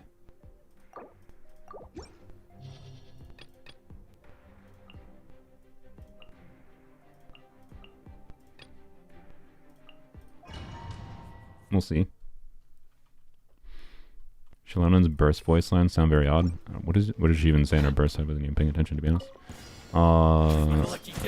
Do that. Yeah. You're kind of right.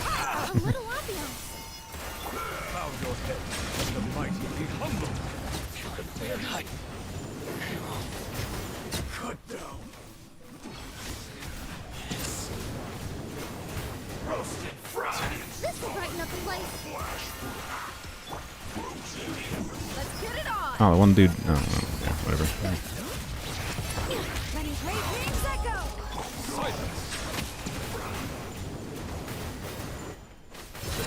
I think we are not getting mini of vape. I don't know. Interesting. Interesting that I can get like more vapes with Farina with this combo. It feels like.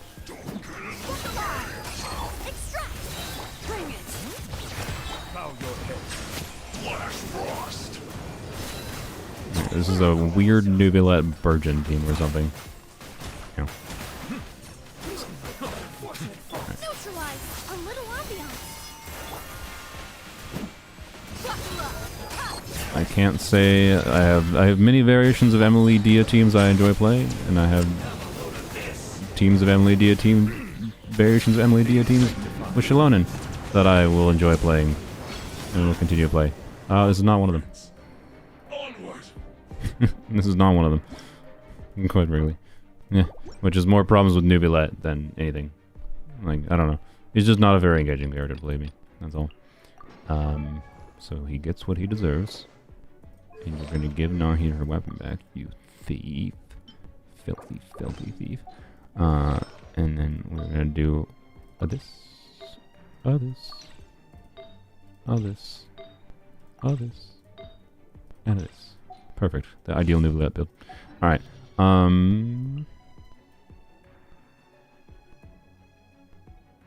Yes. Two of the same elements turn counts for the samplers. Tester and national team. What do you mean by the national team? Like, just instead of like a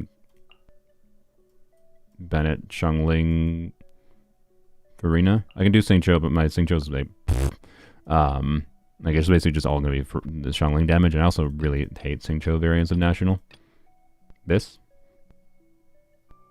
is a national variant, I think is what most people would call it, so, you know.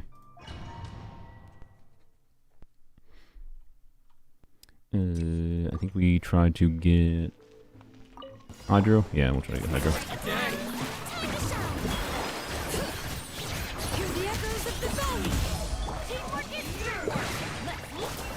What do we do when...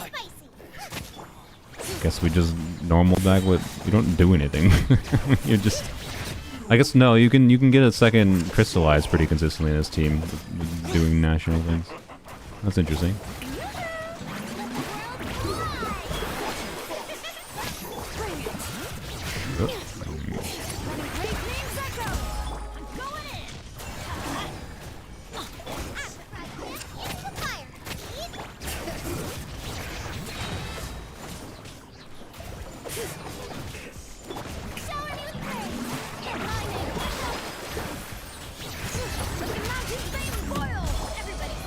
I love the bass drop. It's quite fun. Globa, go. I don't think I was actually in Bennett there. Oops. Right, that's the interesting thing to say with this team, is because you don't need to on-field any, with Farina there, or Xingqiu, right?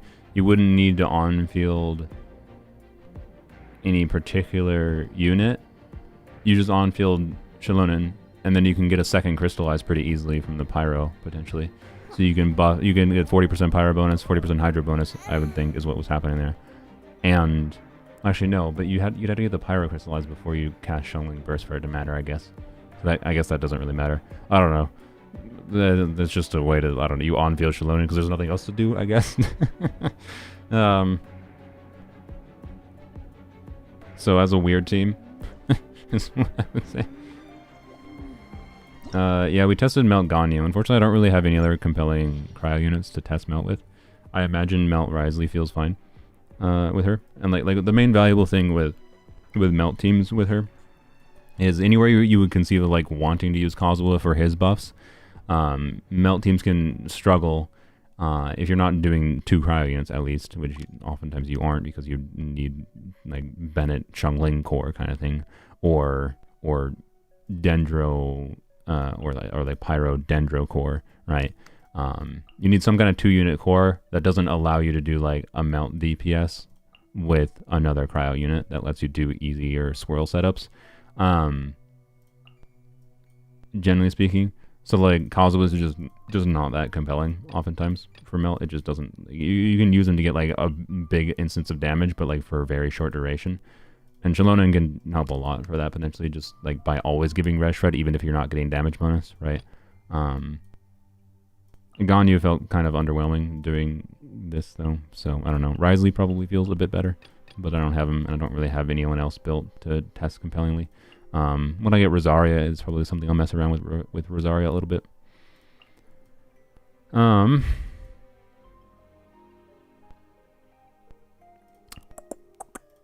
Yeah. Yeah, the national variant was obviously good. I mean, it's a vape team. it's very good here.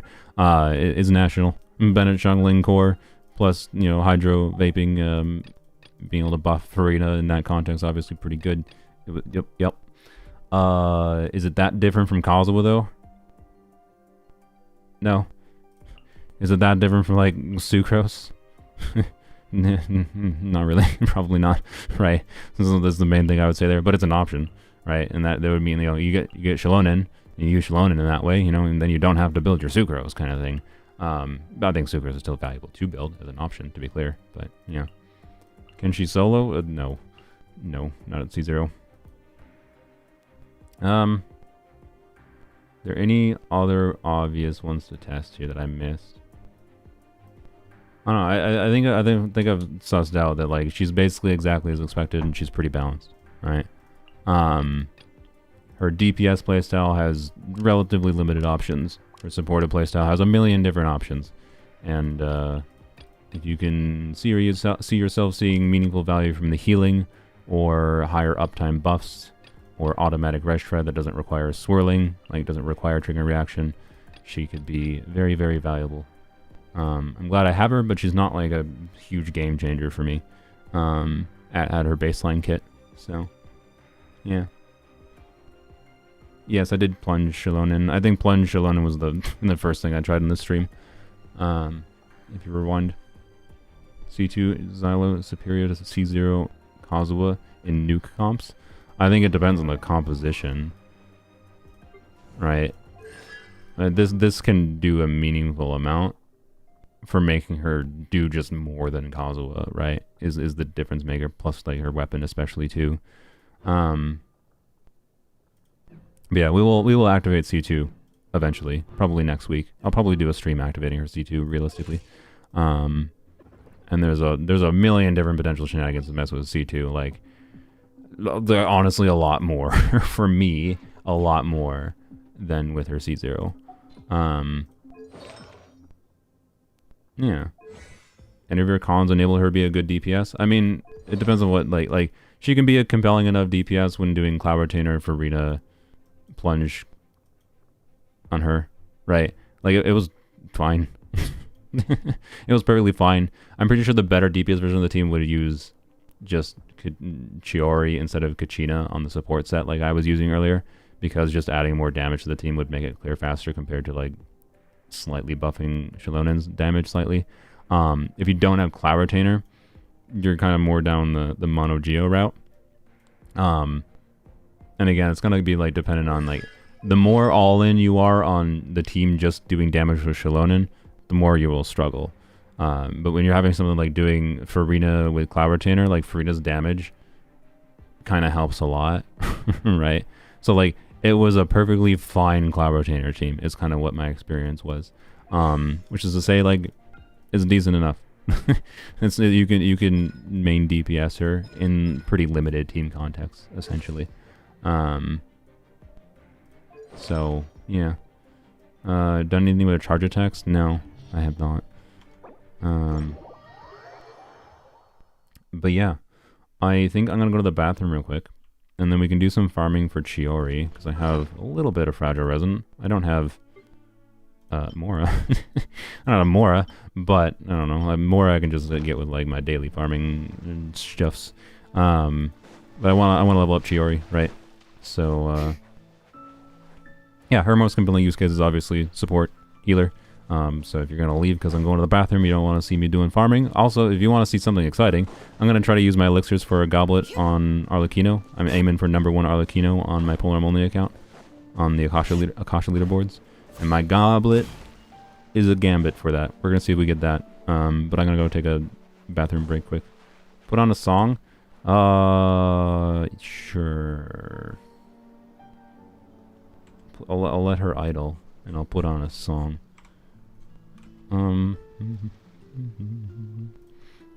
Where's my music?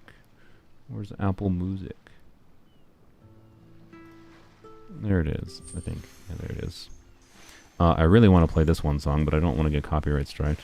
A song by Creepy Nuts, which is a very good band. Instead, I'll just play here. Probably an Outer Wild song. Well, no, it's either going to be... I've been working on trying to make a big game music playlist. That's just going to be hundreds of songs of game music. There's only two albums in here right now, though, so it's probably going to be an Outer Wild song or a whatever song, or a To the Moon song. Oh yeah. Not so many as I thought. That does not vibe well. I'm sorry. Actually, well, you know what? Fine. We get wrong vibes. This is not a DJ song, but whatever. Yeah. If you want, Sylveon, send me your Sonic album. It's not loud. Loud. Oh well. Plug your ears, I guess, because I can't change it while I'm gone.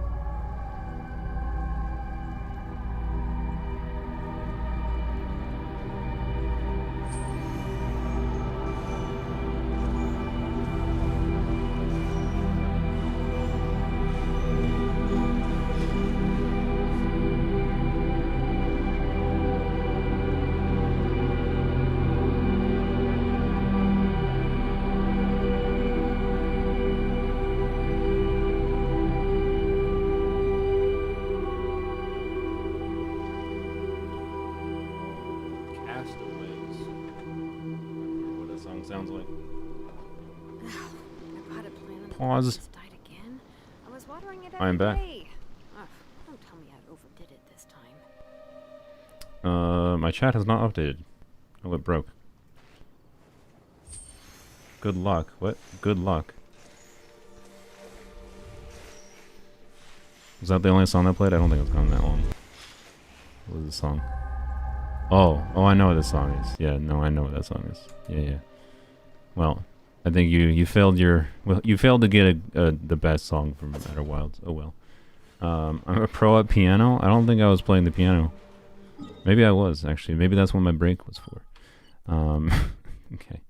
Alright, I think I need to... I used the last, like, 2 temples I had, and the Star Glitter to be able to wish on the weapon banner, which... Was that worth it? I mean, I don't need my Star Glitter for that much else, so it's fine. Like, I remember saving it for, like, Lisa C4 and Kaya C2, but I have enough for that, so it's fine. Anyways, we're doing one of these, you know, I'm sorry. And it's so I can level up more things, like, I need more, and things, so... Yep. Anyways, what is Chiori's boss? Don't resin refresh. It's not worth for normal account. Just wait a day, whatever. But like, I have Chiori I want to level up. I have Gami I want to level up. I have Rosaria I want to level up. I have other units I want to level up. I'm gonna want to level up more Electro units. With Xilonen C2. So like, I have need to just get more resources. Okay, don't do it though. You.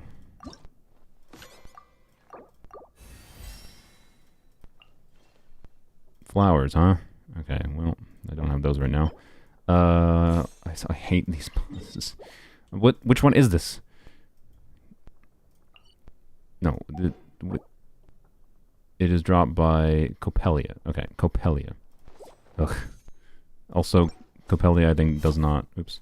I think Coppelia does not drop... no. Mihoyo and making like the boss not drop the ones just whatever. Try Xilonen on the cliffs in the desert yet? No, is there something special? Lag.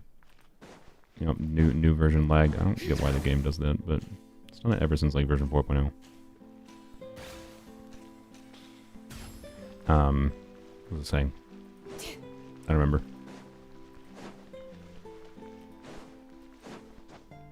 I don't know, whatever. What's the point of buying the skins if your Kaya and Lisa are level 21? Just an FYI, because I'm guessing you didn't know. I was gonna be a snooty butthole. But I'm just gonna... I was gonna be a snooty butthole, but I'm assuming you just are newer and don't know. All the 4-star skins you get for free if you play during when they release it. Right? So the only one I don't have is the Barber skin, because I wasn't playing when the Barber skin was released. Right? But I don't have any of the 5-star skins, because I haven't bought any 5-star skins. So... Yep. I have all the ones that I got for free.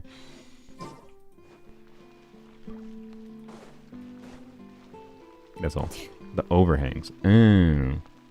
Overhangs. That's interesting. Well, I think we can test that like right here, honestly.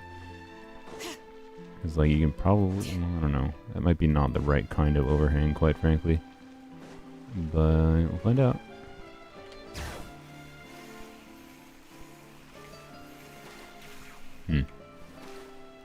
Okay. So... that kind of overhang? No. But she did still trigger a flip on a different one. We can go mess around with that. We can mess around.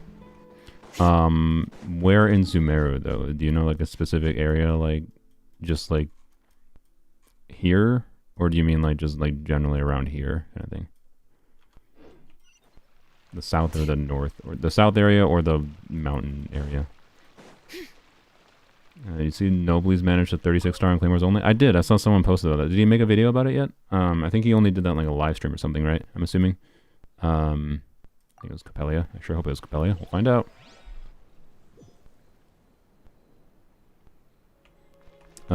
Wait. I only want to... Yeah, whatever. It's fine. I don't need the Mora quite yet, but I do need to, like, do Mora farming. So, this...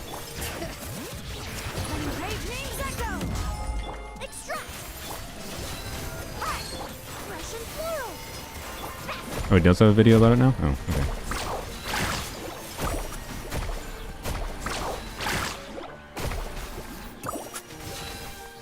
Darn it. Let Emily kill it. We're dead.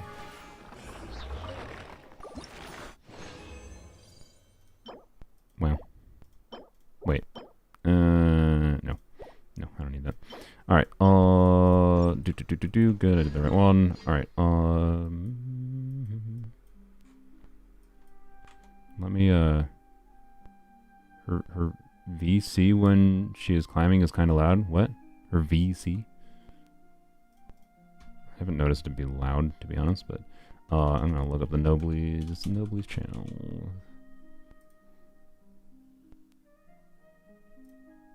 Yeah, I wanna watch it. Wait, is it in the Kinich exceeded my expectations video? Did he not? I just assumed, that's why I didn't, like, I thought he, like, just didn't make a video about it yet. Because he hasn't made a video since the Kinich, whatever. If it's just in the Kinich video, that's a little bit interesting of a way to frame it. You would have thought he would have made a direct video about it, but... what am I doing? We're gonna go over here. And then we will use... I'm going to craft one in the condensed resin. We'll use the rest for Mora. Oh boy, I'm going to have to do so much Mora farming, please. I'm never going to be able to farm artifacts in the next freaking whole patch, honestly. With all the characters I want to level. Yeah. Oh well. Oh well. Yeah, I'm going to use... those three.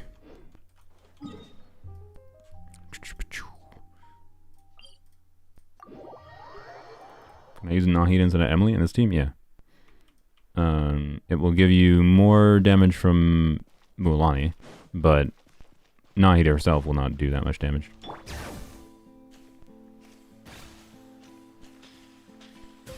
Zhongli's Echo, it's not as bad as people on shorts were outed to be. I mean, those people making shorts might have been making shorts based on the beta version that was really bad. But if they're making shorts right now and they think it's bad, I don't know. I think the echoes are just really underwhelming in my opinion. As rewards. They exist. They're cool for the people that like them. Yes, I am indeed going to be stuck in ley lines.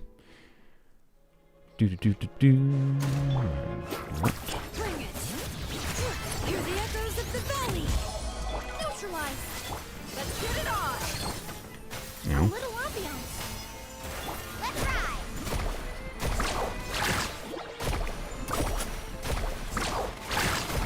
Nope, I didn't. Oops, my bad. Stop, please. Ow. Come on there. Well, you know what? Wait. Let's play the Navia team. I mean, it's a 3-line instructor's goblet. I will take it. I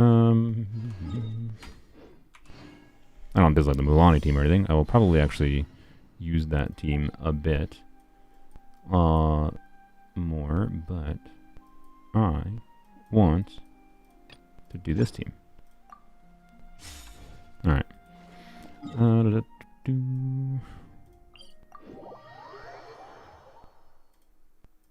Oh yeah, I didn't tell my brother's polling story. So you might have seen the comment, to be clear. You can see my typed out story. But basically, after I was done like edit or making my summoning video, I would have mentioned this in the video itself if I had learned about it before I was done recording. But my brother had a guarantee that he saved. So for context, since 5.0, he wished for Mualani, lost the 50-50. He didn't want Mualani so bad to go use a guarantee. And he did do wishes though on like Kenichi's banner or Raiden's banner, I don't remember which one, because he wanted Chevrus copies, I believe. And he stopped at pity though. So it was more like he was fine with getting it early, but didn't want to go all the way to pity, kind of thing. By the way, my brother is a good example of like, you know, my brother is a good example of someone who he listens to like what my advice has been for like what I think good habits for pulling are. I don't listen to my advice because of the fact that, you know, I pull for content. But he does, so like that's why like he did things like that where like he took balanced risks, right? Based on different things he wanted, and you know, smartly saved his guarantee and whatever, rather than just like dumping it all in and whatever. So anyways, lost the 50-50 on Mualani, stopped before pity on like in each banner trying to get Trevor's copies. And that's cool because he wanted a Xilonen, and then he had 8,000 Primo Gems left at the start of this banner, right? 8,000 Primo Gems is like 50 pulls, right? I think, yeah, like he had 50 pulls, 5-10 pulls, right? He was at 70 pity, so you know, in his first 10 pull, it gets him his guaranteed C0 Xilonen, of course, right? Cool. He continues wishing.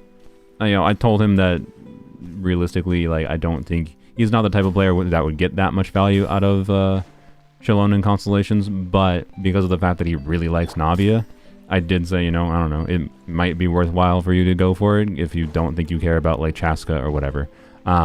Is basically what I told him. Like, I don't know, it's not like you have that much Primo Gems anyway, so there's not that much of a chance. Anyways, he used the remaining wishes just on the chance of an early. At 20 pity, he got an early 5-star. It was Dia.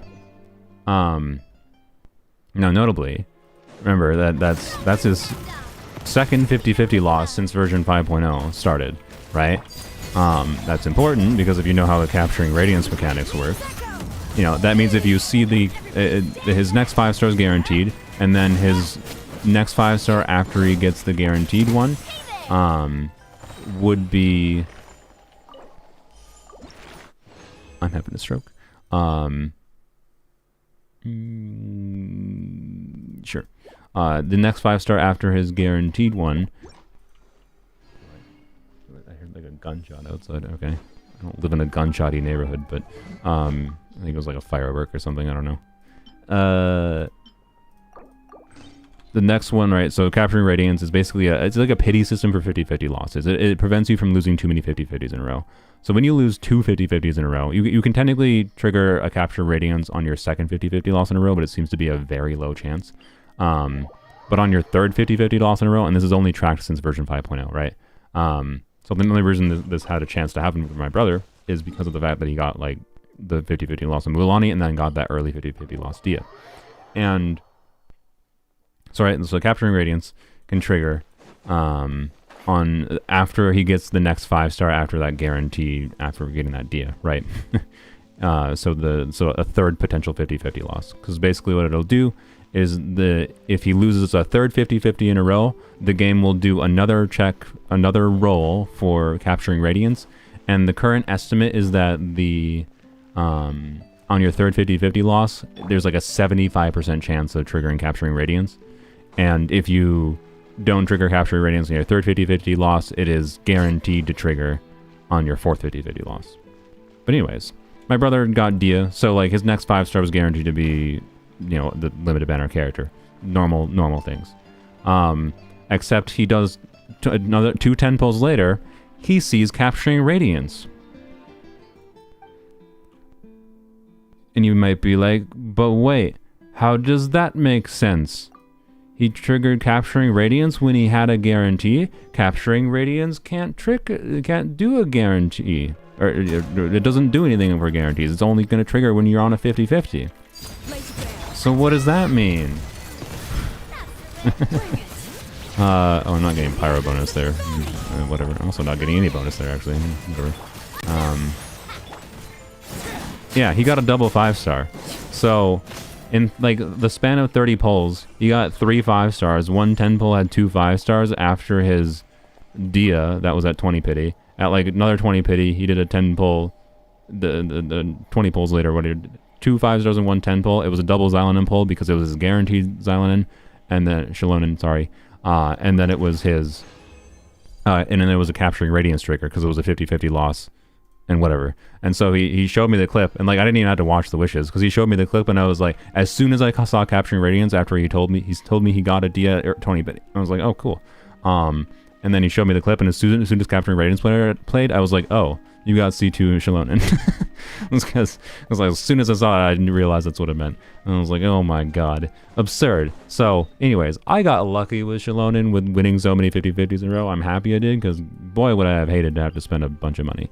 When I already spent money, right? Like, already had to spend money, but thankfully I didn't have to spend that much money because sponsored by Power Runs Bargains. Yeah, thank you. They did not sponsor this stream, but thank you to them. But yeah, my brother 50 pulls. Frickin' C2. Yeah, screw you too, dude. Anyways, so yeah, there's someone luckier out there than me. My luck has not been that good in my main account lately. Like, the 50-50 win luck is quite good. I've been happy about that. As long as you get lucky in some ways, gacha games don't feel like shite. like it is funny that I think it took less pulls to get C2 Xilonen on this account compared to C3 to C6 Kave. Kave took more summons, or a very similar number, I think. Like, yay for 4 stars. That's really what that says. But I don't know. Anyways,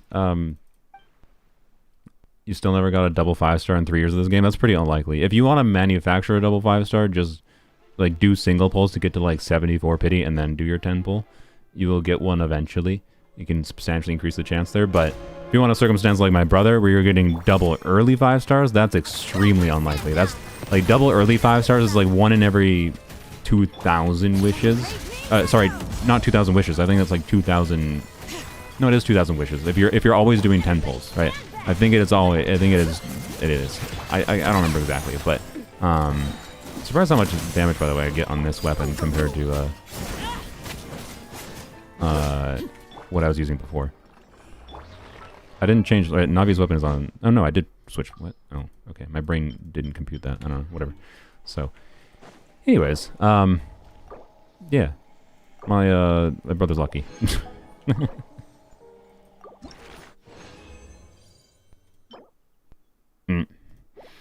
I could use more Wanderer's pieces, but not Wanderer's pieces of that quality. Xilonen buff Navia at C0? No, she does. There is no particular need to get Xilonen for Navia. Navia doesn't want to do Mono-Geo anyways, right? The only value the value of Xilonen C2 for Geo buffing is for Mono-Geo, so that means you could use her in like an Ito comp that's doing 3 or 4 Geo teammates, and she will still buff, right? Because the Geo source samples will always remain active, and then she'll give 50% damage bonus. Like, it's not nothing, but for Navia, you don't care about... You just don't care, right? About the buff. Or sorry, you don't care about the Mono-Geo thing. So, because you need other elements in the team anyways. Is this far enough away to reset? It probably isn't. We'll check this one. Yes, she's very good at C0. I do not think she's broken. You can rewind if you want to see my general conclusions and more testing, whatever. I think Xilonen is a very balanced unit at C0. Strong. She's in the same category as Kazuha, Farina, whatever. But if you have, you know, plenty of other... if you have a very invested account like mine is, she's not necessarily going to make a very significant difference on her own. So, yeah, good character. They balanced her well. She's very valuable to pull for. They did a good job. I do wish they put her C2 in her base kit and Regshred in her C2. I think that would have made her a much more interesting unit. And like if her C2 was in her base kit, right, that could have helped Cryo. It could have given Cryo something relevant that other teammates wouldn't have access to, just because she gave a 60% crit damage buff to Cryo units. But instead, they didn't do that, right? And then, yeah, so... No way. It's fine. Oh my god. Do that. Navia, it's fine, I guess. Damn. Bam. I didn't crit. Dang it, Navia. I feel like I'm critting less than I was when I didn't put a crit weapon on her. What in the world? Alright. Well. Quality. Ooh, all the instructors' timepieces. Timepieces are kind of the most useless instructor's piece because if you're farming for like particular substats and instructors, it's basically just ER on 3-line pieces is your ideal, because they can only have up to 3 lines, and you usually would use like an off-piece ER timepiece to get as much ER as possible. If I'm doing instructors ER built on Candace or Xiangling or whatever, right? So, anyways, we'll have I'll have enough materials here, I think, to get Chiori up to level 80, which is good.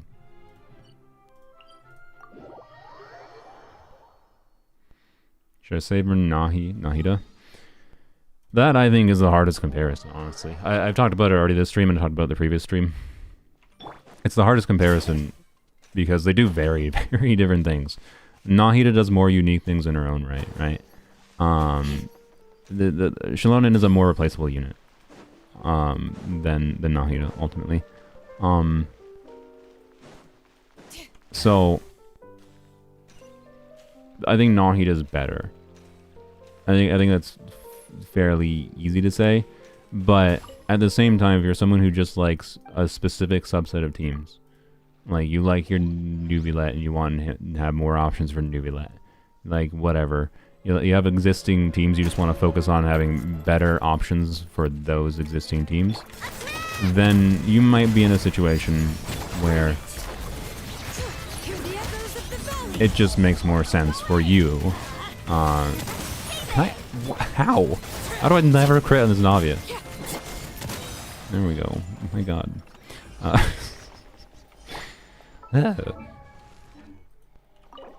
Was like, oh yeah, evaluating Nahida versus Xilonen is hard. It really depends on the individual state of your account. And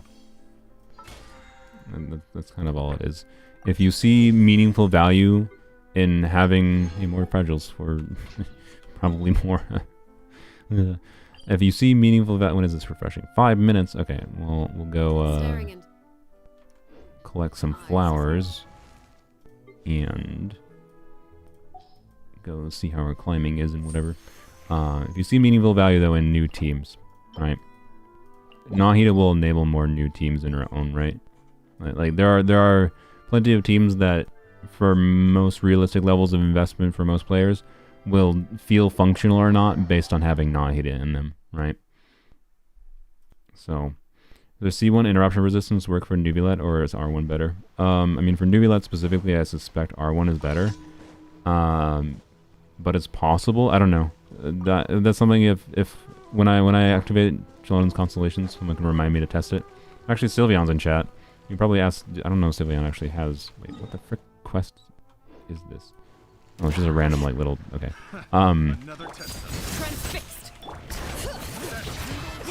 What was it saying? I have no idea what I was saying. How many things are we gonna fight? Interesting. I didn't need to do that, but anyways. I just very distracted myself. Yeah, it's not a very high value of interruption resistance, so I do not know if it actually prevents Neuvillette from being interrupted or not. That is a good question, though. Because if Neuvillette is one of the main contexts you want to use her with, and you like the idea of not getting interrupted, well, you like the idea of like Xilonen replacing Zhongli on a Neuvillette team, because it has some benefits, obviously, then... But losing the interruption resistance could be pretty bad. Like, yeah. Where are the flowers?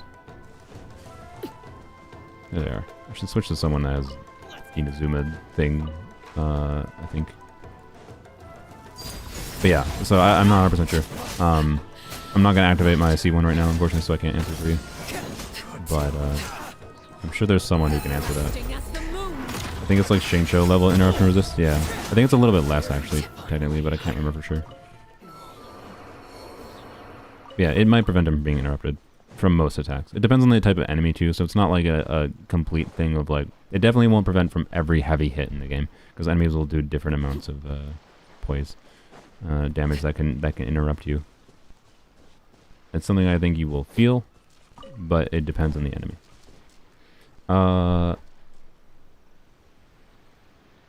Yeah, let's switch to a different unit. St. Joseph's Oh, St. Joseph's point. Oh no, sorry. Yeah, St. Joseph's 0.3, Xilonen's and it's 0.5. But I'm pretty sure lower number is better, if I recall, for interruption resistance values. I think. Gorou marks it. Oh boy, is Gorou's time to shine. Oh yeah, we never looked at what I had for instructor's artifacts. I mean, maybe Fav. And I suspect either off-piece, ER timepiece, or circlet for Fav. Exiles, though. Using an elemental burst regenerates 2 energy for all party members.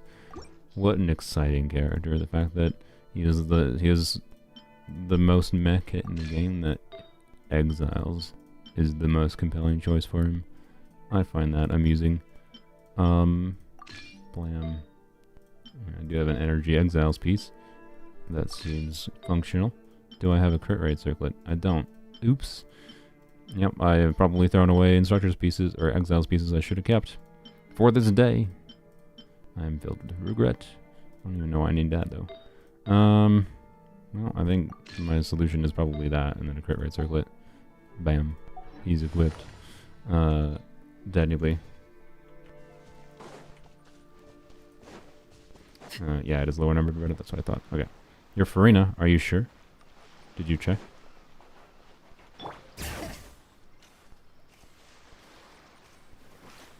Where is the... There it is, okay. Let's get down to business. These are more annoying than I recall them being for Sara. I think Sara used these drops. Leave me alone. I think Sara used these drops. I don't recall them being this annoying to find. I do kind of want to activate C1 right now, quite frankly, for the Overworld use. But don't think I will. Alright.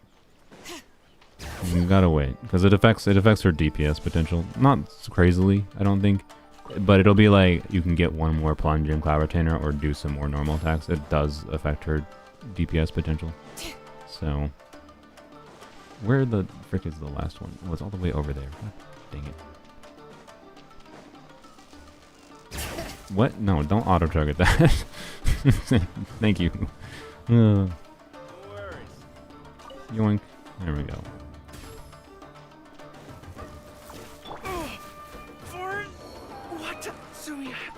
I did not mean to do that, but he probably deserved it.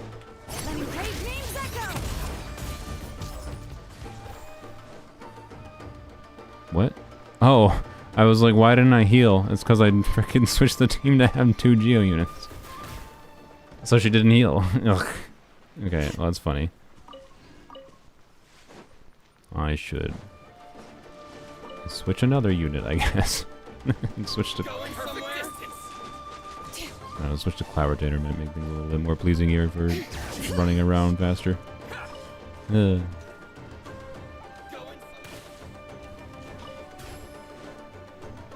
Alright, where's the... Did I miss something? Why are there so many freaking Kairagi? Around the Dendroblooms. Dendrobullums. Okay. It's over here, I think. Yep.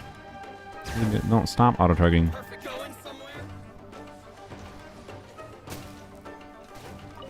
I really wish Genshin would... Okay, yeah, I do need a healer. I'm going to keep on taking random incidental damage. I do wish Genshin would let us toggle the auto-targeting system. But oh well.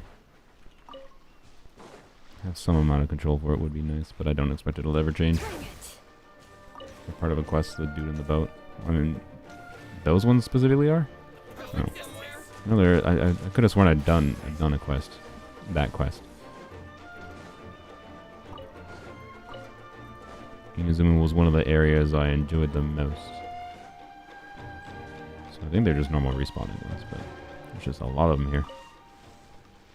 Alright, is there an Inazuma character that's not Gorou that would be nicer for me? Anyone know? Yeah, I should just do the Plunge Xilonen team, honestly. Swap this back. What? To... Yeah, Bennett. Alright. And then I can... Much. Yeah, we'll just... Yeah. Yep. We'll... Overworld team. One is fast on one's feet, Try to for keep material collection. Fall in. There we go. Oh god, I didn't deploy. Bleh. It's just Gorou that does the Inazuma marking. Alright then. Wonderful. It's fine. It's funny that the only reason that this is now a relevant ability in the game is because of the fact that they finally did this. They changed the system for like showing the circle on the map, but now you want a circle and the units. Like those abilities weren't relevant before they did the marking system.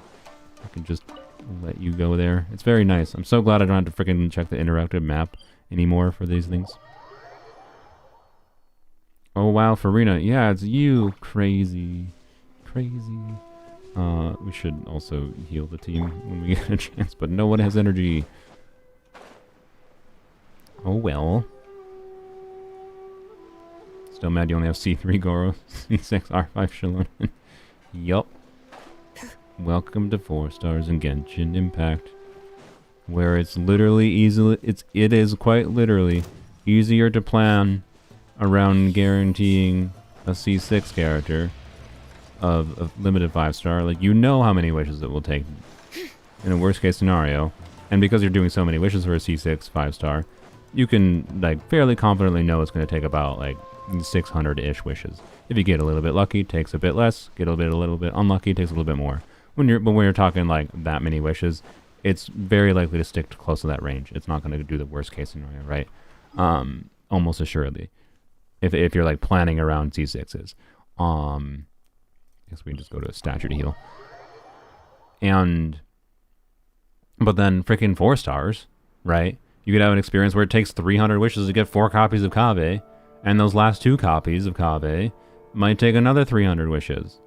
Might, or it could take infinite wishes technically, because there's no guarantee system for 4 stars. It's like crazily unlikely, to be clear, for it to take 500 wishes to get, you know, from no copy of like Candace to C6 Candace. It's very unlikely to take 500 wishes, but it's a possibility, which is stupid. It shouldn't be a possibility. Ugh, especially with how freaking diluted the 4-star pool is in the game. And like the clever thing they did in Zenless, by the way, is they mitigate this in Zenless by just doing 2 4-stars per banner. Like, that would actually mitigate the issue. It causes another issue potentially down the line, to be clear, of like rerunning characters, but just have better systems for rerunning too. Add them in the Paimon shop. Like they do the same thing for 5-star characters, honestly, right? Like if you're not gonna rerun Shenhe, okay, let me just pay you $300 and buy her from the shop. Like, would you not? Do you not want money? Like, I will give you money, Mihoyo, right now for Shenhe. Like, they don't want it, right? The reason being because like, if they just have a way to buy the characters, it like means you have a way out of the gacha addiction like game loop, right? So they don't want to. That's why like those laws, the Chinese laws that aren't going to become a thing because like they're just not. There was an article about whatever a year or so ago would have been amazing, because in that was like that there had to be a way to acquire things that wasn't the Gamba, and that could have meant like there's a way to get Shenhe without Gamba and them doing a FOMO banner. I'm gonna put her on Chronicle banner. She's not technically eligible for Chronicle banner though, based on their own rules, and they haven't rerun Chronicle banner yet. Another test subject. Like, I don't know. I feel like next patch is probably one of the most obvious opportunities they have for a Chronicle banner. We'll see if they do it. Is that above or below? We'll find out. It's below. Except I need the Electrogranum. I don't remember where they are here. Oh wait, I'm not used to. Oh wait, this will be interesting. Okay, I'm just gonna assume that ledge is not workable, right? What?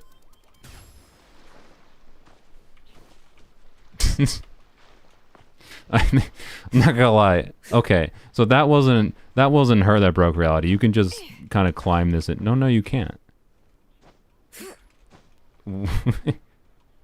What? Okay, so yeah, she definitely has. There's something. I don't know why she's doing a flip there, right? But there's definitely something implemented where I think that is part of what I was feeling, right? With on top of like it being like actually fast. being able to do things like that. Like this character being able to be so versatile for climbing, I think is a pretty big selling point of her. I do think she is the number 2 exploration unit for me. Not even number 2. She's just tied in different ways. Cloud Retainer and her have different options, and like both of them together, I think are the perfect like overworld movement core. Also, where's my freaking electric on him?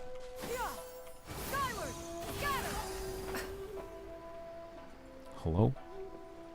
Am I supposed to get this one all the way over there? That's extremely rude. Artifacts? Yes. Good. She's a Woowa character, yeah. this is the Mihoyo way of competing. We're not going to add a way to like... We're not going to add these movement systems for all characters, but we'll give one character the movement system. If you don't pull for her, that's a you problem. Oh well, at least their game isn't meh. Sorry, I don't like Woowa. You can like Woowa. It's a different game for different people. I don't like it. You can Nahida you. Oh, frick, you're right, yeah. That could have been a perfect opportunity for Nahida. Yoink. Right, that was for that one right there. There might be another one down here. Oh, it's a Kabuto. Never mind. Alright, over here. I was an Electrocharged team with a Xilonen. That's a good question. I had not considered that. I think it's going to be a lot worse. Because a lot of the value of playing a... We can just cast it quick to be clear. Well, I don't know. There is... Because there is context where I've like tried to configure like... I didn't try hybrid Raiden, by the way. How did I not do that? I didn't try hybrid Raiden with Xilonen yet, but we can try like hybrid Raiden with doing like Farina, Fischl, Raiden, Xilonen, right? Because like a problem with doing Farina in Electrocharged teams, I need to figure out the healer. And oftentimes that could be Jean, right? And Jean's like swirl damage can be meaningful, but it's not like it's going to be insane. So having a better buffer may be more valuable. But I don't know. Like Animo, like a big part of what makes Animo strong in Electrocharge is the fact that it's swirling things around. You're triggering a bunch of reactions with the Animo unit themselves, right? But particularly the Farina context with Electrocharge teams could be compelling. Still on like a buffing damage level, whatever. So we can try it. All right, all recommended areas completed. Let's see. What did that give me? 78. That's enough to get her decently leveled up. Oh, freaking specters, man. I have nothing. I don't know who ate my specters lately. Oh, boy. Well, I don't really feel like doing that right now at this exact moment. But we will go fight this dude one more time. Yeah. Yes, I did see Chaska's animations.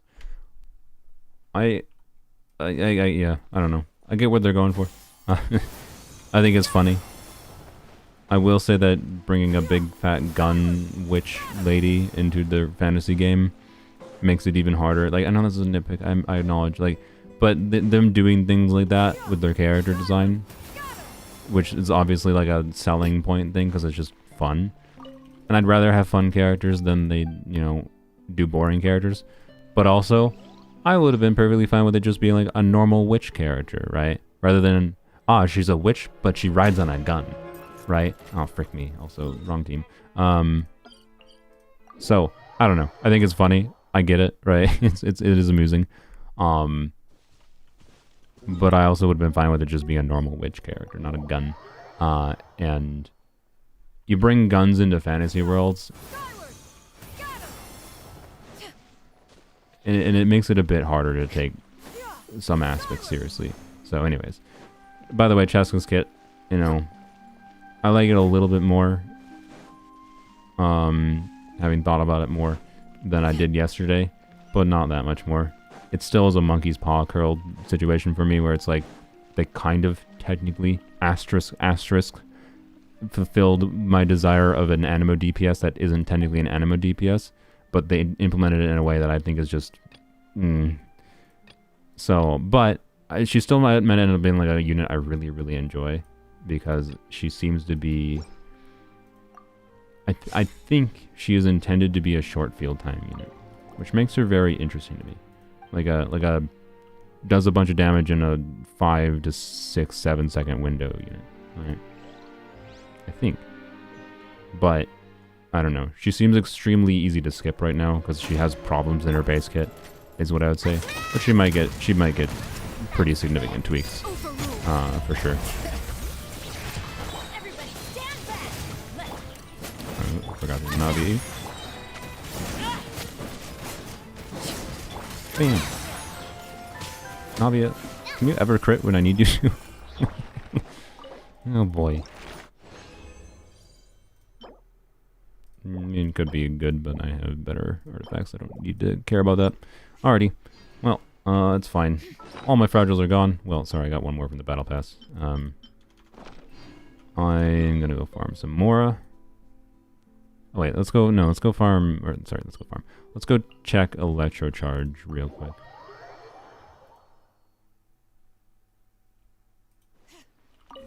But yes, the flying gun, like it's the same thing as like most on-field characters that would do whatever on-field. They have a gimmick, and the gimmick of Natlan is some kind of weird flashy gimmick. She flies, and she flies on a gun. Like, that's a fun flashy gimmick. It's cool. But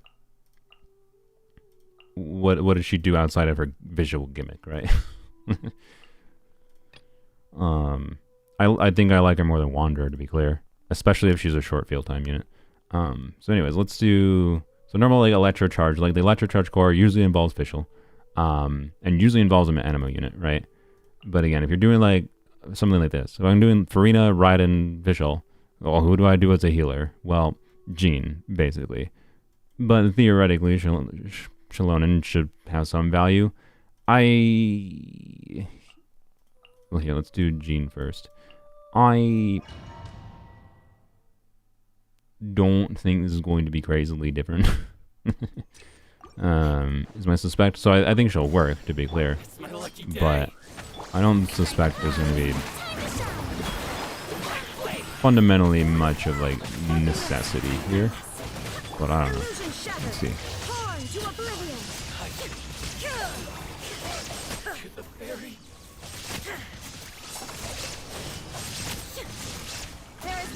I should have done this a little bit differently. Let's see if I can get a better... We're just going to do the first few enemies. Clear a little bit. No, yeah, I actually like Siegewein, by the way. Yes, more than Jean. So, we could actually compare to Siegewein, too. Alright,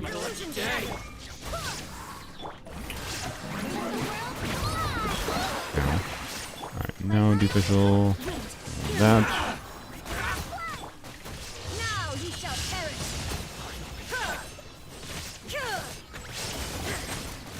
Yeah, I don't know. Buff up time and whatever might make it feel better. So we're looking at like 20-ish seconds, and it's not bad.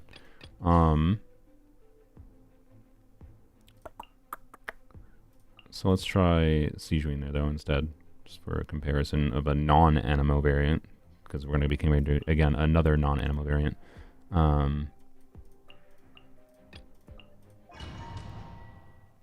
I have played this with Yai instead of Fischl here as well. It has some upsides.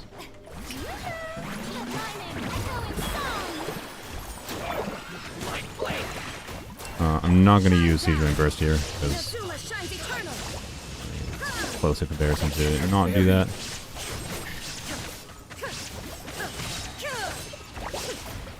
You can see it's pretty similar, and if I actually use Siegewein's Burst, I can tell you it would be better.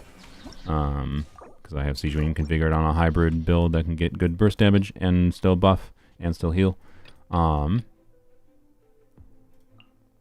You can see it's similar enough and easier to play. I don't have to worry about swirling, whatever. I just like it more, quite frankly. It is one of those contexts where I was surprised by how much I like Siegewein. Just double Electro, double Hydro, Farina, Electrocharge. It was the first time I enjoyed pure Electrocharge like that. And maybe Overrun will be interesting as like a second Electro 4-star there, instead of a Electro 5-star. But let's do Xilonen instead. and see. Oops. Yai, Kokomi, Kazuha, Furina. Yeah, I can show a non... yeah, Kokomi on-field variant, sorry. I don't know what my build on Kokomi is right now, but it probably won't matter that much, ultimately, probably. I should have Furina bursted, I think. No, I should... I ideally want to get, like, both crystallizes, right? Which I think is doable. By doing something like this, do this, do this. Not.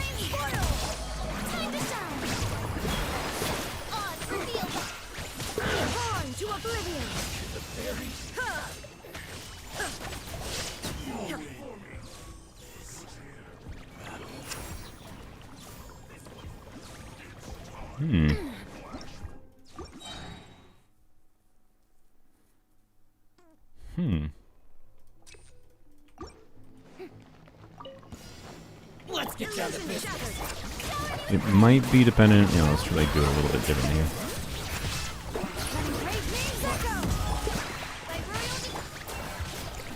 Where are you? There he is. Now you shall perish. No, I don't think she's broken. I think she's barely balanced. It feels pretty similar again, but I don't know. The Siege Wing I think is better because of the fact that I have my DPS build on Siege Wing, but ignoring that, right? Ignoring my specific build. Shine down.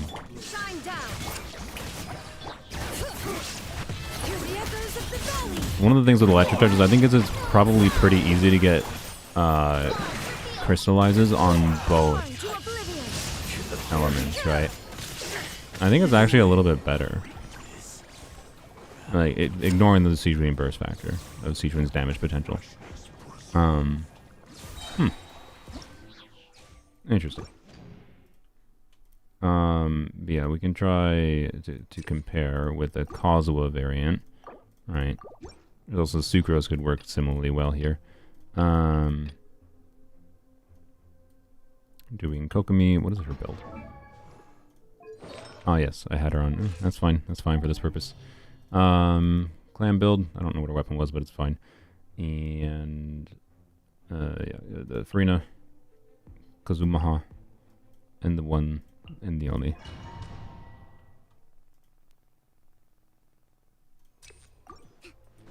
Do do do do do.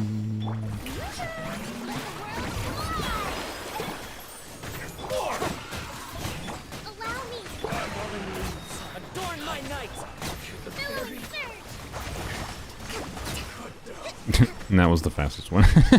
Which is not that surprising, quite frankly. Yep. Yep. That was definitely the fastest one. Oh, did you want me to do Yai? My bad. Yeah, I think Xilonen was faster of those three I did. And to be clear, there's different situations that will slightly change the specific nuance of these different things. I don't know why I didn't Furina burst. But yeah, I'll switch to Yai quick. I want to do one more run here quick with this one. Alright, this takes very long. I do think, to be clear, I do think in this team, it may be that I was getting a little bit of additional... That was a little bit slow, right? Oh, I didn't burst on Kazuha, that's why. Yeah. No, it's not surprising. Kazuha burst goes pretty hard in Electrocharged teams. But the point being, ultimately, it was more like Furina can be hard to fit in. In that case, you know, putting in Kokomi is definitely a good option. But yeah, we can do the Eye variant, I guess. I don't know if it'll be better. Because official do be Xilonen. Let's move out.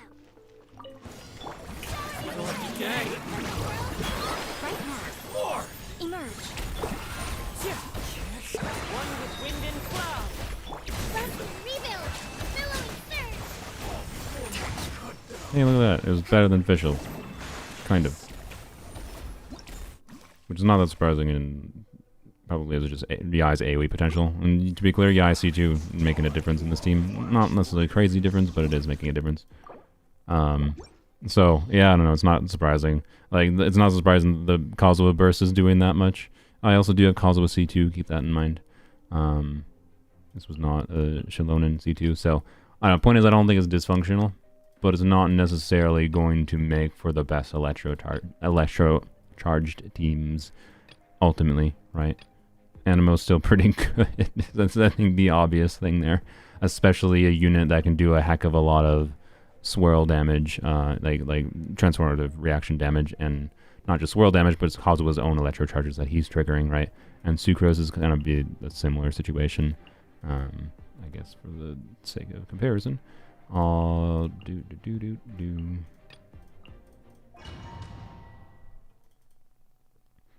anyways, I do like electrocharge teams. I do think they're enjoyable. Right here. Emerge. Right here. And non whatever functioning ones are I have a stroke. Wow, look, it was like the same as Kazuha. Crazy. I didn't even burst.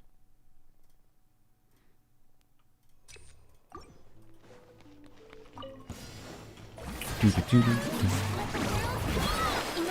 Right here. Right now. Whoa. Mark 2. Rest. Rebuild. Billowing surge. Yup. Yeah, I don't know. Electrocharge is fun. It works, but Animo good in Electrocharge. So it's like if you needed your Animo unit elsewhere kind of thing, Xilonen could be an option, right? If it's a relevant way to configure, because like Electrocharge was really good at dealing with like that Pyroelectro Abyss, right? So having options, and you might have needed those Hydro Electro units on the other side, or your Animo units, whatever. So being able to have different options for configuring, she's not a useless buffer in those contexts, but I don't think she plays to the Electrocharge strengths as much as Animos. So, yep. But thank you for mentioning to test that. I think that was all we're gonna check, right? Yeah, we just need to check Electrocharge. Any other things I forgot with her that I didn't? We could do more hybrid ride and things, I guess, but actually, I don't know. There are definitely like I do think she will be meaningfully better with hybrid Raiden than Kazuha for Raiden's damage. This is again when C2 obviously changes things. But if we do contexts where in like right, I'm doing Raiden Nahida, for example. Again, like swirling, if I'm comparing to Kazuha, swirling is hard. So I can do something like this, and then we'll just do Bennett, right? Alright, no, not Bennett. We'll do Xilonen. I'm stupid. We'll do Bennett. Well, I don't know. There's so many options. Like for Hybrid Rudden, she's going to be very unnecessary for Hybrid Rudden, but also still beneficial. So, Illusion shot. Minute to memory. Make yourselves at home. Probably should have had a Verena going before that, but oh well. Hello. Now you shall perish. Nice. I think I might have like ran out of like a lot of my buff. No, I don't have Sino to test. Everyone's asking Sino. Sino will work with her pretty well, because like you just didn't really use Kazuha before. So yeah, but I don't have Sino. Sorry. There is no escape. Hear the echoes of the valley. Time to shine. Maybe we should start with tagging. I don't know. Inazuma shines eternal. Yeah, there we go. That was a little bit better. Yep. Yeah. Is yet another teammate that works with Hybrid Raiden. Crazy. It's almost like she works with a lot of different teammates and a lot of different mix of buffers. But yeah, the higher uptime buffs, there are definitely situations I could see where like she would be a compelling choice over Kazuha. I don't actually play Kazuha that often with Hybrid Raiden. I might play her more with Hybrid Raiden just because, don't have to worry about swirling. Just have to like, getting crystallizes would be nice, but it's not like necessary or anything. So, anyways. Hatham Kuki Sincho Xilonen Xilonen. Oh my god, I can't. Whatever, brain. Xilonen doesn't do anything there, right? She doesn't buff Geo. Well, like the only thing she would be buffing is Xingqiu, which not like he can do 0 damage. To be clear, it's not valueless to do that. But like she's just basically a healer there, and then she buffs Xingqiu. Like Zhongli is going to be better, right? For buffing your bloom damage and buffing whatever. Yeah, you'd have to put her on Deepwood too. That's true. So you'd be losing some Xingqiu buff anyways potentially. Yeah, so there's not much reason to do that. Since she doesn't buff Geo units, that is one of her downsides. Like not buffing Geo DPS. There are still counter's where you can make it work. Like I did Xilonen and Tighnari earlier with Yai Farina, right? Where Xilonen is doing buffing for Yai and Farina, and then not buffing Tighnari, but Tighnari is getting buffed by Farina significantly anyways, and buffed by how spread works. Well, that's not really a buff; it's just how you have to use him. And then she's the team healer for Farina, and this is like a quick swappy team. The feel of this team was a little bit odd, but I was able to get a decent feel for it. I might mess around with this team more. I think it's like the strongest Farina Tighnari team variant I have tried. But like you can also make it work, make Farina Tighnari work without, you know, her. You could do something like that, and it's not going to be a crazily different performing team. For Dia, so Dia doesn't really suffer because remember she's like short field time with her like bursts. So as far as like VV setups go, if you're doing, you know, Bennett, Swirl Pyro into Dia, you're gonna get the full duration of VV buff for Dia, right? So it's just like, is the healing relevant? Maybe. But Dia having her own defensive utility, I think, lessens that relevance a little bit. So, off the top of my head, I don't think there's super obvious extra utility from Dia. I don't know. I could do this.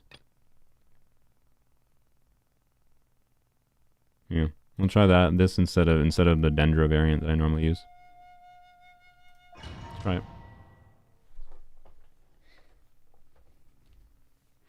How is she in a Navia team? Very good. One of the more noticeable gains for my account in particular.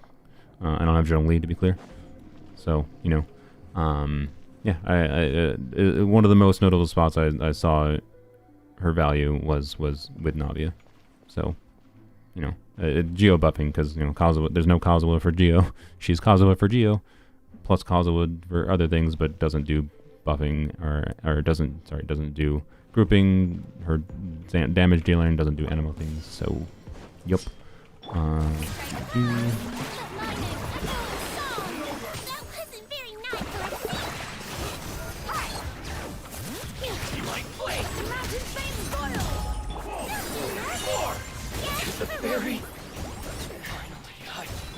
It's gonna die. Okay. Well.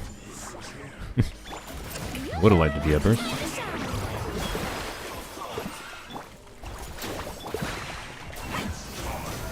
Yeah, well, okay. Realistically, getting Pyro Crystallized is going to be hard in this team, right?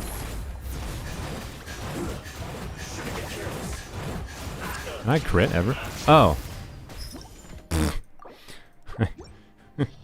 I forgot to switch Dia back to her DPS build. Oops. It's like, what's happening? I see. Oops. I saw like a 20k crit from Dia, to be fair. So like, you know, I was tricked by my own RNG, I guess. Structured DPS indeed. Alright, that, yes. Where my Pyro Goblet? There we go. Pyro Goblet. And there we go. Alright, sweet. There we go.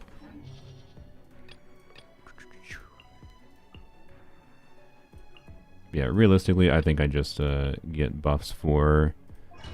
I just do hydro buffs. Don't bother with don't bother with the other buffs or pyro buff going on, which is easier.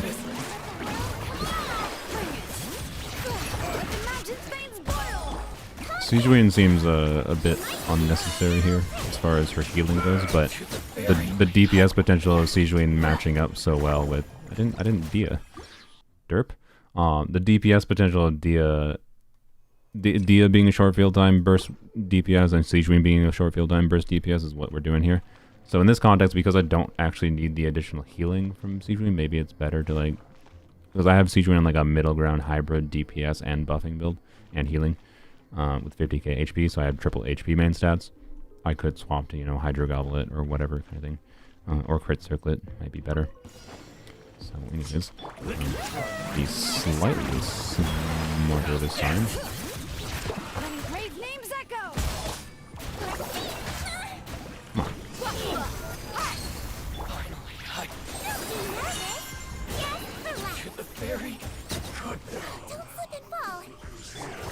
I don't want to, yeah, there we go. Oh, we already got him, okay.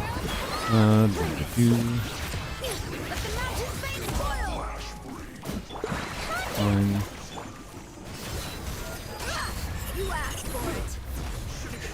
I need a skill there. No, you butthole. I wanted to get damage numbers on the other dude. No, you, wait, also, why did I, like, not get to your shield at all? Why is the coordinated attack not dealing anything to him? What? I saw a pyro hit and it just didn't do anything to his shield. What? Okay. Retry this.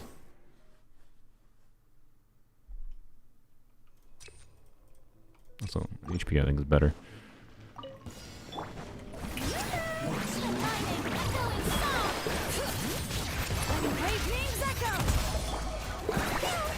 Alright, no. Do this better. Do Dia first and then do Sijuin. Dang it, brain. Navia, Arlecchino team you were surprised at? I've been playing that team with Yunjin. Interesting. Suppose I can win Shilo to replace before end of banner. Yep. Best of luck then. Hopefully you'll be able to get enough. There's not a lot of wishes this patch, I think.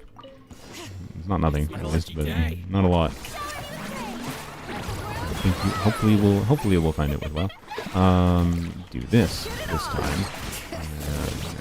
Hear the echoes of the valley.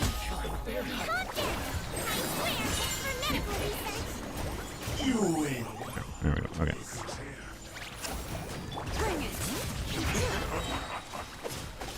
Okay. Deal with this dude. Could try to like figure out grouping. Oh, okay. Speaking of grouping.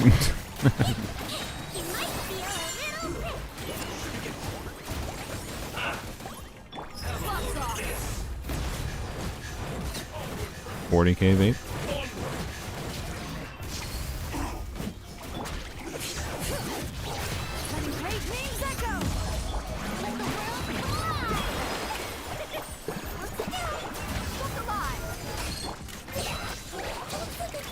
Can I get a fab trigger?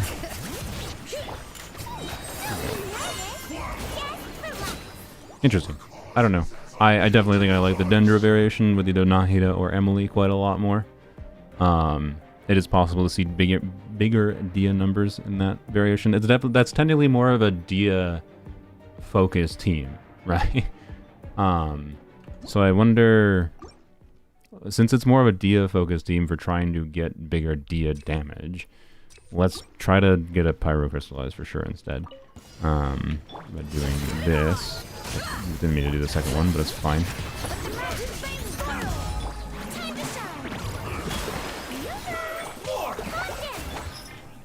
And then, yeah, let's do this first. Yeah, right. I ended up apparently applying too much power to that dude, which seems like a uncommon occurrence. I've never heard of Dia applying too much pyro. But that's a side effect of how Farina applies Hydro. But it's funny. Yeah, consistently getting the pyro crystallize, I think, might be a bit of a struggle, but I just got it there, right? So, it's interesting. Can I? No? Okay, no.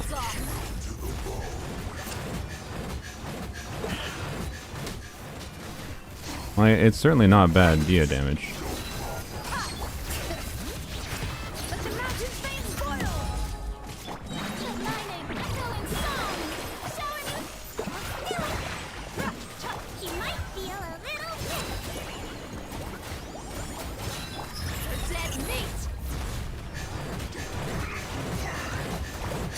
I don't know, I actually kind of like it.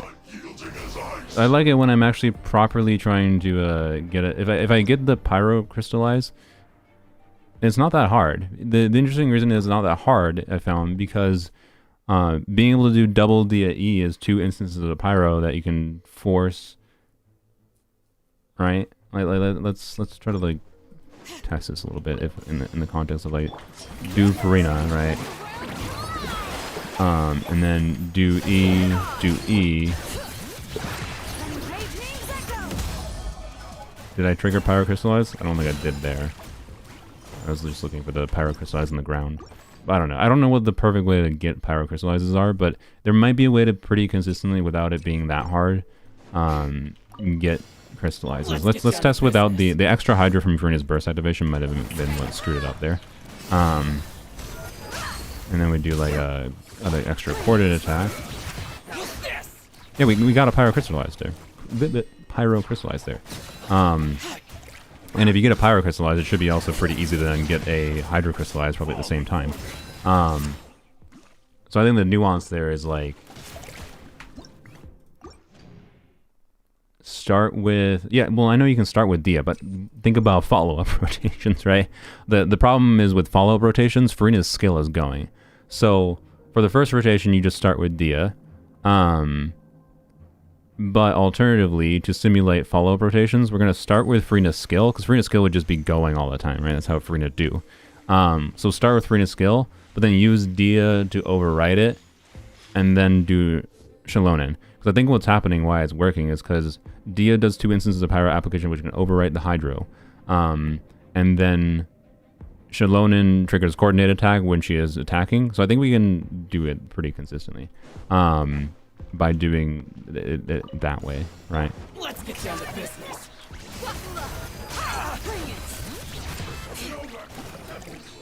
Well, not that time. So I might be wrong. I don't know. I might play around with this more. The fact that it just lets me get satisfying big Dia numbers and it's not a freaking Bennett team, right? I like not being stuck to Bennett. I think it's kind of cool. All right. It's my lucky day. But yeah, obviously first rotation just do that, right? And it's obviously the easier option.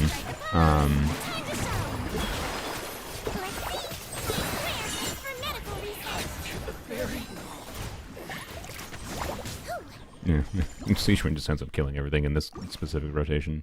But can you trigger crystallize with burst? You can, yeah. So that's actually something that might be interesting. Like, can we get both crystallizes going by so let's start with this, do that, and then do this. Wait, no, she doesn't cause a Night Soul there though, I think. So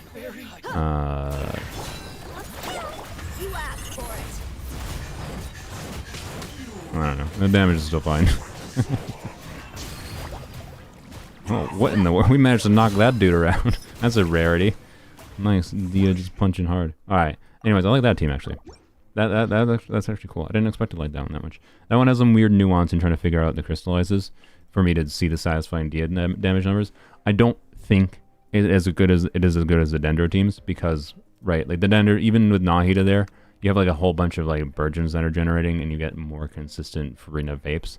And with Emily, you have Emily's like damage performance. Like the team DPS I think is meaningfully better with the Dendro units instead of Xilonen there. But I do like it. Because like Kazuha doesn't really work there. I mean he can. But the buff uptime, like for both elements, doesn't really work, right? You don't really get double swirls in that team. No, without, right? Like it's a lot worse than what we were trying to do with Xilonen. Even Xilonen getting the damage bonus is a little bit annoying on both. We at least get the retro regardless, and that like makes it. It's going to make it feel much more consistent. And even ignoring that, I think it's easier to do like crystallized setups. In there. Like, I don't think it's that hard to generally keep good uptime on the Hydro and decent uptime on the Pyro Crystallize. I'm going to have to mess around with it more. It's interesting. It's a carry Dia. It's a vaporized Dia team that is made specifically to get Dia vaporizes consistently. Compared to, like, the Dendro variants do get decent Dia vaporizes, but it's, like, inconsistent because the Hydro has to overwrite the burning, and it can cause problems doing that. But it's weird. I like it because it's a dynamic of like either you're getting Dia vapes, you're getting Farina vapes, you're getting good Dendro things going on. Yeah, I don't know. This is the best team I found with her. As far as her supported utility, honestly, my favorite one is still the Bennett Navia variant. That was so weird. I don't know. It's some of the best a dual DPS team has felt. Right. It plays to it. Xilonen buffs Arlecchino, she buffs Navia, and then it plays to like Navia's like quick swappy flexibility strengths, and Arlecchino being able to be flexible with swapping out. So it was just something like, you know, Arlecchino E, Xilonen, Bennett into big Navia E, also Navia burst before that, but Navia big E, switch to Arlecchino, do some whack in Arlecchino, and then before Bennett burst and switch back to Navia, do Navia second E. And like it had really high potential for front-loaded damage and a lot of flexibility. I don't know. It was really fun. So, yeah. No, I didn't activate C2 Xilonen. I'm not going to do that this stream, sorry. This was just a C0 testing stream. Yeah, I think that she's a fairly balanced unit at C0. We found interesting use cases for her. The most obvious ones are with Geo units. And then everything else is just like not fundamentally very dissimilar from, you know, existing things in the game like Zhongli, Kazuha, but has some upsides or potential downsides. Right. So it's been basically what I expected. Overall. And I like her more for Overworld than I expected too. Sure, yeah. She doesn't shred physical. I'm aware. Or we are answering something in chat. I'm not sure. Can you use Yelan instead of Siegewind there? Probably, yes. Well, no. Sorry. No, Dia doesn't apply or do kind of doing normal attacks in her burst. So because it's a burst and it counts as burst animation and doesn't yeah. It's whatever. It's just one of those Dia nuances. That's why I like people use Mona for her. Technically, you could do Mona in the team. That would be Mona in the team would be able to. Yeah, Farina Mona Xilonen. All right, let's try it. We can try it for rotation. My Mona's not built properly, so we're not gonna get the full value from her. But may as well. Since Xilonen is the healer, right? It's not as necessary to do Siegewind, but also I don't know what this team does when you're not Dia-ing, so I don't know. But it should get a bigger number from Dia, which is interesting. Raiden, Xilonen, Yelan, Bennett is nice. Yeah, I can see that.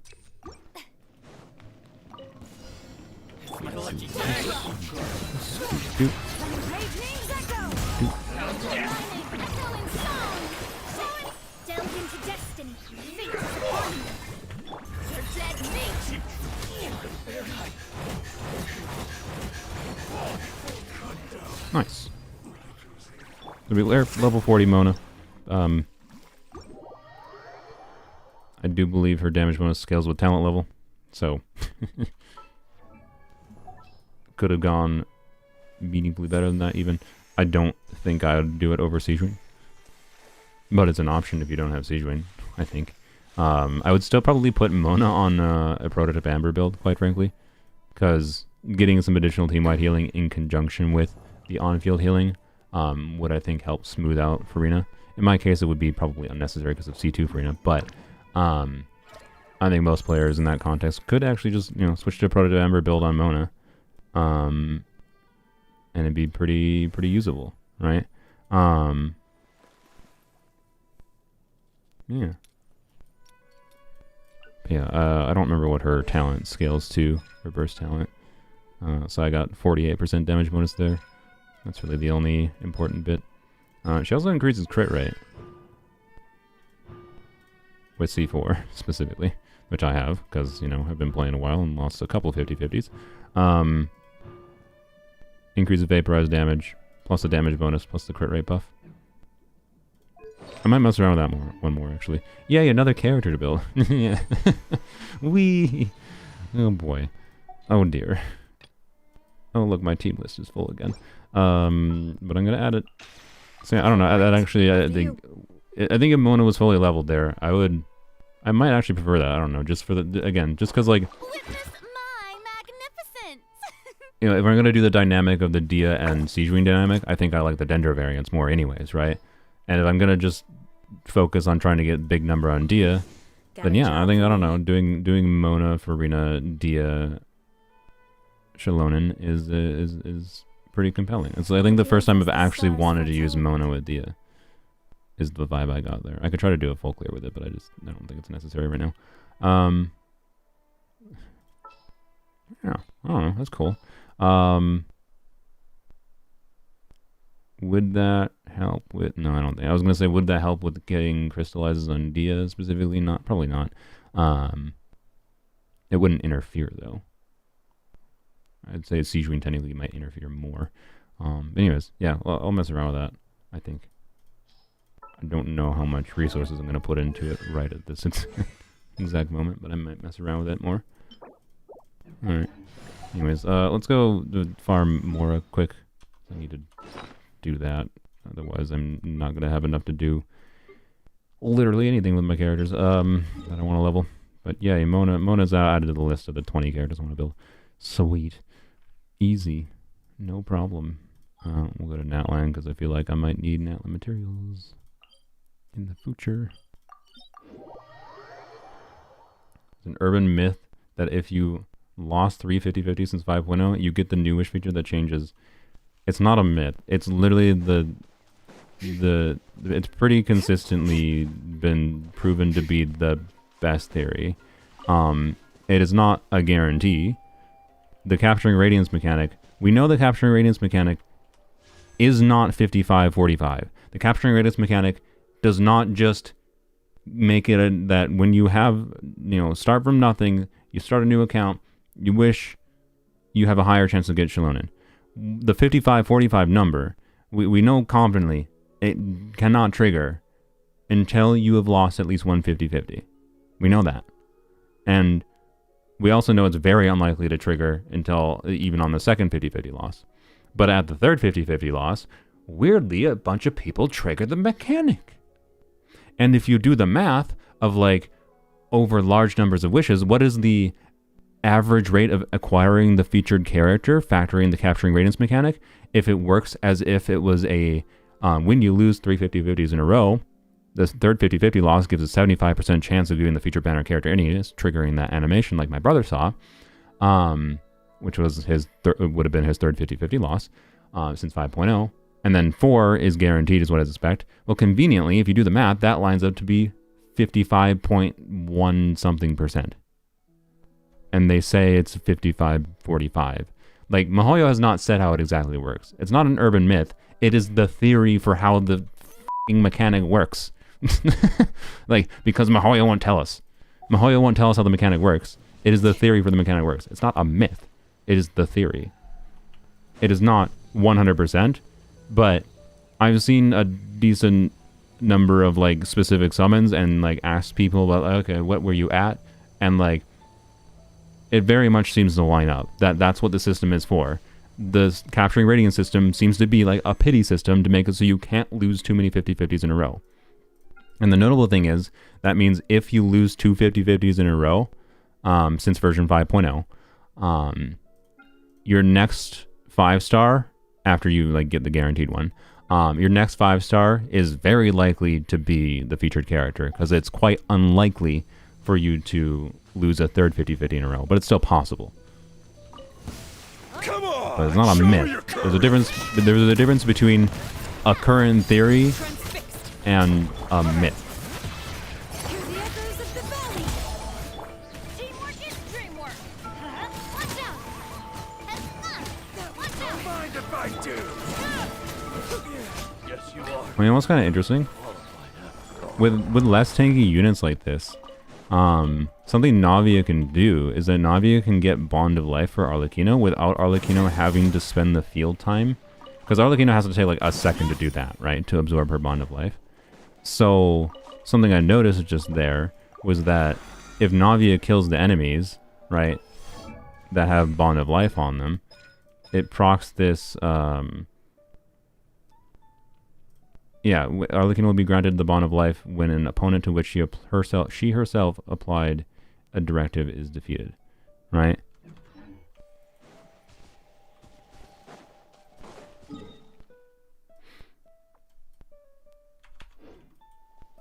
Does that work? Or wait, does it have to be herself? Wait, no, it did say it. Double check. Arlecchino will be granted a Bond of Life worth 100% when an opponent to which she herself applied. No, it's just to which she applied the directive. It doesn't have to be her that defeats it. Yeah, we'll go test that against the next late line. We should be able to skip the absorb Bond of Life thing, right?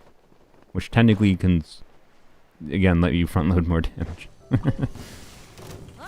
Lay down. Let the mountains say it's full. Rubber send down. I'm going in. Yeah, see, we got Bond of Life on Arlecchino, so we don't have to do a charge attack. That's interesting. I think that's kind of interesting. Yeah, it's only in situations where like you have enemies that are not tanky enough, like enemies that will die from you doing Navia, right? Which is definitely a possibility. Like in the current Abyss on the first half, right? You could mark the enemies and kill the two little like samurai dude with Navia before you switch to Arlecchino and not have to do a charge attack. I think that's interesting. How good is Chiori's weapon? Yeah, it's especially since Xilonen exists now. I agree. It is like if you look at the sword characters in the game, obviously base stats 542 attack and then 88.2 crit damage is already like a good generic stat stick at a baseline. How valuable that is going to depend on what your units look, or what your other sword options look like, of course. But then he gives normal attack damage bonus and skill damage bonus, right?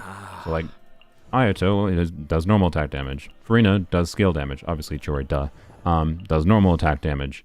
Technically you could do C6 things with Lynette, right? Alhaitham does normal attack and skill damage bonus. And skill damage, and so skill damage bonus is the biggest thing for him, but meme things. No.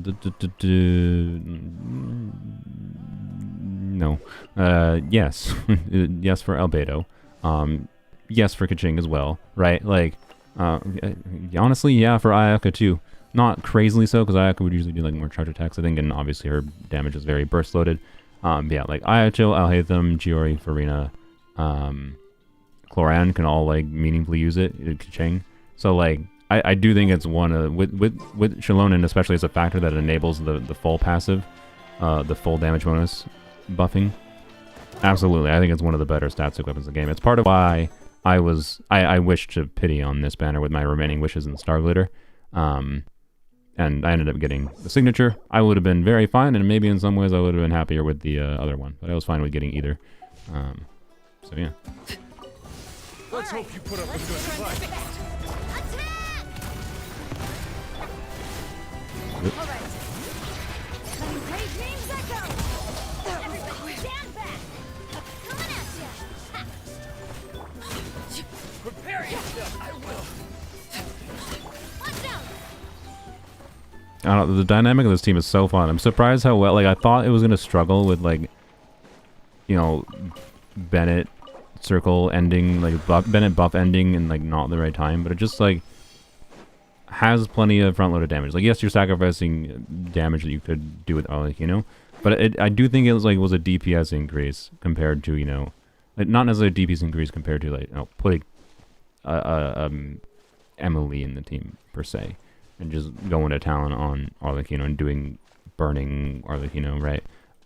But I don't think it's that much worse, and it has valuable things over Emily for just being able to front load more damage. I think that's, I don't know, it plays into, I don't know, this team is so fun. Let's finish this match. Credit to whoever that commenter was on my video yesterday. Yeah, they are the one that had the, or I don't know if they had this direct idea, but I think they said Arlecchino and Navia together, or whatever. And did they? I don't know. Whatever. It was their idea. That's what I'll say. It wasn't my idea. It took like, they suggested it. It took like 2 minutes of thought for me to go, it might work. And that was all my Mora, but hey, or all my Resin 4 Mora, and I have some monies now. Wee. Would a Farina, Noel, Xilonen, Albedo team work? No, because not at C0 at least. If you only have one Pyro, Hydro, Cryo, or Electro teammate, she can't activate her sample. She can't activate the buff for her Red Shred. So, and that's because of her passive. If she has less than 2 Pyro, Hydro, Cryo, or Electro, then she can't gain Night Soul points, and if she can't gain Night Soul points, then she can't max out her Night Soul to activate. So, yep. It would work with Xilonen C2 though, because the Geo is already activated, but it's only Geo Shred would be buffed to there. It wouldn't be. She still wouldn't be buffing Farina. If I recall. Yeah, no, because she still can't activate the things for Farina. Yeah, she can activate it at C6. Yes. Oh, okay. Can she? I don't know. I'm not gonna go read 6. I don't care. All right. I think that's all I have to say with Xilonen. But we're gonna go into Polearms only real quick and craft my goblet. Obviously, I plan to have a DPS Xilonen video. We'll do a little bit more than I did this stream, but in a condensed manner. I'll probably show the Cloud Retainer team. I'll figure out something I want to do with a different style of a DPS team with her. Just to show that, hey, this is a cool thing you can do with her. But we're going to go craft a goblet, Polearms only, and probably be really sad. I'll be working on leveling Chiori and other units and whatever, so yeah, I don't know, you can look forward to content for those characters too.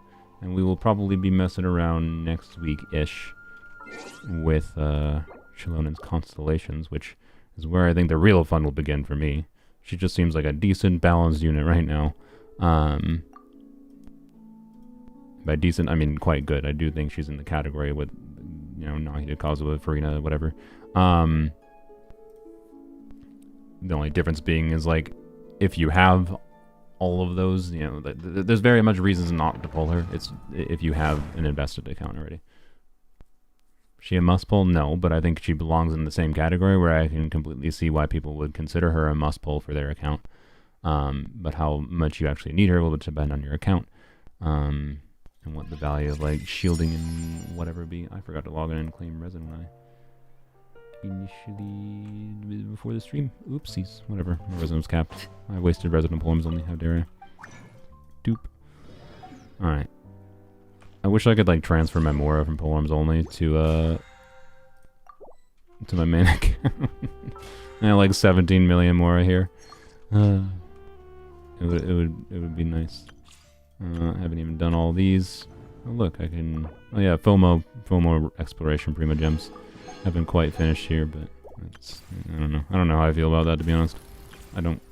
Oh, I forgot. I could have saved some resin. Oops. Well, oh well. Hindsight is 20/20. I didn't do this on my main account. I forgot you can save some resin by doing that. I should do it for these for some reason. Yeah, that's what I need. Whatever. Alright. We'll do the goblet in just a second. Actually, wait. Before we do the goblet, we're gonna go do our farming. I'm sorry. Start making you wait. Before we craft a goblet, just in case, right? Just in case the game is like, here's the perfect onset goblet from just resin farming, right? We're gonna check, just in case.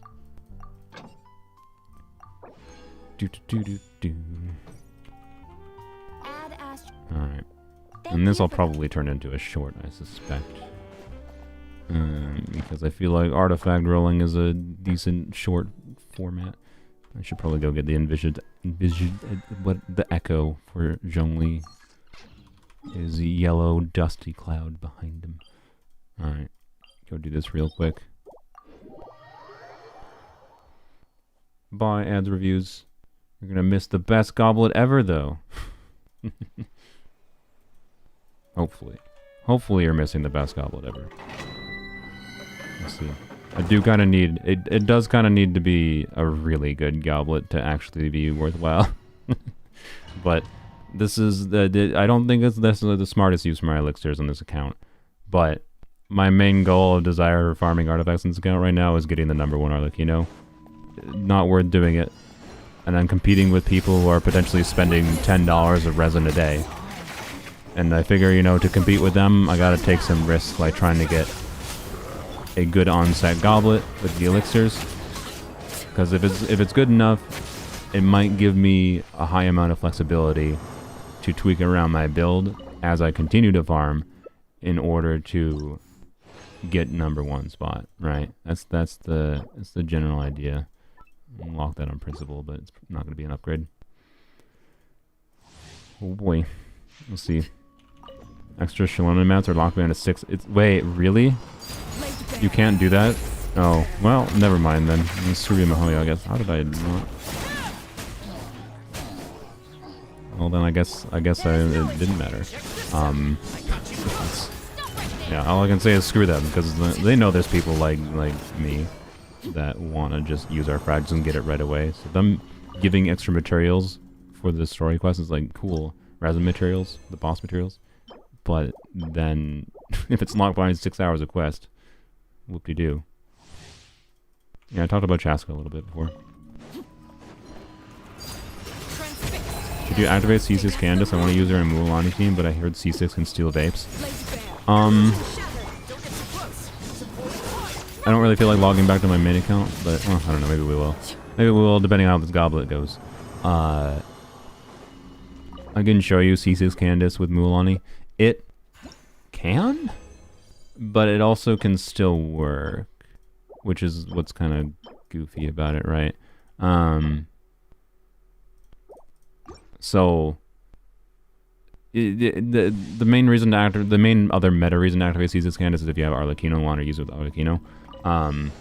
Like I'd rather have C6 Candace available for my Arlecchino than a non-C6, or than worry about how like she slightly interferes with Mualani. And I prefer non-Candace Mualani teams anyways, so like, you know, hopefully I can go, I don't know, I might go and test it, we'll see. We gotta do this goblet now though. What do you think about the battle pass getting you artifact XP? A good change, because a lot of people don't need the rocks, the weapon XP.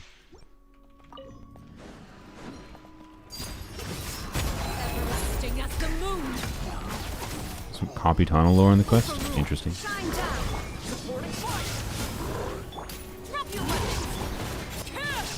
Alright, 36 starter bits from getting Xilonen, and her weapon actually saved you. Nice, congrats. The power of buffers.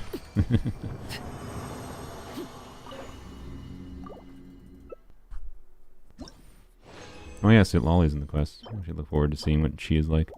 Yep, these are, yep, okay. Alright.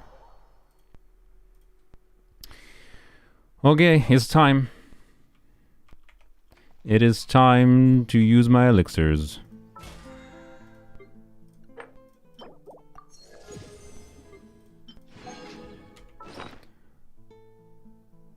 To preface, I do not know if this is worth the risk again. It is risky, right? Goblets are very expensive. I kind of think, like I have, I guess I should show my existing goblets. The reason this is potentially not the best use case is because I have this, an attack percent goblet versus pyro goblet on polearms only is almost exactly the same. Pyro goblet is slightly better though, especially because pyro goblet can have attack percent substats. But it's like really splitting hairs. For the Akasha leaderboards, it will be better for Pyro as well, because the Akasha leaderboards always factor in Bennett. I don't have Bennett on my Polearm only account, hence why attack percent goblet is actually extremely competitive. It's basically the same as a Pyro goblet.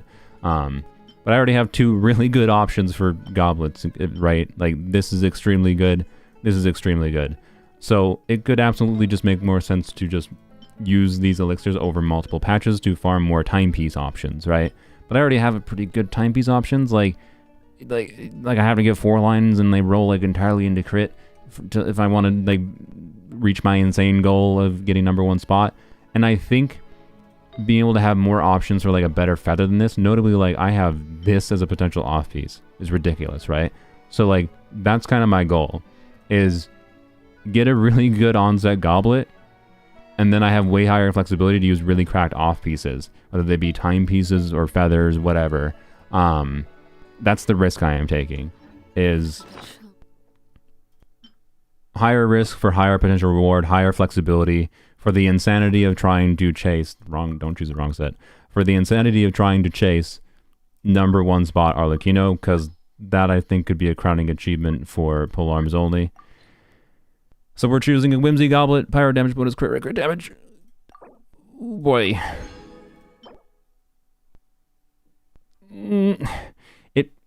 Okay. It's 4 line, that helps a lot. That helps a lot. Not having attack percent or EM even kind of really hurts the ability for this goblet to get me #1 spot. Like I know that seems insane, but like we're like a #1 spot for Arlecchino, one of the most like competitive leaderboards. But it depends how this rolls ultimately. Actually, you know, I'm gonna let chat vote. Sort of poll. Dump level. Do we do it level by level? Pick level by level, so like 4 levels at a time. Upgrades. So that, you know, builds up the suspense. Or dump a level 20 in it. Or straight to 18. Or 20. Like 18 or 20 at minimum. Right? It'll be 20 if it doubles like XP. So level it up in all in one go or one by one. Honestly, it seems more stressful to me to level it up one by one, to be completely honest.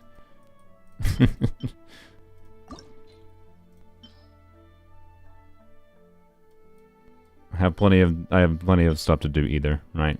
So, and I think I will sacrifice. Yeah, I'll sacrifice my good attack percent circlet. I can use an attack percent circlet on Arlecchino. This is a good attack percent circlet I could sacrifice, but I don't know. It's more suspenseful to do level by level, especially like if you see crit roll, get crit roll, and then you start to get really excited, and then it like lets you down with like the flat depth at the last 2 rolls, and you just like, you know, right, which can happen either way, but you know, stalling content. No, it's not me stalling. I just want to let you pick. It looks like though, I kind of expected it to be level by level, but 53 votes. I'll wait for a little bit more in case anyone wants to vote to swing it to level by level upgrades. You want to open up the chat if you're just vibing. But yeah, we have 56 votes, 62% for leveling it up with a level 20 piece, or about 38% votes right now for a level by level. I'll wait, I don't know, a minute longer. Is it possible this could be 50 CV? I don't know if it starts with a min roll, if it can. It probably can, I guess, if it like max rolls all the way, but it seems extremely unlikely. Obviously, if it rolls entirely, if all 5 rolls go into crit, then this is probably still good enough. If all the rolls don't go into crit, you know, even if it's like, if it's 40 CV, it's still probably good enough, right? Obviously. But attack percent really could have been the difference maker in like getting that #1 spot, right? Because having those additional relevant stats that the leaderboard cares about is how you get that #1 spot. Like, and like the difference between minimum rolls and high rolls matters too, kind of thing for #1 spot. Like it's really insane. It's really stupid insane. Like, don't chase #1 spot. Yeah, we might just get all flat HP. All right, it seems to settle at 60%. So we're leveling up to 20 with this circlet. Or 18 at minimum, if it doesn't double, of course. Oh boy. Oh boy. Let's see. Ooh. It's okay. But that's some min rolls. That's 3 min rolls into crit rate, I think. Oof. I think it's very dead, honestly. If it gets a max roll on crit, it might be better than what I currently have, but it's probably not good enough for number 1. High roll. It's an extremely good goblet. I want to emphasize that. That's an extremely good goblet. I don't think it's good enough. I think it will increase my rankings, to be clear. We'll see. We'll see what it does. I like this goblet. But yeah, 8.2 crit rate, I believe is 2.7 plus 2.7 plus 2.7. Yeah, it's triple minimum rolls. Triple minimum rolls, yo. It's still a very good goblet. One more crit rate roll could have like been like, holy shnikes. It's very good. It's a goofy looking goblet, so we'll equip it, obviously. So I'm losing a little bit of crit damage from my current one, but that's fine. Tiny bit of crit rate too. The attack goblet, it was not. I used this goblet for the Akasha rankings already, anyways. And then this circlet, and then if we switch to this piece now, so actually, wait. Let's do. I gotta update the Akasha rankings with the old goblet. Last I checked, on Akasha rankings, I think on the highest ranking I had was like top 140 on the vaporized leaderboard with this flower, this feather. I think it was this timepiece, that goblet, and then this. And Akasha rankings, by the way, don't factor in the fact that I have C6. So I believe this was the build that was top 140. We'll double check quick, and then we'll clip the new build. Akasha's down? Oh. Well. I guess we're not finding out now. Oops. Oh well.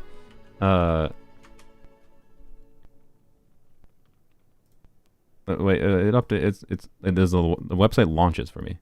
So I don't know. Here, let me yeah, we can do tests. But like I can tell you, like, Arlecchino's weird variability with her like bond of life and stuff, it's just like, it's honestly really awful to test Arlecchino different artifacts at least when it comes down to like splitting hairs at this high of a level of different artifacts. Like, it doesn't actually matter in game. So, you know, but I will test the build obviously in game. All right, here's the polearms only currently. So yeah, this is with she was top 3% with the attack build. And this is like my actual build configured for more C6. But again, the goal is to get a top 1 ranking. Well, we gotta wait a minute. So yeah, this current build, I believe last I checked, if I recall, this was the build. Was maybe it did use this. No, I don't think it did use that piece. I think it was the crit rate that helped me so much. But yeah, I think it was top 140. In the vape leaderboard specifically.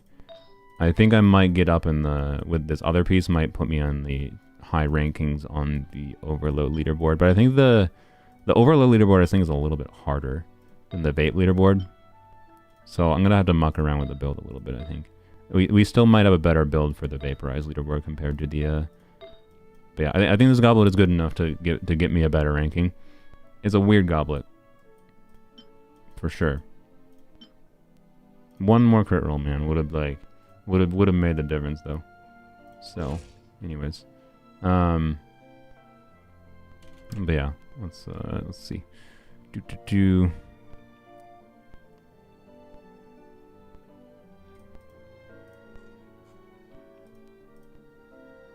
Is it gonna work?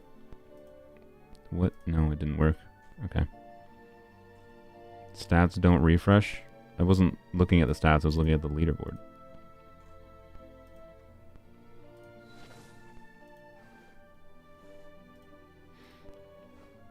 Bye, misery.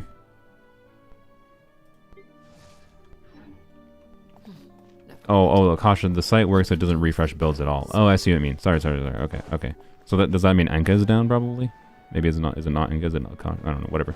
Okay. Never mind. I guess we won't get to see then. Oh well. I guess we will just test it in-game. So Sino will get this other piece, by the way. Like, Sino's not losing that much, because we have this piece. We'll switch to that, though. And then, like, for this account, since I do have C6, to be clear, I think we... Well, actually, what does it look like first? So, we have...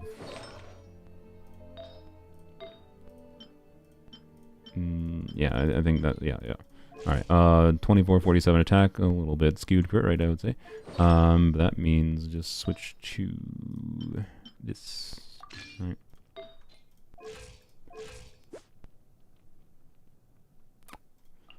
Yep.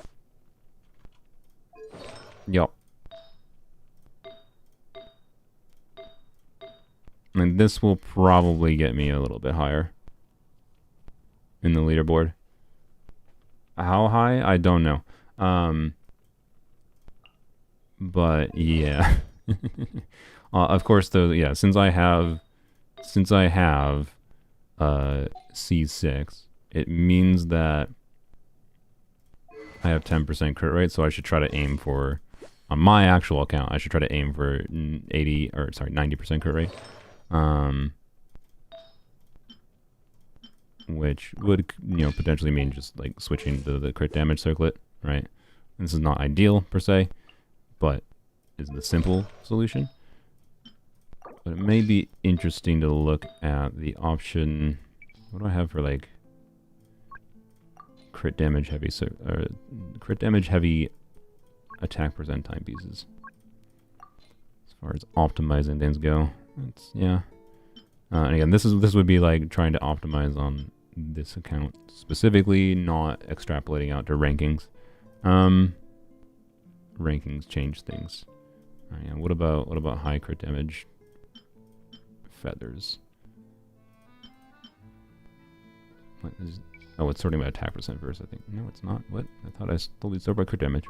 Sort by crit damage, please. Yep, that piece.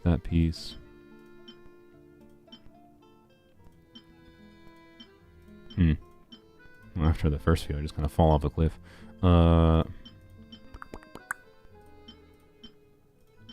Interesting.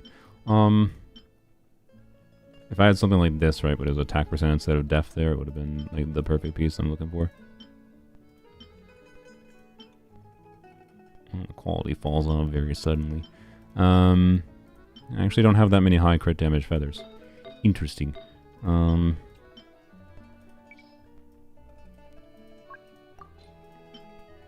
Yeah, I could switch to that, I guess.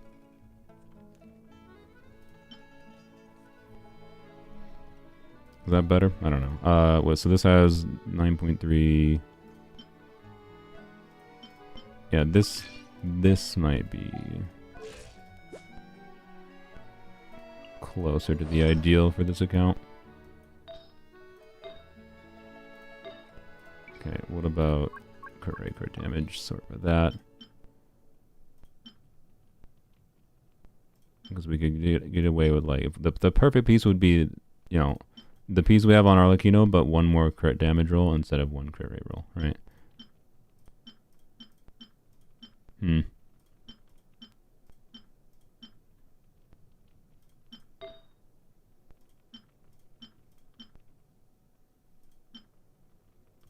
I could just switch to that high crit damage piece, but it's like barely more crit damage, and I think it's worse because it doesn't have the attack percent.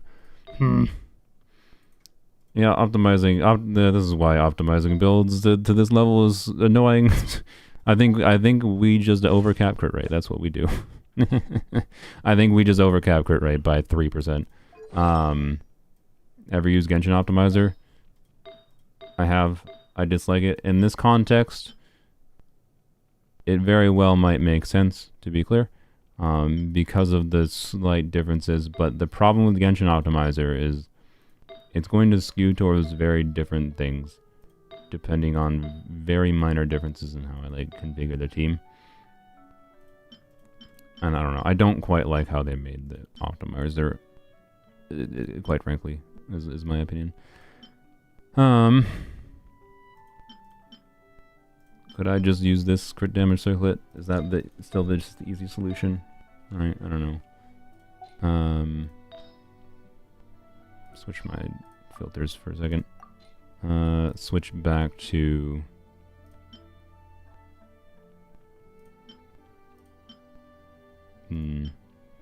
this piece.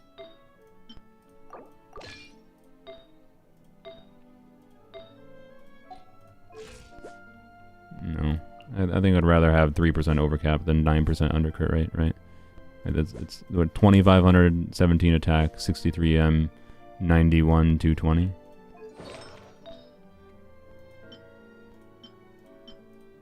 Like, okay, and to be clear, I could switch back to this one. So, okay, so the comparison would be, yeah, which one of these is better, I guess? Is the previous one better? So 2463 attack, 79 EM, which situationally matters. It depends on what team I'm playing on, like on Arlecchino. I would not mind some EM, but I don't need to like over prioritize it. Again, and the leaderboard rankings changes things. So this is not a leaderboard ranking thing we're doing right now. This is what actually I'm playing on my account.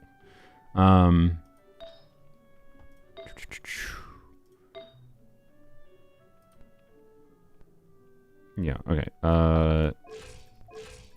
Okay. Sorry. So that's 2463 attack, 79 EM, and 86.5 to 13.5 ratio. And if we switch to, I've been going for 6 hours, by the way. We're gonna end the stream shortly. Switch it back to this one. Which this was a 4-line. Yeah, this is a 4-line, but the extra roll went into EM and it had low rolls. Whereas this has higher roll value in the crit and the attack. I think this is better. That shouldn't be that hard to evaluate. And then back to the crit rate circlet. Alright. 93. So this is functionally, you know, so the other one was 96% crit rate. This one is 103%. So functionally one more crit rate roll. Right? Okay, so that's interesting. This build has a bit more attack, not a meaningless amount less. So it's got 25-29 attack versus 24-63 attack. 21 EM instead of 79 EM. And then it's getting 100% crit rate and 208 crit damage. 208.8, right? So the difference is this has it's basically got 5% less crit damage, right? Less than 5% actually. 5% less crit damage, but 3.5% more crit rate, which means the CV is actually higher on this build. We're subtracting the 3.1 crit rate that's overcapped. I have about 70 more attack total, but less EM. So this build is definitely better for an overload team context. The other build might be, I think the other build, swapping, this is the kind of like micro optimizations that just don't really matter to me later. But like this piece, in conjunction with this piece and then this circlet, so changing 3 artifacts, which ends up resulting in an extremely similar build overall. And old Arlecchino with old Pyro Goblet is rank 149. Yeah, that lines up. So yeah, the leaderboard changes slightly, obviously, but at one point I think that build was 140. So yeah, that I think is where I'm at. I think this is technically the best build I can have, particularly because I tend not to actually play Arlecchino in vape teams in this account. Just Shivers is the easiest way to go most of the time. Also, I can just solo with her because, yeah. So I guess, I don't know, solo Arlecchino damage with extremely absurd build. Yeah, this Goblet made the build better, for sure. That is for dang sure. And I think I'd rather have the 100% crit rate build anyways over the build with more EM, even for reaction teams on this account. So this is most likely the build, which is interesting that I went back to this flower, by the way, because I had this for a long time, and I switched to this like a couple months ago, or like a month or so ago after I got it, because it was slightly better. But now I think we're back to this is better because of this goblet and this feather, right? That's kind of interesting. But let's see what she gets without doing anything else from anyone else. Ow. This is where transfixed. Uh-oh. Might die. She technically does not have enough ER when she's alone. Oops. I could definitely do that on my own. Or on her own. ER requirements for Xilonen in non-Geo teams. I mean, I was running a R5 Fab build where I consistently triggered Fab because I had plenty of crit rate substats. With 200 ER. And when consistently triggering Fab Sword with 200 ER, I had more than enough ER. Like, she probably was towards like the 180 end, is my guess. If not lower, and that was in solo Geo teams. I tested her a number of different times with solo Geo, and she always got her burst back, basically. So, she also has nuance, like, in some teams you can, you know, in many teams she might be able to use her skill twice in a rotation, which is extra energy, right? And if you end up doing that, then obviously that reduces it too. So, the ER requirement for Xilonen is, like, variable, basically. It's not that hard to build her to burst consistently, though, is my general take. Solo Geo with Fab is 140, 150. I'm going to stay with my 200 build, quite frankly, because I just prefer extra ER most of the time. I can tell you with 150, I'm fairly confident I would have had a little bit of energy needs sometimes. I always prefer and bias towards extra ER. But anyways, what was I doing? Oh, we're going to go murder the thing with actually using the team.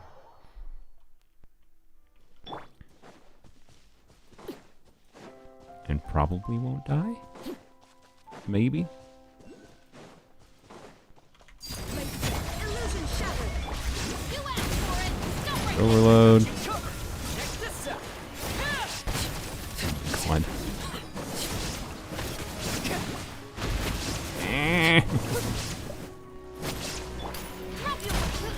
There is no escape. No, technically I should have put her on a different build. Technically. Transfixed. Witness. Maximum damage burst. 700,000. Nice. Decent damage. It's okay. It's okay. It's just okay. Yep, I think this Arlecchino is strong enough, to say the least, but she was strong enough a long time ago. If there was a C6 Arlecchino leaderboard, which I'm not saying they should add one, I'm just saying if there was, this might be the #1 C6 Arlecchino. Like, it's quite hard, I think, to get more valuable stats in this. Not impossible. Obviously, there's improvements that can be made. This, I think, was this a 4-line? Actually, wait, was this a 4-line? No, it was not. This was not a 4-line. This could have been a 4-line artifact. This is basically impossible to improve. This could have been a 4-line and could have had more crit, right? Other than that, it's extremely good. This could have had one more crit roll, higher rolls. And this could have had one more crit or attack percent roll. This was a 4-line. It had only one bad roll. It's still an insane circlet, right? Like, extremely good.